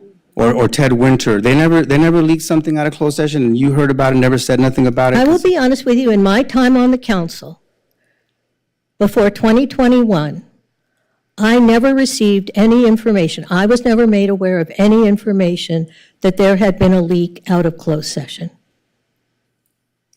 Yeah, interesting. So, and if there had been, if in 2015 there had been, if the city attorney at that time or the city manager or someone had said there's been a leak out of closed session, I would have done exactly what I did in this situation, which is create a 16 item to ask for an investigation, although that may not have been necessary because I suspect if we'd been notified by the city attorney or the city manager that there'd been a leak, we all would have probably said, yes, we should do an investigation. These are serious allegations. You never called for an investigation ever before I until? never was aware of a leak out of closed session that required an investigation, no. So just in the past, you've launched 2 investigations. I have not launched any investigations. You keep saying that. You proposed, let me just say this. I proposed You proposed investigations and 4 investigations. members of this council decided they didn't want to investigate. See how it gets politicized, but I understand that. That's not political, that's the truth. No, but I understand that. I understand what you're saying, but you see how it gets politicized. But the question I'm making is this. Politicized? You've been on the city council for how many years? 8 years? 12 years? Actually, a little bit longer than that. I've been on the council since 2009, so yeah, going on 13 years. 13 years on the city council, And 14 years, 14 sorry. years. Sorry, my math is bad. Yeah, I'm and you terrible never, and you math. never launched any investigations regarding leaks at a closed session.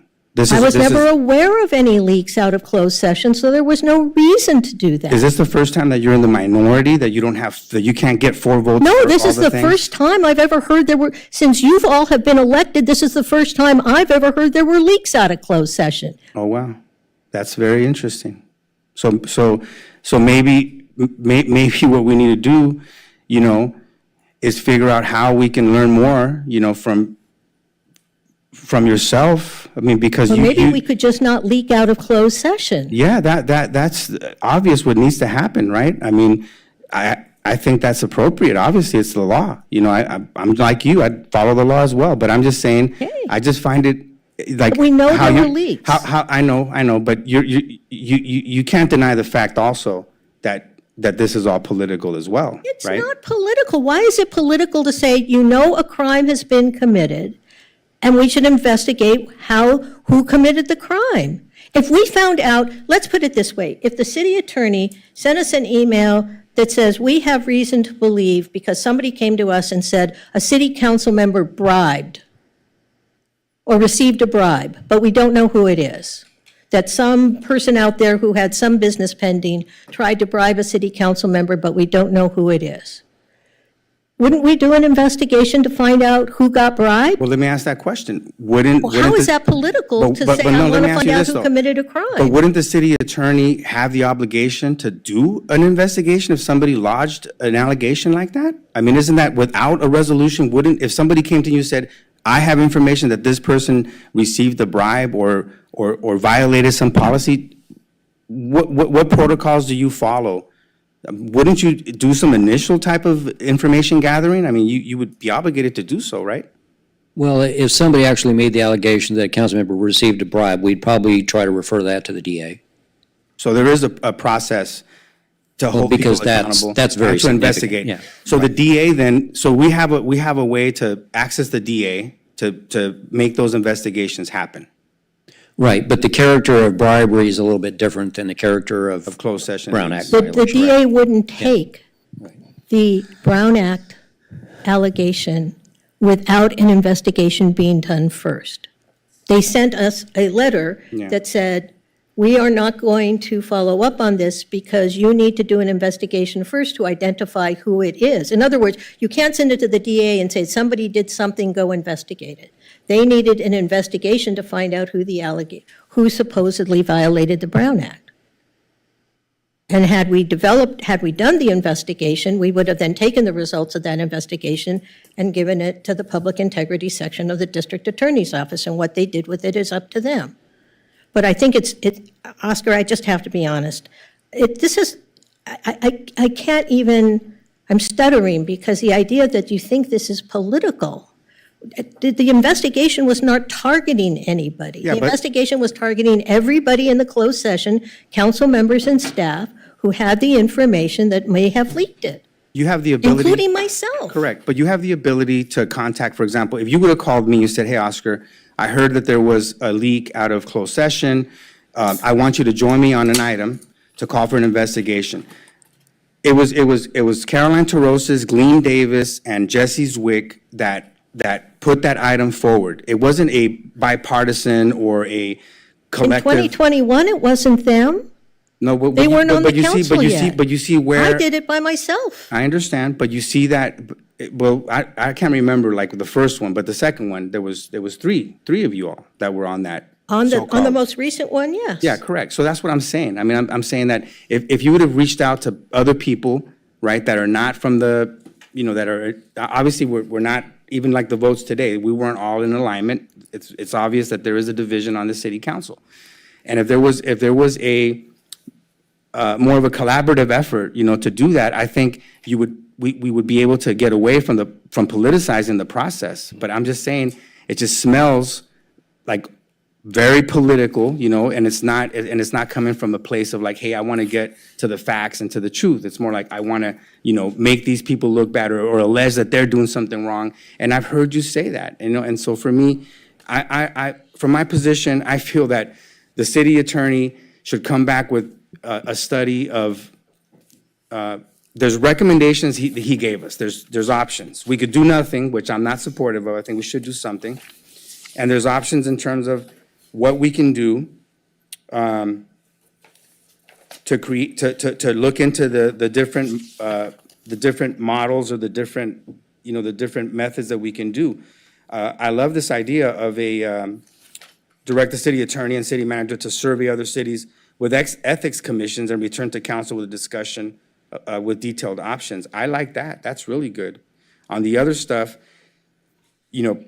putting money, hiring attorneys, more attorneys. I mean, we have enough attorneys. I don't know why we need to hire another attorney, but then just the whole fact of like having an in-house investigator, how's that objective, when those people start developing relationships with council members or boards or commissioners and so forth. And so I think it requires a little bit more study to get it right. I'm not saying I'm against it. I'm saying let's find a way to get it right. Let's see what other people are doing. That's it. Yeah, no, I think I'm next, right? Yeah, I was just trying to get in there No, somewhere. okay, I haven't talked. I just wanted to, besides saying I supported this, it's 11 PM. We debated this extensively last time before this was brought forward. I think the back and forth is not necessarily productive to moving forward an item here. Are we gonna vote on the previous item on the table, or do we feel like we still need discussion? Like, how do we want to move forward with these options? Because there are several options. It's not just Research and Ethics Commission. I think there are some tangible things we need to get to here. And I think we should all be respectful of each other and, our intention. So if I can have a couple of minutes, I know there's other people in the queue. Is that okay, Jesse? Yeah. Okay, Christine, for a minute. We did so well the first part of this night. And then we've just dissolved. And I'm embarrassed, frankly. I think both sides have merit.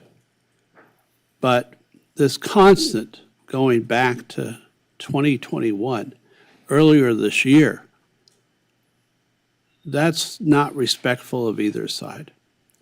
Yeah, we're a divided council, but do we have to show it like this? I mean, I'm appalled, frankly. We're supposed to be a deliberative body. We're not supposed to dissolve in the personal acrimony on either side.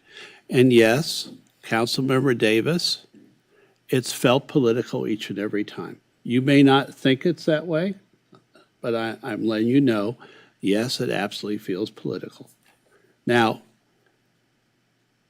I have no necessarily problem with instilling a higher ethics standard for our city council and for our boards and commissions.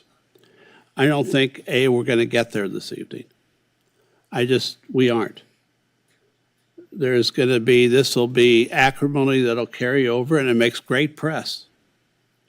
But it doesn't do anything to advance the goals of the city council. We still have people waiting in the audience to hear what we're going to do on other items that are relevant to our city. I'd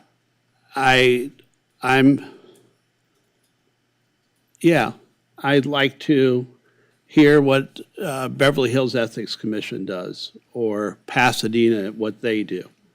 Hold on, please. I'd like to follow up on that. I'd like the city attorney to come back with something that takes effect at the start of the new council. Because if we've gone 100 years, 147 years without anything further, to make sure there's no political issues, I can't even say it anymore. Thank you. It appears loaded on either side. It appears that this is an election issue, regardless of whether Councilmember Davis is running or Mayor Brock is running or anyone else. This is something that should take effect with the installation of the new council, and it moves on from there without us continuing to go back and discuss where a leak may have occurred from a city councilman, somebody in a different city, whatever it is, it's over. Let's move on. This discussion, if anyone leaks again, whoever it may be, whatever it is, at that point, yeah, we need to pursue it. I hope everyone on this dais, yeah, that's what I meant, thank you. If anyone on this council now doesn't understand after tonight and after 2 weeks ago that what they've done is wrong, whether it caused any ill effect or not, the Brown Act doesn't differentiate between that. I understand that part. So I'm going to launch a substitute motion that asked the city attorney to give us reports on what other cities do in Southern California that are relevant to us, that when it comes back, the start date for any investigation will be, Nikki, do you know when the next city council takes office? So, thank you. So we would get through this before then. And then at that point, whatever we did now, whatever we do next week or next month would take effect December 10th. That way, there is no argument on either side about politics. We should be doing the city's business. We're a nonpartisan city council. Yes, I know we're very partisan, but adding more discussion, more acrimony, more combativeness to our city council does none of us, no matter what side you're on, it does not do one of us, of the seven of us, any favors at all. So my substitute motion, yes, sir. May I ask a question, Mayor? And I'm wondering if there's consideration, I understand the tension in the discussion about binding city council to the resolution, but I know that this council cares deeply about the workforce, and I would wonder if the council would be open to making boards and commissions subject to the resolution. It would be a great benefit to the workforce, and so I just wonder if that would be something that would be open for discussion. I would support that taking effect 30 days from now or whenever, absolutely. I don't have a, Carolyn? Oh, sorry. But I don't have a problem with doing something that would be fair to boards and commissions and take effect before December 10th, absolutely not. So the direction would be bring back a similar resolution that applies to everybody but the council for now. Sure. Well, wait. That sounds sort of. But I mean, that's Well, where. no, hold it. That was. Boards and commissions. City Manager White suggesting that. Right. All right, what I'm suggesting is what takes effect for the city council, which is my substitute motion, is whatever we decide on this resolution would take effect December 10th, 2024. In the interim, we would direct the city attorney or staff to investigate other cities and come back to us with comparative studies, which is what Councilmember Para looked at. And yes, we could go over, I don't know if we want to do it now because it's too volatile, but we should come back and do something for boards and commissions to start, because that could take effect, let's say, September 1st, right? Or August 27th or whenever. So maybe two different resolutions. Yeah. One for council because of the sensitivities there, and the other for boards and commissions and the charter officials. Yeah, I agree. So that's my substitute motion. Now, Councilmember Zwick, Councilmember Para, and Councilmember Davis are in the queue. No, Wait, Jesse, did you want to, you were in there, you took yourself off, so you can go first again if you want. Okay. And then Is that okay? Councilmember Para. I want to make sure people get in order. It seems like we'll vote on that. I'll just say, I mean, we should vote on if it's possible, we should either vote on doing this as the city manager said, to allow this to apply to as many people as possible. I would say it should apply to us as well, but if we're only going to get consensus on board and commission members, I would support that. I'm not sure if that's something we can vote on today, or if we need to ask you to come back with that. But I guess I'd like to ask the city attorney if that's something we can vote on today, or if we need to direct you to come back with something to that effect.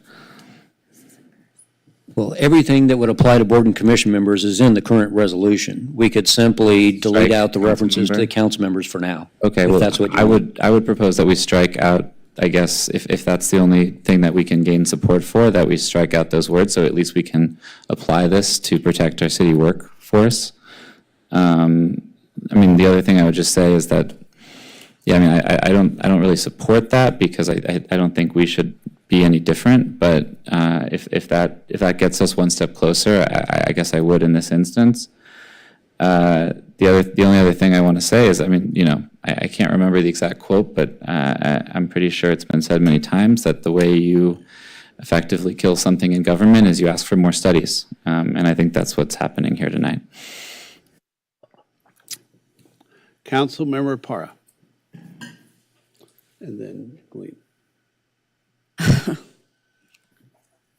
The intent of all of this, to begin with, this is a very delicate topic, as noted up here. You know, when I said we needed policies and procedures, written policies and procedures, it's for this reason. Because look at how much acrimony this is bringing to all of us, because there isn't a defined policies and procedures on how we handle these types of situations, in terms of like, it's gonna go here, it's gonna go there, and it's gonna go there, and this is what happens, you know? And taking us out of the equation. So that was why I was prepared to do work on this today, but then when I was reading the resolution, I don't like some of the language in there. I feel, that's why I can't approve this as written. I'm all for moving forward, but the way that this is written, I'm not prepared, unless you guys are willing to stay here till 3 a.m. to wordsmith all this to try to get this right, then I'm down to do it. But the way that it is right now, without seeing how other people are doing things, I'm not comfortable with doing that. I don't want to Mickey Mouse this. I want to get this right, you know. There are, you know, other leaks that I'm aware of as well that I've brought to the city attorney's office, and those are in line. So those are in line to be investigated. So I'm right there ready and willing, you know, to have these things investigated as well as we move forward. But I want to make sure that we have a process and that everybody knows what that process is, what the expectations are, and what the consequences are. And right now, I'm not comfortable with the way this resolution reads. I don't think it's there yet. It's a really good start, but I'm also not an attorney. I've also have not dealt with this. I haven't been on council for 14 years. And so it's hard for me to sign off on it as is. I'm willing. I want to. I want the other investigations to go forward as well, you know, so that we can find out, you know, who's leaking, because I know it's not me, and I'll tell you that straight out. It's not me. So that's why I'm not okay with that. And then also, Mayor, I respect, you know, I respect the fact that you want to move forward, or, you know, trying to accommodate what the city manager is saying, but I don't see us as any different than the boards and commissions. And so I'm not comfortable voting on something separate from the boards and commissions. Like, we all need to be held accountable, just the way that our workforce is being, you know, held accountable every day. And so I get the need, but at the same time, we have some more work to do on this. So those are my comments. Councilmember Davis. Sorry, I don't want to belabor this. I just wanted to comment on this last part that I think, can you clarify why you requested that for the workforce? Because I feel the same, that we're no different, but then that's ironic in what we're doing, because then we should be solidifying this for everybody. So I just want to clarify why you were asking that, because I think there's a specific reason. Absolutely, because there have been specific documented instances where our employees have been put in Harassed very difficult situations and situations that are in violation of clear city policy. And so it would be helpful for the council to support our workforce in having an official mechanism so that we can bring those matters up to the council so they can be discussed, because it's been really hard on our employees. I want to be cognizant about that because I'm very aware of running those meetings has been extremely difficult, and the work of the boards and commission is, we sometimes have a hard time getting people on certain boards and commissions, and in part probably because, I don't know that that's a reason, but it's difficult to operate on some of them. So for that reason, I understand why we would separate, and only that reason, just to at least get that going. So I just wanted to bring that back and point out that that's why it's important, not because we should all be treated the same, but I think the urgency around getting it done now is because these meetings are happening. We just appointed new people, and it's probably a great opportunity to make them aware of the policies and procedures and Brown Act and all that stuff. So that's just my comment towards leaving that Okay. as is. Councilmember Davis, thank you. Councilmember Davis. Well, I want to start off by apologizing. But strangely enough, I sort of felt like I was being attacked up here. You were. And, I'm sorry if proposing an investigation sounds political. It was never my intention that twice I proposed this. It was never intended to be political because, in all honesty, and I'm not the one who was trying to dredge up what happened back then.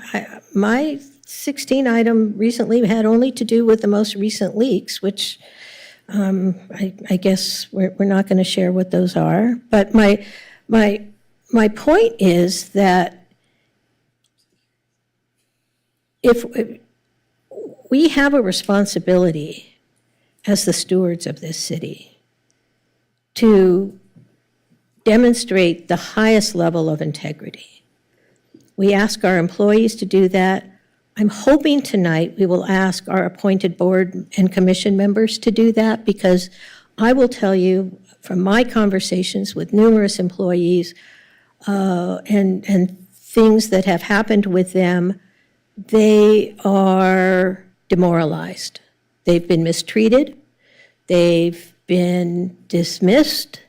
In some instances, there are things that, in theory, if they wanted to, they could file civil actions for.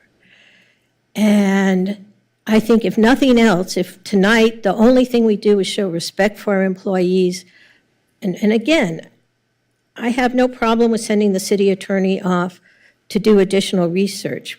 We can always amend a resolution. There's nothing about a resolution we would adopt tonight that would be cast in stone. But if we do nothing else tonight other than adopt the resolution that's in front of us and have it apply, to take out the reference to city council and have it apply to appointed members of boards and commissions, I think anything less would be disrespectful of our employees who put in so much hard work and who are, quite honestly, clamoring for this.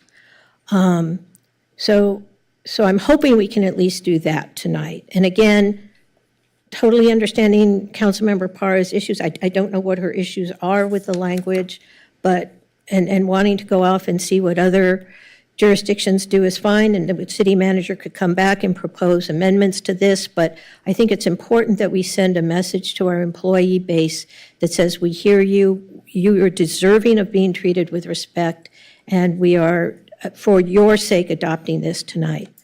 So I want to say that. And the second thing I want to say is, with all due respect, Mr. Mayor, this notion that somehow we don't need to be ethical, only the next council that gets sworn in on December 10th should be ethical. Because that's really the message you're sending is, none of us want to be invested. I'm not going to be here after December 10th, so I get a free pass. I don't know, I gather the other three incumbents have not determined whether they're running or not. But my point is, it's sort of like saying, ethics for thee, but not for me. And if I were sitting out there watching this meeting, I would be incredibly disappointed in my city council. I think that, we take a lot of heat. I was thinking about it today in connection with something else and the names that we've been called and, some of which were quite unpleasant. But it seems to me that one of the things that's incumbent on us is to act with the highest degree of integrity. And I somehow think that suggesting that, well, we all get free passes until December 10th, and then we'll adopt some new rules and the new council can deal with those, just doesn't feel right. If we're going to have integrity, we should have integrity. We should have, and I think most of us do have integrity. All of us have integrity, but we should take a position in favor of integrity starting tonight or at the earliest opportunity. I don't think, by the way, in all honesty, that putting the effective date off until December 10th depoliticizes it. If anything, I think it actually makes it more political. But that's just my personal opinion. But I do want to apologize. I got a little out of hand there. But I do think that, as city council members, asking our employees to live up to the highest standards of integrity, and I hope as of tonight, asking our appointed members of boards and commissions to live up to the highest standards of integrity, and to somehow exempt ourselves is reminiscent of what we see happening in the federal government, where, for example, there are ethics rules for every federal judge except the 9 judges who sit on the Supreme Court. That there are rules regarding discrimination that apply to every employee in federal government except members of the House of Representatives and senators.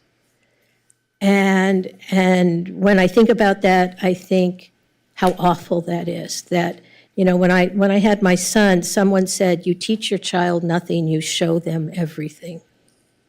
And tonight's our opportunity to show our community that we believe in the highest standards of ethics and in applying to all of us. And any statement we make to the, it says, oh yes, we're all ethical, that's nice, but it doesn't mean anything with all due respect, unless we show people that we're willing to subject ourselves to the same standards that we subject our employees and hopefully the members of our boards and commissions too. I can see where, well, the motion on the floor is the substitute motion, but hold on one second. I was trying to, I know that. I was doing 1 second before Oscar. So I'm trying to see if we can get this back on a normal track, and it doesn't really feel like it. And that's sad to me, because we're prolonging this and prolonging it. Right now, I disagree with Councilmember Davis that it keeps it an election issue. It actually stops it, and we can go about this, I hope, in a calm, respectful way, which we didn't tonight. So, yes, I have a substitute motion that's still on the floor. Councilmember De La Torre, do you need to speak right now? No, I'm ready to vote. Okay, let's vote the substitute. Clarity on the motion. And we also need a second on the substitute motion. What is the motion?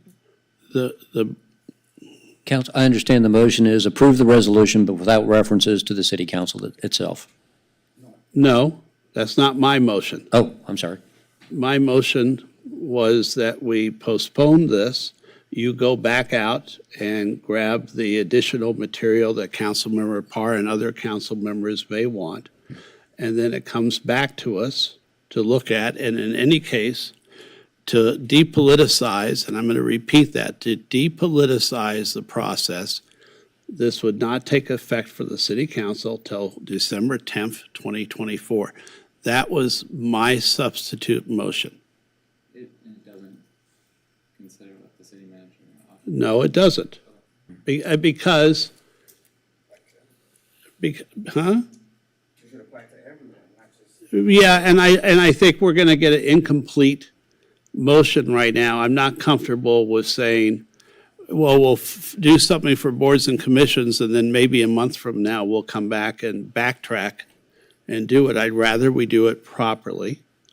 Again, like Councilmember Parra, I have no real problem with us doing something. I don't think at this point, I can, this night, even after I asked for everyone to simmer down, the discussion has taken a different turn, but it's still angry. And I just think we need to get past that this evening. And we need time to come back with something that not only the city attorney has gone to other cities and seen, but, you could even do a subcommittee of the council to meet with the city attorney and the city manager to try and come up with something that would work. So there's a couple of different ways to do it. But tonight, I'm sorry. We're using the people's time now for a supposed investigation that 1, 2, or 3 council members don't want to just drop right now so we can go back to what we're supposed to be doing. All right, and this isn't getting us anywhere.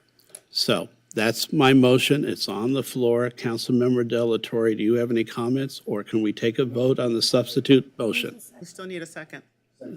Okay, it's been seconded. I never realized it hadn't been. Councilmember De La Torre? Yes. Councilmember Torosis? No. So, I'm sorry, I should have said this before, but now we're just excluding boards and commissions. We're just excluding everything tonight. We'll come back to it. After the city attorney has a chance to look at what else is going I don't understand why we can't do on. a friendly to help staff. I don't know why we're doing that. I just don't understand that. So it could apply to all of us, not just. But it's still. Well, no, even if it just applies to commissions, unless everyone's happy with what's been written, what Councilmember Parra said, even for just commissions, it would need to be The wordsmithed. stuff that I was concerned about had to do with city council. So, I felt like there would be too much opportunity for bias, and so I wanted it to be more. The idea that Okay, this so, is political. all right, so I'm hold- sorry, Nikki. No. This has just no, been. hold on 1 minute. I'm listening to you. My question would be then, can I ask this as a consensus and we hold the vote for a minute? The issue was it was my- politicized and that boards and commissions are not politicized. Right, that's so why my question would be, is the position of the city council that we want to pursue a resolution concerning the boards and commissions this evening? Well, it's been an issue. That's why we're bringing it up. Yes. So You do? Anyone else I was want to do? confused. I thought there was a friendly amendment to strike council. Okay, so why don't you, Well, you can make it. let's add, I'll accept, no matter who makes it, a friendly amendment saying we should adopt a resolution for boards and commissions to tighten the ethics regulations. So we can do this one, we strip out council. Right. Pass what's written. So like, for example, there's one section in here on the investigations, It refers to 3E, striking. so you would want Well- to strike 3E, but keep 3F, for example. I don't, City attorney, can you help us? well, we can go through that. What I wanted to do still is a substitute motion. I will eliminate the commissions from that, but we hold the city council, No, you're just said it the opposite, you mean? or the opposite. Yes. Okay? There are some discrete sections that deal with how you investigate boards and commissions versus council. Okay, so we're going to. So I can just take out the council references. Okay, so How We- about you do this? How about, 1, we adopt the resolution presented by the city attorney tonight with all the references to the city, applying to the city council taken out. We adopt that tonight so that it applies to boards and commissions. 2, I believe what you wanted with regard to this resolution, particularly as it applies to the city council, direct the city attorney to go out, investigate what other jurisdictions are doing, and return to us, and believe me, I'm not supporting this part of the motion, but I'm trying to articulate it so we can get out of here, that come back and bring it back, then we can consider it, and to the extent we consider something that applies to city council, because this is what you want, it will not apply to the city council until December 10th of 2024. I'm fine with that. Thank you, Councilmember Davis. Okay, Clear, city? Is that clear? Yeah, it's clear enough, but is it friendly to, or is this a new motion, or is are we It was a amending friendly amendment, so if Councilmember Delatorre and Mayor Brock accept it, which I do, if Councilmember Delatorre It's his motion. accept and the amendment, They're two combined. Yeah, and I mean, staff's requesting it. I think it should apply to everybody, but to get us out of here. Okay. It's the first step, let's move forward. all right, so we both accepted it. Now let's vote. Councilmember Zwick, The perfect's gonna be the good. Yes. Councilmember Parr, Yes. Councilmember Davis, Yes. Mayor Pro Tem Negrete, Yes. Councilmember Terosis, No. Councilmember De La Torre,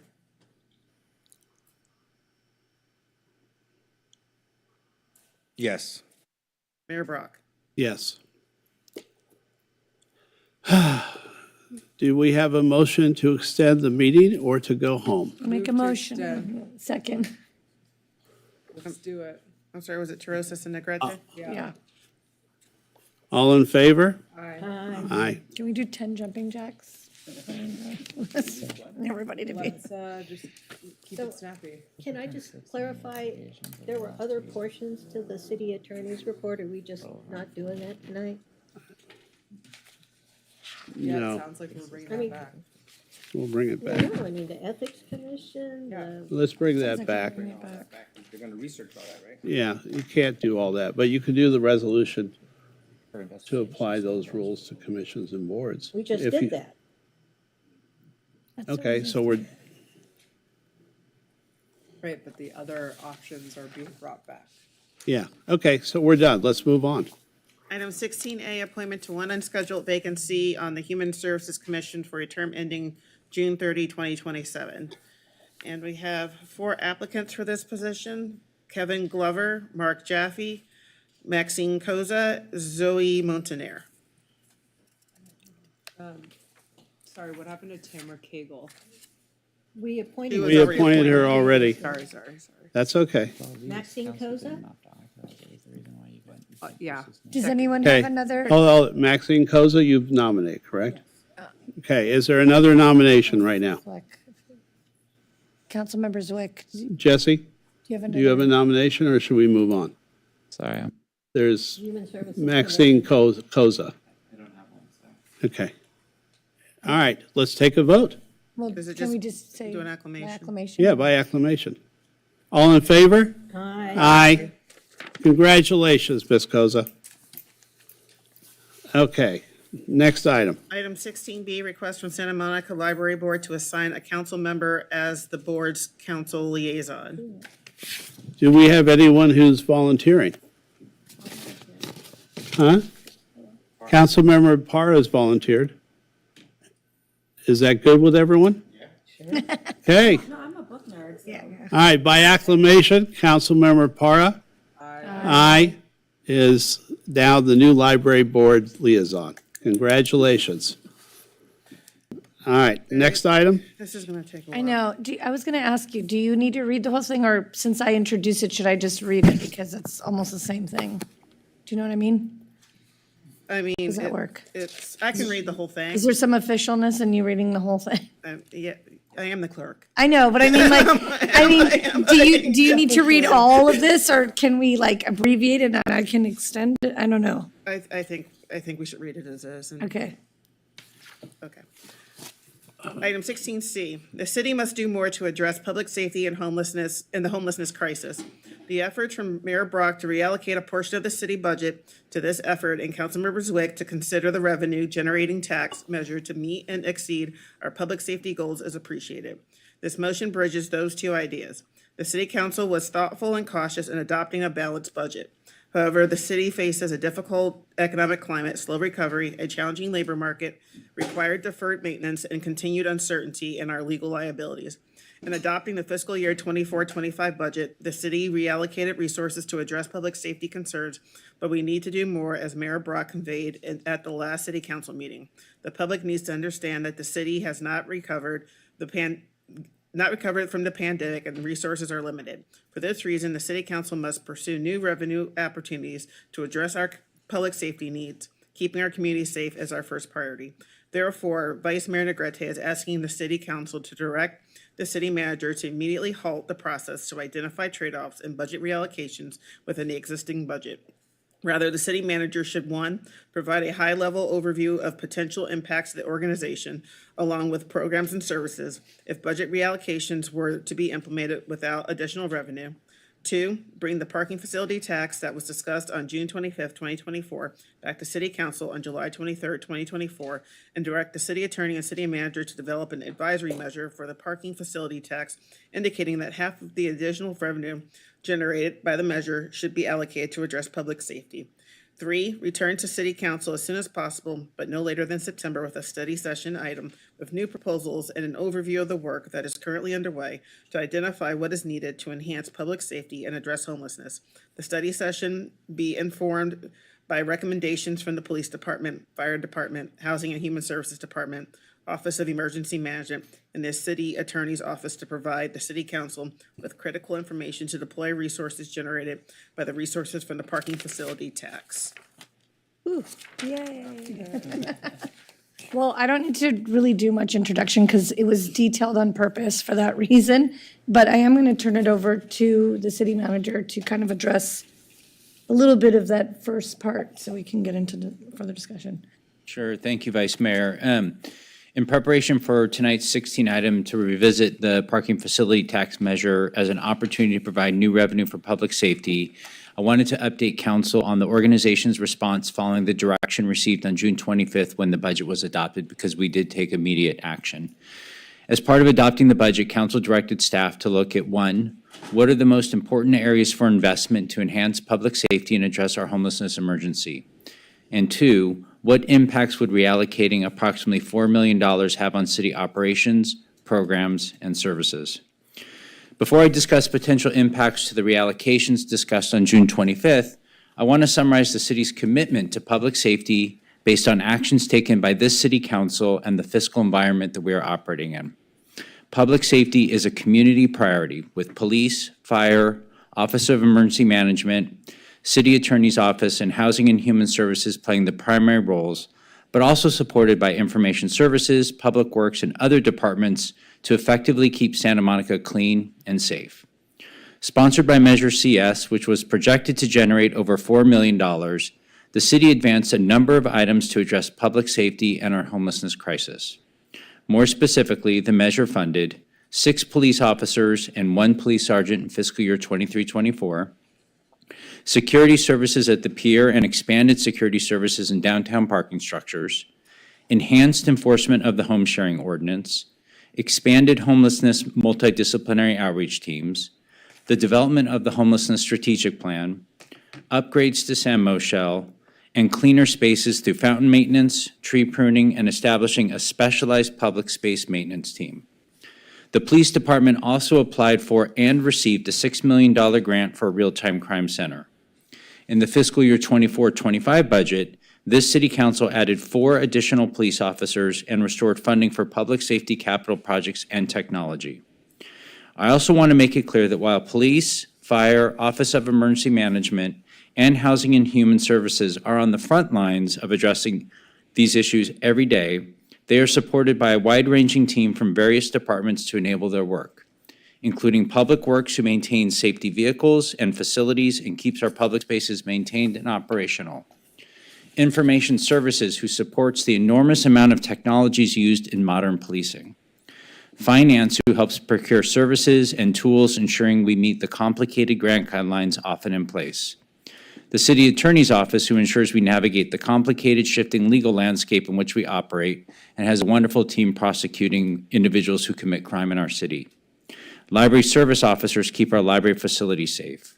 Transportation, as we discussed earlier, oversees private security services in our parking structures and deploys a team on our bus system. Through our partnership with DTSM, we have ambassadors in many parks and public spaces, keeping an eye on these active areas in these cities. With respect to our financial status, I know that it has been discussed, but I want to take a moment to summarize the challenging environment that we are operating within, because it provides meaningful context for what I'm going to discuss in a moment. Reserves are significantly reduced as compared to pre-COVID levels. the city is facing unprecedented liabilities. This is attributed to new claims surrounding former employee Eric Euler, CVRA, and an anticipated increase in the cost of providing lifeguard services. The unfunded CIP project list is currently valued at $457 million. The general fund owes significant resources to other funds, especially the Housing Trust Fund. All non-public safety services continue to have reduced staffing and services as compared to before 2020, and we heard that articulated by a member of our library board earlier this evening, which again impacts public safety operations that are trying to move high-profile initiatives forward. Finally, there is uncertainty in the local economy with questions about Santa Monica Place, international tourism remains down, and impacts of remote work continue to affect local businesses. Given this operating environment, the fiscal year 24-25 budget effectively held back or reallocated resources away from needed programs and services to set aside resources to address our unprecedented liabilities. It is unfortunate, but at this point in time, there are too many unknowns, and we need time to gain clarity. All of this comes at a time when the city is doing its best to implement strategic measures to protect its credit rating. So where are we today?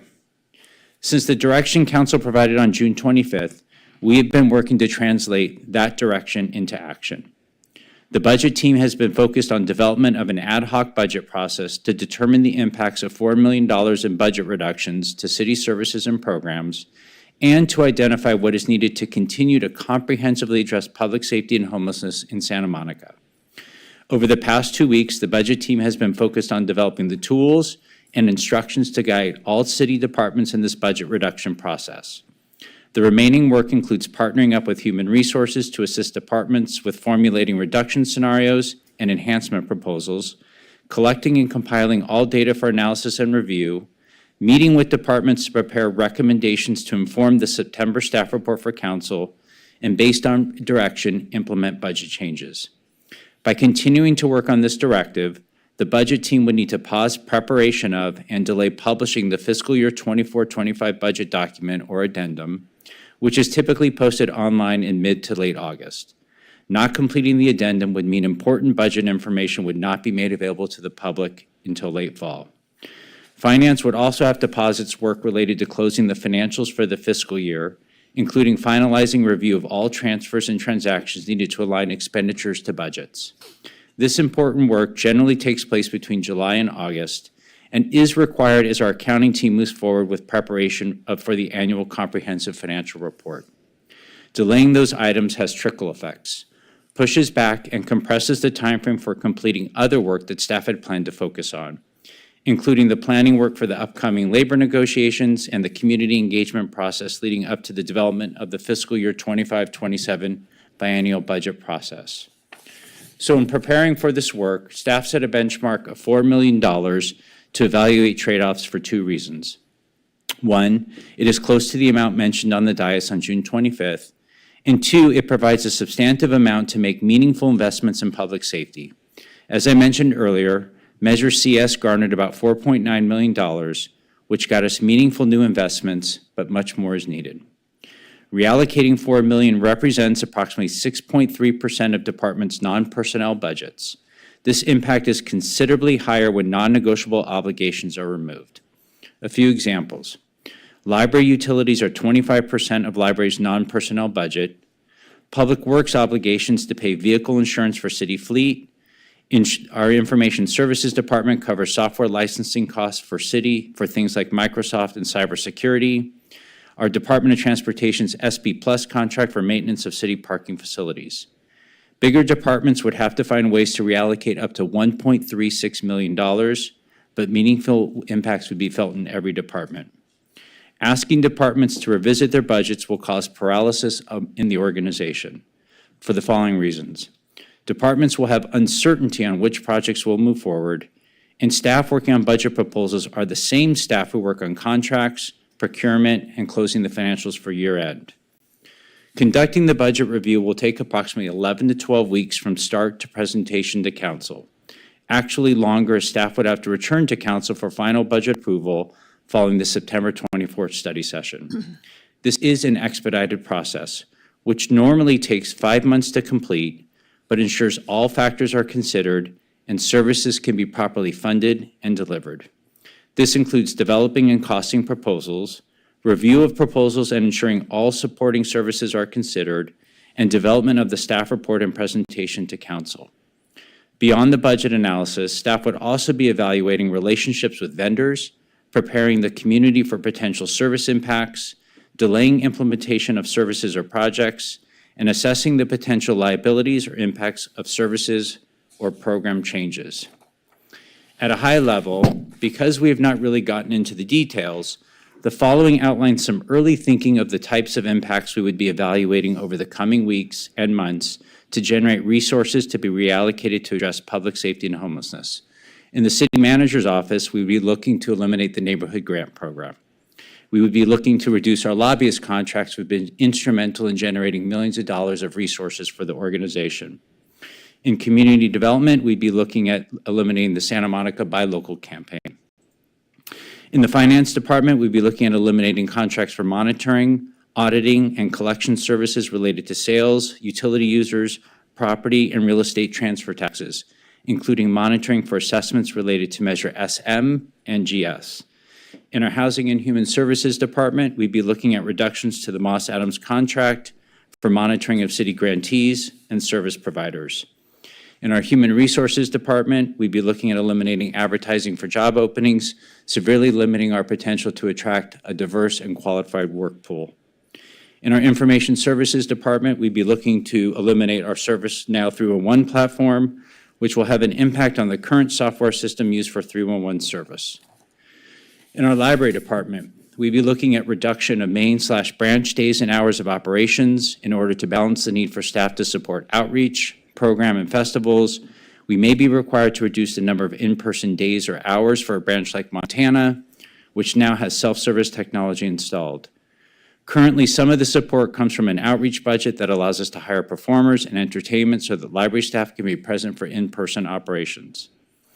Library program and events for adult and youth and families include our Poet Laureate program, festivals and partnerships, and neighborhood-specific programs would also be considered.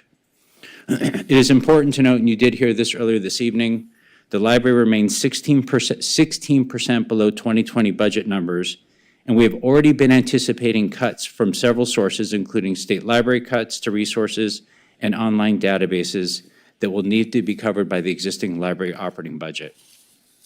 In Public Works, we'd be looking at cuts across a number of different services that are offered to the community. Facility maintenance would look at reduced service frequency, which may require closure of some facilities. We'd be looking at reduced park maintenance, reduced services for street, sidewalk, alley, and streetlight maintenance, beach restroom closures, dog park closures, and reduced palm tree pruning. In our city clerk's office, we would look to defer or not implement the hybrid public input and eliminate passport services, which would have implications to revenue. In recreation and arts, we would looking to reduce funding for cultural celebrations such as Black History Month, AAPI Month, Pride, and Hispanic Heritage Month. And we would look to defer the opening of Miles Playhouse and Camera Obscura. In the transportation department, we'd be looking to reductions to our SP Plus contract, which could affect city parking structure/lot maintenance, cleanliness levels, and staffing and customer service. We'd also be looking to reductions to professional and our contractual services, which could delay or suspend the following work plan for fiscal year 24-25, which would impact stop sign warrants analysis and the evaluation of 30 intersections or recommendations for updated criteria, traffic signal coordination plans, and the design of Mango Phase 5 between 21st and Cloverfield using low-cost materials. So in conclusion, because I know this was a lot, but it shows you how serious and how quickly we've been working on all this, I truly appreciate that this is a very comprehensive update, but the budget is our core policy document and is the plan through which most everything in the city happens. As I said at the outset, we take public safety very seriously and have dedicated efforts to find new revenues and make new investments in public safety in recent years, while many departments are still not fully restored from COVID restructuring in 2020. So finally, I hope to get you a sense of how seriously we take and rely on the budget to guide our work and the level of interdependence of our departments to realize their programs and services, and that staff are committed to professionally responding to council's direction on our budget, as they are with all matters from this council. Thank you. Thank you for that. I know that was long, but I think it gives us a snapshot to say that city services, it's a domino effect. I think for one, we're asking our city staff to go back and spend countless hours on something that maybe we should have thought about to bring back in January, February, March, April, May.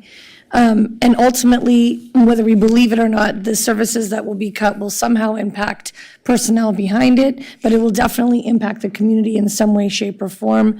And I think we can all agree that we've been up here trying to bring back cultural, arts, celebration, togetherness, and that is going to eliminate exactly that. I also think it's important to note that morale within city staff is important too, and we want to show that we respect. We often say thank you for all the work you've done, and this unfortunately would, be saying the opposite. I also want to say that even though after the display we just had, my bringing this forward was to bring this council together, because I think we can all say, I don't want to speak for everybody, that all 7 of us do love this city. We are giving of our time. We're serving the community up here, and we all care about public safety, and we all have to be aware what is going on, not just in our city, it's going on everywhere.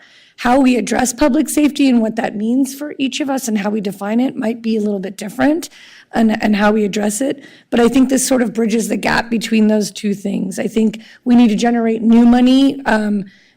I think Councilmember Davis uses the term about taking from a pie consistently and not putting more into it. And I think it's true to say that we can't just keep taking from the pie. We have to find ways to generate new money to address this very crucial issue around public safety. What is public safety, and what am I referring to? It's our homelessness crisis issue, which we know, we've heard from our chief, makes up 70% of the interactions that our PD are having. I think it makes up for probably the same, if not more, our emergency services are encountering. It's folks who have mental health issues and need help right away. We want to be compassionate and give people who, need substance use programming and mental health help, 5150 holds, whatever the case may be. We want to be cognizant and aware that we have a problem that we can't arrest our way out of. It's going to take a multi-pronged approach. And we had at one point, I brought it up before, the CRU van, for example, vans, I should say. And we never really got to see those in their full glory, and those would mitigate calls that police are not necessary for. I think we have to stop requiring our police officers to be mental health service providers on our streets. They're there to provide law and order. And unfortunately, there's laws that are outside of our jurisdiction that tie their hands in some circumstances. But in this particular case, I think what we're talking about is the community is seeing certain individuals who need help now. They don't need to be shuffled around. Unfortunately, that's like all we can do right now. We're gnawing around the edges of a huge problem, and we're putting it on the laps of police and our EMT fire services to just kind of shuffle people in and out of, whether it be the emergency room or just to the next block, and that's not helping. So my goal was to create something that I think the community will see, because even if we have 10,000 police officers in the city, I don't know that the laws exist in order to arrest somebody for being homeless, for example. And oftentimes when we encounter these people, we know that they are in desperate need of services. Mayor Brock has said many times, it's not compassionate to leave someone out on the streets. So let's come up with an approach. The CRU van is an approach where, for example, I think we all received an email the other day that police engaged with an individual who had to be taken to a service provider. That takes that police unit off the street to respond to crime for however long that takes for them to transport them. They are not a transport service for that, but they do it because they are encountering those individuals.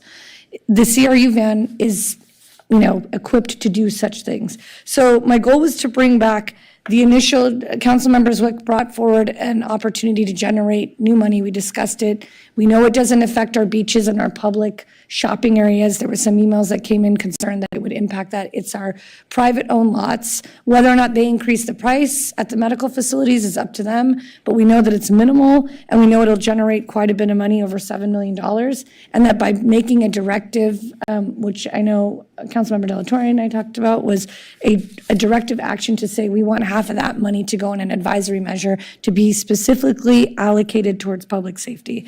Now, we're asking for it to come back on the 23rd so that I believe it is not for us to say, how police needs to use it, or how our public service, how fire would use it for the CRU. We need them to come back and tell us what that means, because oftentimes, you know, boots on the ground is one thing, but it takes administrative support. I know, for example, in police, and having my discussions with upper administrative personnel in the police department, that it's not just about the officers, it's about the support behind them in order to do this job. So we need police to come tell us, this is what would help us. Maybe it's more cameras, maybe it's drones, maybe there's vehicles that need fixing on top of X amount of officers. I don't know. And until they give us that presentation, we won't know. Same thing with fire, and same thing with these other entities that are listed here. So my proposal is to just bring back this idea. Public safety is also inclusive of people traveling safely, and I know that's important to Councilmember Zwick and why you brought it forward in the beginning, but there was a public safety element, and there's some fear from the community, understandably, that oftentimes with these taxes that the money doesn't go where it's supposed to go. And after what we just heard, it sort of instills a little bit more fear, like, oh no, if we're in such financial crises, how do we know it's gonna go there? And I think with a advisory measure, we can protect that. And I don't know if it's appropriate for city manager or city attorney just to quickly comment on when you have an advisory measure, what's the difference versus a general tax and a specialty tax, which I know requires 2/3. Well, technically, a general tax, the revenue can be used for anything. Right. The advisory measure is the voters then weighing in what they believe the tax should be used for. Right. So as we hear on the 23rd, right, how this money would be used, we can opine up on the dais as to how it would be more specific in terms of dollars or percentages and whatnot. Right now, we're just asking for it to come back so that we can hear what that would look like. Yeah, so the city attorney's office will work with our outside consultants to actually develop an advisory measure language that will focus on public safety services for that, for the tax measure itself. So we will be actually presenting to you what that language would be, and then we would be seeking your direction on whether or not that language is acceptable or not. And I want to be clear, because I got an email asking why we would be giving money from this measure to the city attorney's office. That's not what was proposed. It's asking that these departments, you know, may all be involved. I'll just give one example, and I'm not saying that this is part of it. OEM, is it necessary that we move OEM under the police department? I don't know that that is the case, but that might be something that is presented. There are going to be ideas presented in order to address this issue of homelessness on our streets, public safety, and it's going to include the police department, it's going to include our first responders, and we're going to hear from our city attorney's office and other departments like Housing and Human Services as to how we can work collectively to create that. But as it pertains to the specific dollar amounts to certain entities, we're not at that point yet tonight, correct? I'm just bringing this. Okay, I just want to make that clear, and I'm done with my speech. Councilmember Terosas. Yeah, I just commend Vice Mayor Negrete on bringing this forward. I really appreciate it. I think this nicely threads the needle. I too was very worried about what our city manager outlined, and so I'm prepared to move the item. Second. Councilmember Davis. Well, actually, first, is there a second? I said second. She seconded. Oh, I'm sorry. Yeah, I missed that. And I just want to say, too, I also appreciate Vice Mayor Negretti's efforts in regard to this, and to the extent that people have some concerns, as someone who participated in 2 campaigns where we used advisory measures with regard to the sales and use tax, that in both those instances, the community spoke by adopting the advisory measures where 50% of the proceeds of those tax increments went to the schools. And one of the things you'll notice that the city manager didn't mention was digging into that money, because when the voters have spoken to that extent, you know, I think it's incumbent on this council and this community to respect that. So having it in an advisory measure, I think will be an opportunity for the voters to express that they would like a portion of these proceeds to go to public safety, and I think that will be respected by the this council and subsequent councils as measures Y and YY and measures GS and GSH have been in the past. I like to take a minute and a half, even though my voice is leaving.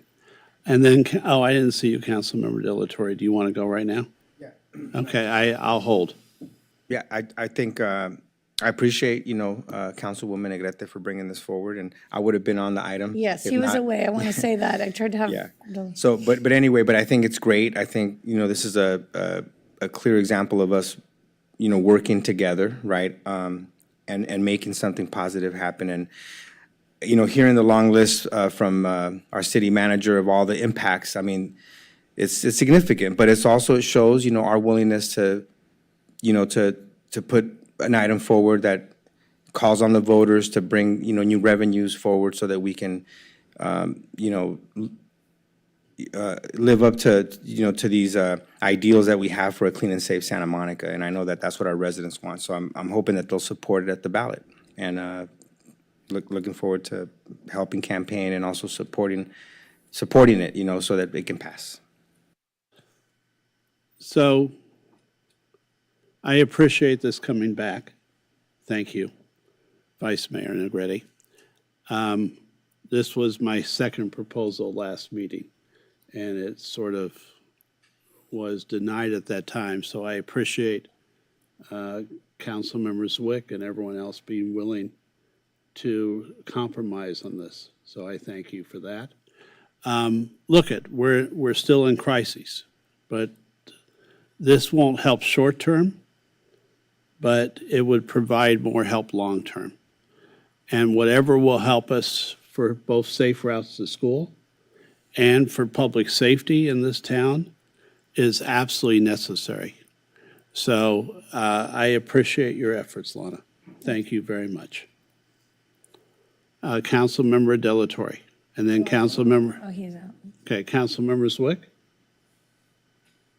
I'll just reiterate my appreciation to Vice Mayor Negrete for bringing this item before us. Public safety, as you said, means a lot of things, and I'll just reiterate that I support all definitions that we hold as a council, and am happy to see this go forward. Was happy to see a version thereof go forward before, but I'm even happier to see it go forward now. And if an advisory measure is something that can help bring along everyone on this council and hopefully everyone in this community, I'm all for it. Councilmember Parra. Yeah, and I have to agree as well. I think that the reason why, one of the main reasons why last time I had a hard time approving the item, not because I didn't believe in it and what it could do for the city, but I had significant concerns about, whether we were able to truly earmark the money for, the needs and the things that we had wanted to allocate it to. And so I think that bringing it back this way with very specific intention will be beneficial and will be reassuring, I think, to our community. And so I appreciate the work that you all have put into trying to bring this back. So thank you. And can we take a vote? Oh, great. Yeah, there's no money, right? So. Okay, all in favor? Aye.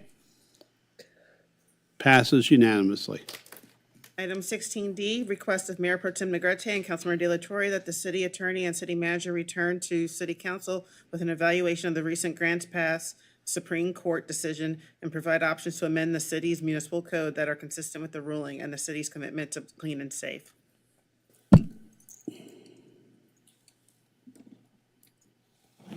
Councilmember Delatorre can. Delatorre? Yes, yeah. So as we all know, there was a major legal decision made by the Supreme Court, and we're still trying to understand how that impacts us and what options it provides us, so that we can, provide support for people that are on our streets. The goal of this is not to criminalize homelessness. We want to assess our temporary shelters and see how we can move forward in providing, more space so that people can sleep indoors. And that's the major goal that we want to find a way to, to accomplish. And the other thing is that's important is that this ruling, the Supreme Court ruling, obviously it's going to impact many cities. There's some cities will take a different position than ours, and there is a concern that some of these cities will because if they work on enforcement without sort of, support, programming, shelters, that many individuals will get pushed to the coastal cities like Santa Monica that have a tradition and a long track record of supporting unhoused individuals. And so we need to understand how those dynamics might impact us.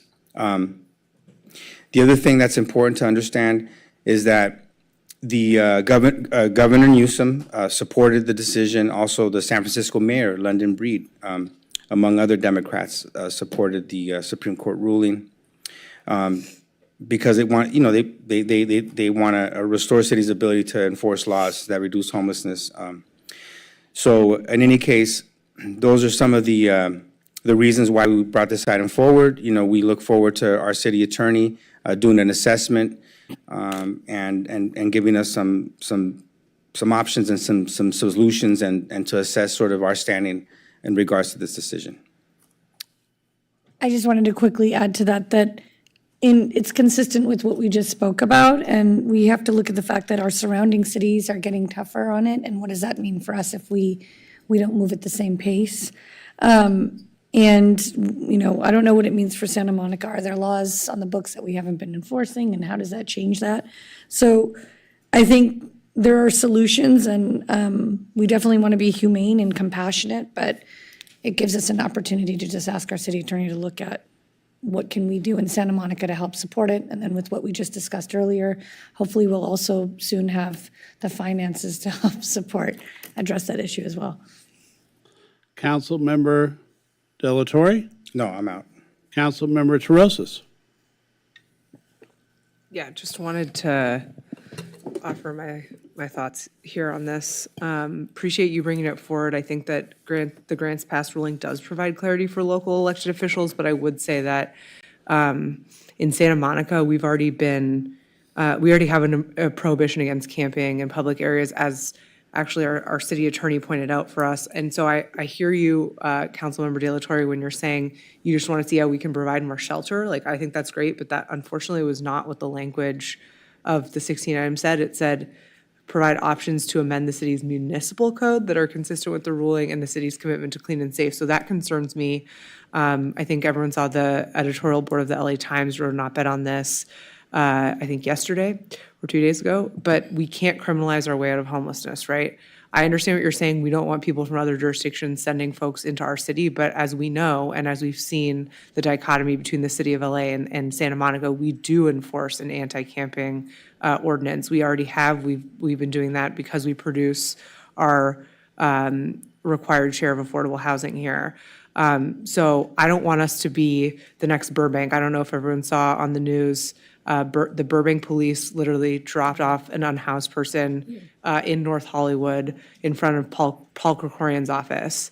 I think we've seen what that looks like, and I think that that's not humane. That's not what the ethos of Santa Monica is here. And when we're frustrated, we look for short-term solutions to address problems. I know people are frustrated here. I get that. I hear that every single day. But I don't think that we can criminalize our way out of homelessness. If we really want to solve homelessness, we can't just push someone to another sidewalk because we don't want them in our city. We need a both-and approach. We need to build more housing, more supportive housing, and more affordable housing. I just want to reiterate in our city attorney's memo and what is in our code, we already have a prohibition against camping in public parks, public beaches, at the pier, public streets, public alleyways, public parking lots, public passageways, public rights-of-ways, publicly owned landscaped areas or green belts, public educational institutions, including SMM, USD, SMC, or other government-owned properties in the city of Santa Monica, and we have a prohibition against sitting or lying in doorways at night. I think grants pass only reverses the Eighth Amendment interpretation around cruel and unusual punishment. And for the escalation of actions related to anti-camping. I think that we have a very sufficient municipal code to address this issue. I'm not really sure, maybe our city attorney can opine, what additional things we would even be able to do. Well, the one thing that came up is that we could do is following the grants passed Ninth Circuit decision, we added an express exception to the municipal code for homeless people sleeping with a blanket, basically. We could remove that in light of the Supreme Court decision. So you're saying now we're going to remove blankets from people? No, I'm just saying we provided that exception in response to the Ninth Circuit decision, so we could take that back out. Okay. Got it. That's the only thing we do. Okay, Well, he hasn't looked into it, I don't know. Okay. Council, are you done? Councilmember Para.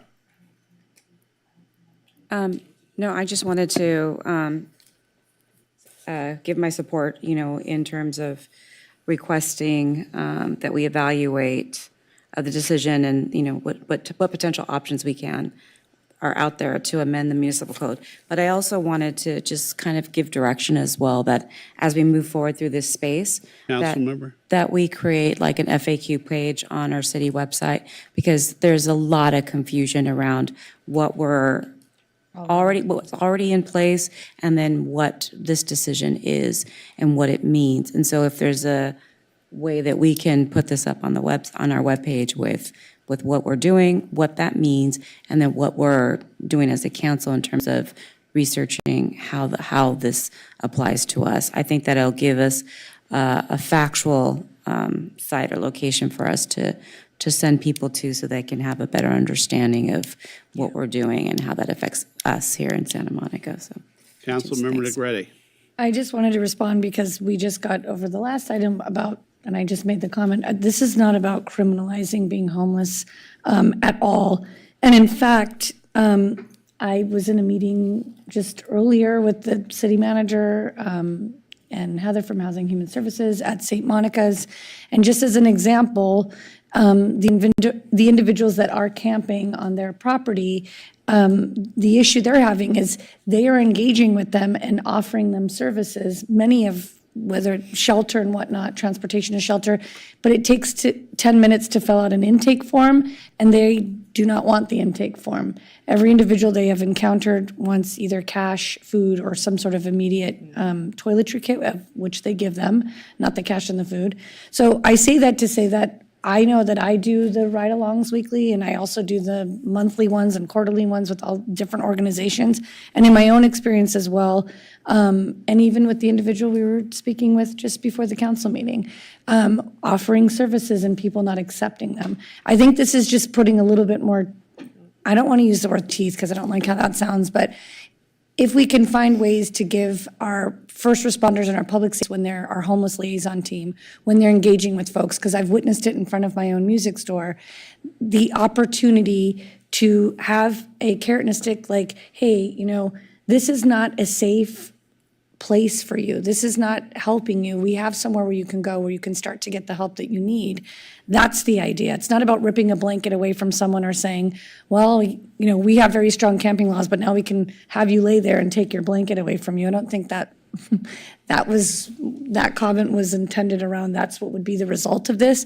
I think we're hoping that we can look into it and maybe potentially find things to help our officers when they're out there engaging with people. Because look, people call all the time and they're upset because they see officers talking to someone who may be, acting a certain way, instilling maybe fear or worry that they're going to do something, but nothing they're doing is quite breaking a law yet. And they're upset with our police officers because they're doing nothing about it. They're not equipped at that point to transport them anywhere or have another option. And in part, it's because people don't have to accept that help. I think we need to be honest with ourselves that a lot of the people that are out there are not looking for an apartment. Even if you offered them a high-rise by the beach, some people are here because we just spoke to one who likes to float through. So I think we need to be realistic about that. I know some of us believe that half the people on the streets just lost their job at Target last week, but I think the reality is a lot of people have an opioid addiction problem, mental health, I don't know which came first, and they're not even in the right mind to make a decision to accept help. And we're just trying to find the tools to give our officers and our first responders opportunities to say, this is not an option for you, so you're going to have to accept some sort of help indoors. Can I just respond? I would just say that is why we need care court implementation, and I don't necessarily think that the grants pass ruling is going to enable us to do some of what you're talking about, but I'm absolutely But we open. don't know. Yeah, no, I'm So, open to hearing from the city. Councilmember Davis, please.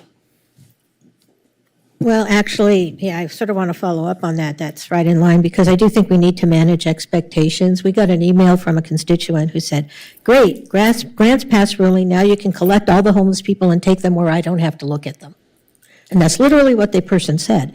And while I disagree with that with every fiber of my being, it also doesn't state what Grants Pass will allow us to do. Grants Pass does not take away the civil rights or the humanity of people who are experiencing homelessness. What it says is that we can ban encampments, which we already do. And so I just really think it's important. I'm all in favor of analyzing the Grants Pass case and what it means, but it does not mean that we can collect people who are homeless off the street. It doesn't mean that we can force them into housing if they don't want to go into housing. They are still human beings and they still have civil rights. You know, my biggest concern, in all honesty, about the Grants Pass decision, and I think I can't remember who mentioned it now, it may have been Vice Mayor Negretti or Councilmember Terosas, is that some of the jurisdictions around us will, for lack of a better term, test the limits of the Grants Pass decision. And as I think Councilmember Terosas pointed out, you had the situation where Burbank police officers decided to relocate an unhoused person from Burbank into the city of LA. And I think there may be, while we are surrounded on three sides by the city of LA, as they perhaps take Grants Pass to heart. And I've been downtown quite a bit lately because I've been in federal court, and there are actually some of the long-term encampments are already gone. And I will say what's sad is that the people are gone when their stuff is being thrown into garbage cans. And I suspect, and this, when I first got on the council, I was taken downtown and was shown LAPD officers, and that was back when Big Blue Bus had tokens. They were handing out Big Blue Bus tokens to homeless people to send them into Santa Monica. And so I think in some respects, the effect of Grants Pass on this community will be more being vigilant against that happening than any action that we want to take. So I just want to manage expectations. This does not mean that we can take people off the street if they don't want to be taken off the street. It doesn't mean that we can forcibly shelter them or that we can forcibly move them into housing. It simply means that we can ban camping on public property, which we already do. So I'm all in favor of examining the effect of Grants Pass, but I just think it's important to manage expectations that it does not, in effect, give us the right to violate people's civil rights by just picking them up and moving them on. Councilmember Delatorre.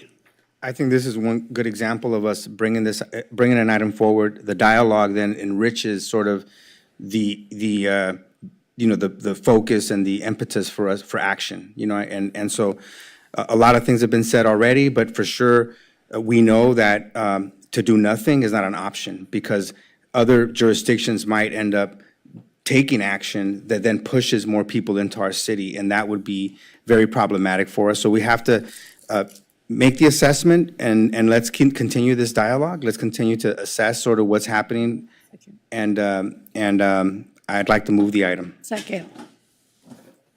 I want to take another minute and just mention to many of our residents, it's not what you see in LA. Yes, our police are able to dismantle the actual tents and the encampments. But we have, on an average night, a couple of hundred or more people sleeping in front of stores on the promenade, in people's alleys, all over the city. And what they're asking is, to them, that is covered by the Grants Pass Supreme Court decision. Now, it may not be, but I think we'll have to have the city attorney come back with a clear delineation of what it means. Is an encampment just when someone puts up a tent and 3 or 4 of them gather together and that's an encampment?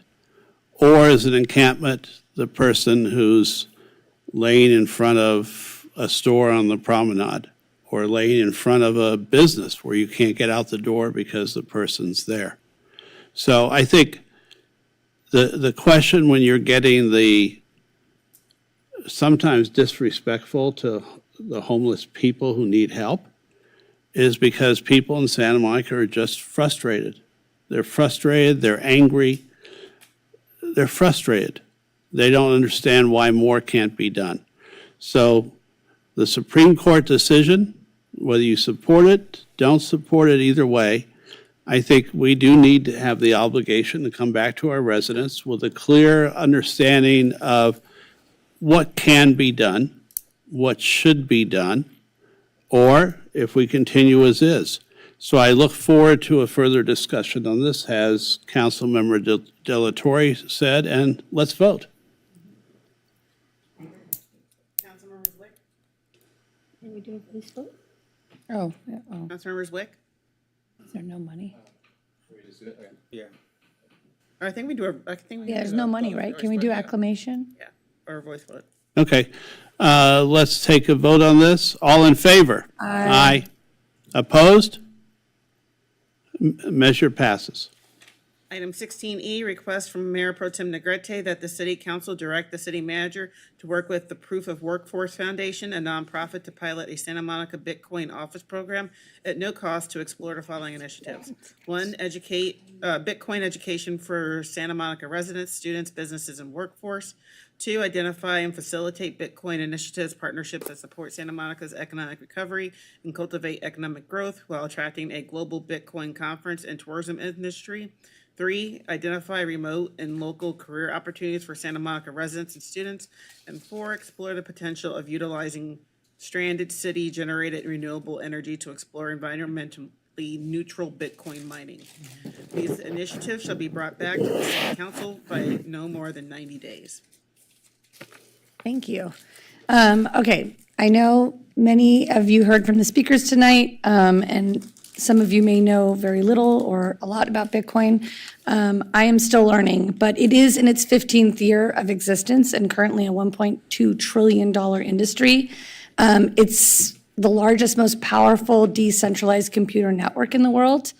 I'm excited at the idea of just exploring a wide range of applications, providing education to staff, residents, introducing remote job opportunities for Santa Monicans, business revitalization at our promenade and other business areas, coordination with our consumer fraud protection. I just want to point out that had we had this a year ago, those of you that remember what happened in the Pico neighborhood with a company that came in with a cryptocurrency probably wouldn't have happened. This is not about the asset or the commodity. It is truly about educating. We have been a leader in so many things, very progressive in our city. We are currently battling a lot of negative news, a retail climate that's really hard for some of our areas, like our downtown Santa Monica area. We're consistently looking at, how can we bring back economic recovery? I think these are some interesting out-of-the-box ideas that we've been discussing. For one, Bitcoin, I can tell you, when there's a conference, much like fans of Star Wars, they bring people out from all over the world, and in a way that I've never seen before. I was actually pretty amazed to see at the events that I've attended that so many people come from all over the world. It's a lot of positive energy. Everybody's happy to share information with those that don't understand it. Less about getting anyone to invest, but rather getting people to understand the technology itself. I'm a parent to teenagers. I know that in their school, they're talking about this consistently. I know that at our local college, people are talking about it. I think that we need to be also talking about it. I want to be clear that this is not a specific physical office. It is opportunities that we will be hosting at maybe public spaces like our library or whatnot. It'll be an opportunity to capture and engage a multitude of ages, equitable in the sense that it's for everybody. Young, old, business owners, non-business owners, people who already have Bitcoin, people who know nothing about Bitcoin. I just think this is a great opportunity to discover which ways Bitcoin can serve the city of Santa Monica, and we can only do that by exploring it. It's a no-cost initiative. It's not costing us anything. It's just opportunities to explore how can we participate. So I'm going to open the floor to see. Councilmember Parra. Thank you. No, so I just wanted to begin with thanking Vice Mayor Negrete for bringing this item forward. It's really exciting. It actually was really exciting to see all the different emails that came in from people all around our community, you know, to hear from the professors over at UCLA, the students at USC, from travel and tourism, some hoteliers, and it's just really, everybody's really excited about the opportunity to have a company come in and educate our community. And one of the things that Vice Mayor Negrete said that I had captured was it's not about the asset or commodity, it's about the technology. And so it's about being able to explore all the different possibilities. I also have had an opportunity to attend a couple different presentations on this, and while I'm still in the beginning stages of trying to really understand how it works, my husband is involved in it. My brother-in-law has built his own system from like years ago. And so I get it a little bit, but I'm excited, on a personal level to learn more, but also to kind of be that innovative city, which we are, that progressive city, which we are.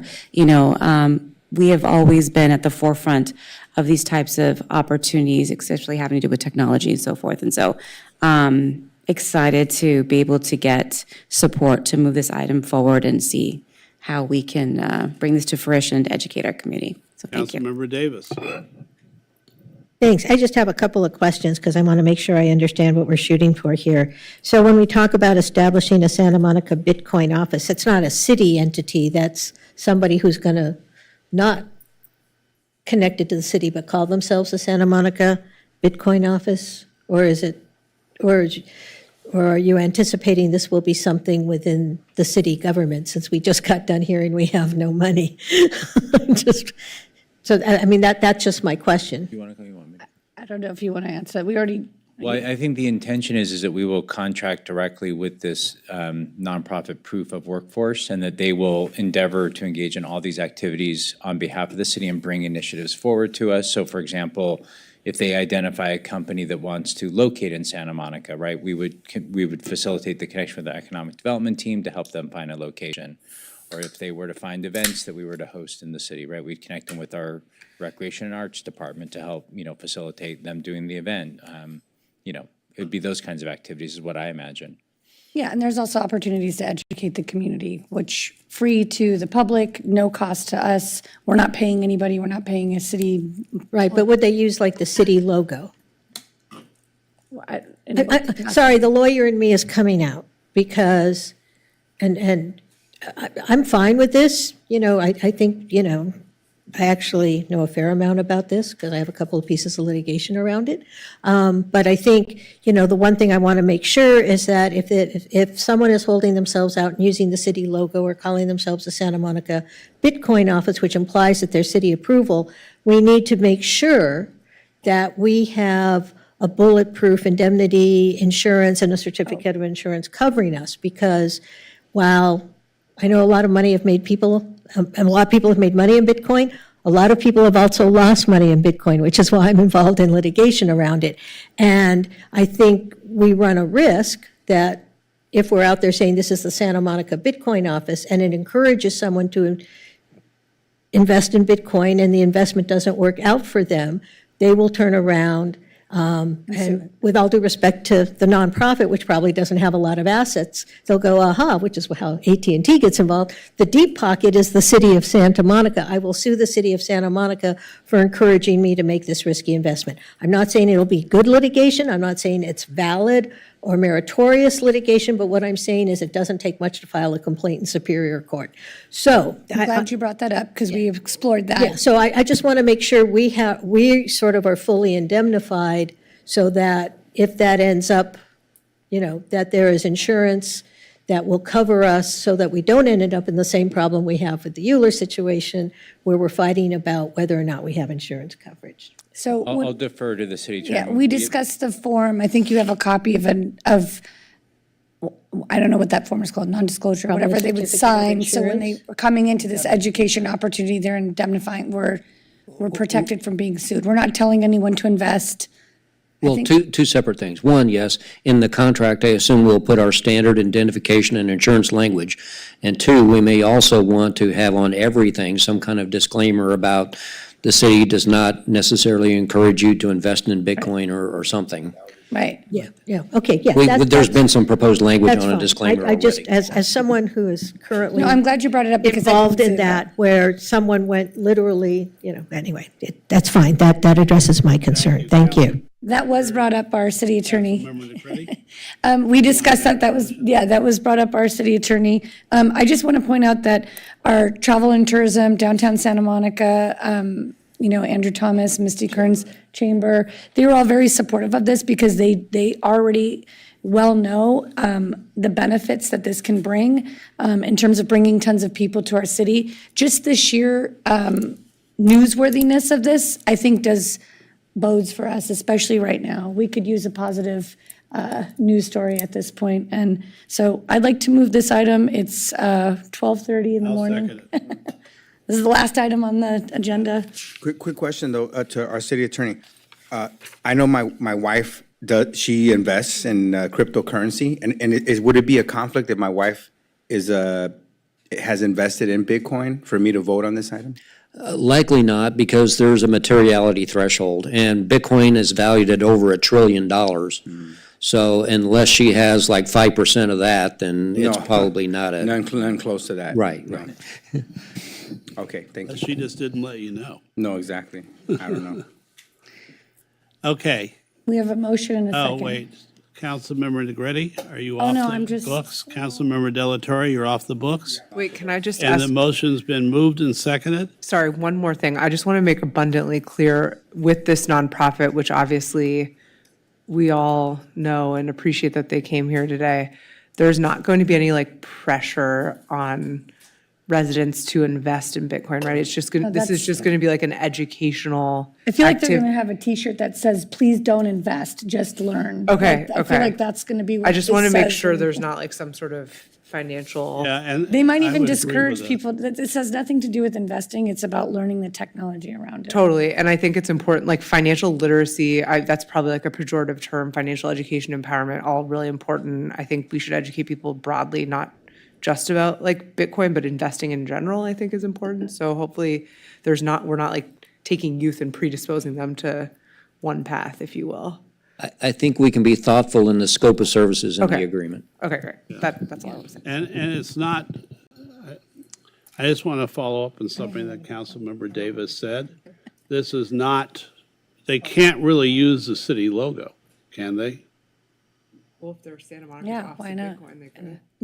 She was saying that we want to make sure that there's legal verbiage in there that precludes us from being sued in case they say. Don't preclude us from being sued. It means if we get sued. We're indemnified. We are indemnified and provided a defense, so, yeah. We can address that. It's the whole point otherwise. I understand that. But, okay, let's, Yeah, with the proof of work. all right, let's, 'Cause there's no okay. money. All in favor? Aye. Opposed? Motion carries 7-0, and with that, the city council is adjourned until July 23rd. We'll see you then. Have a good night, good morning,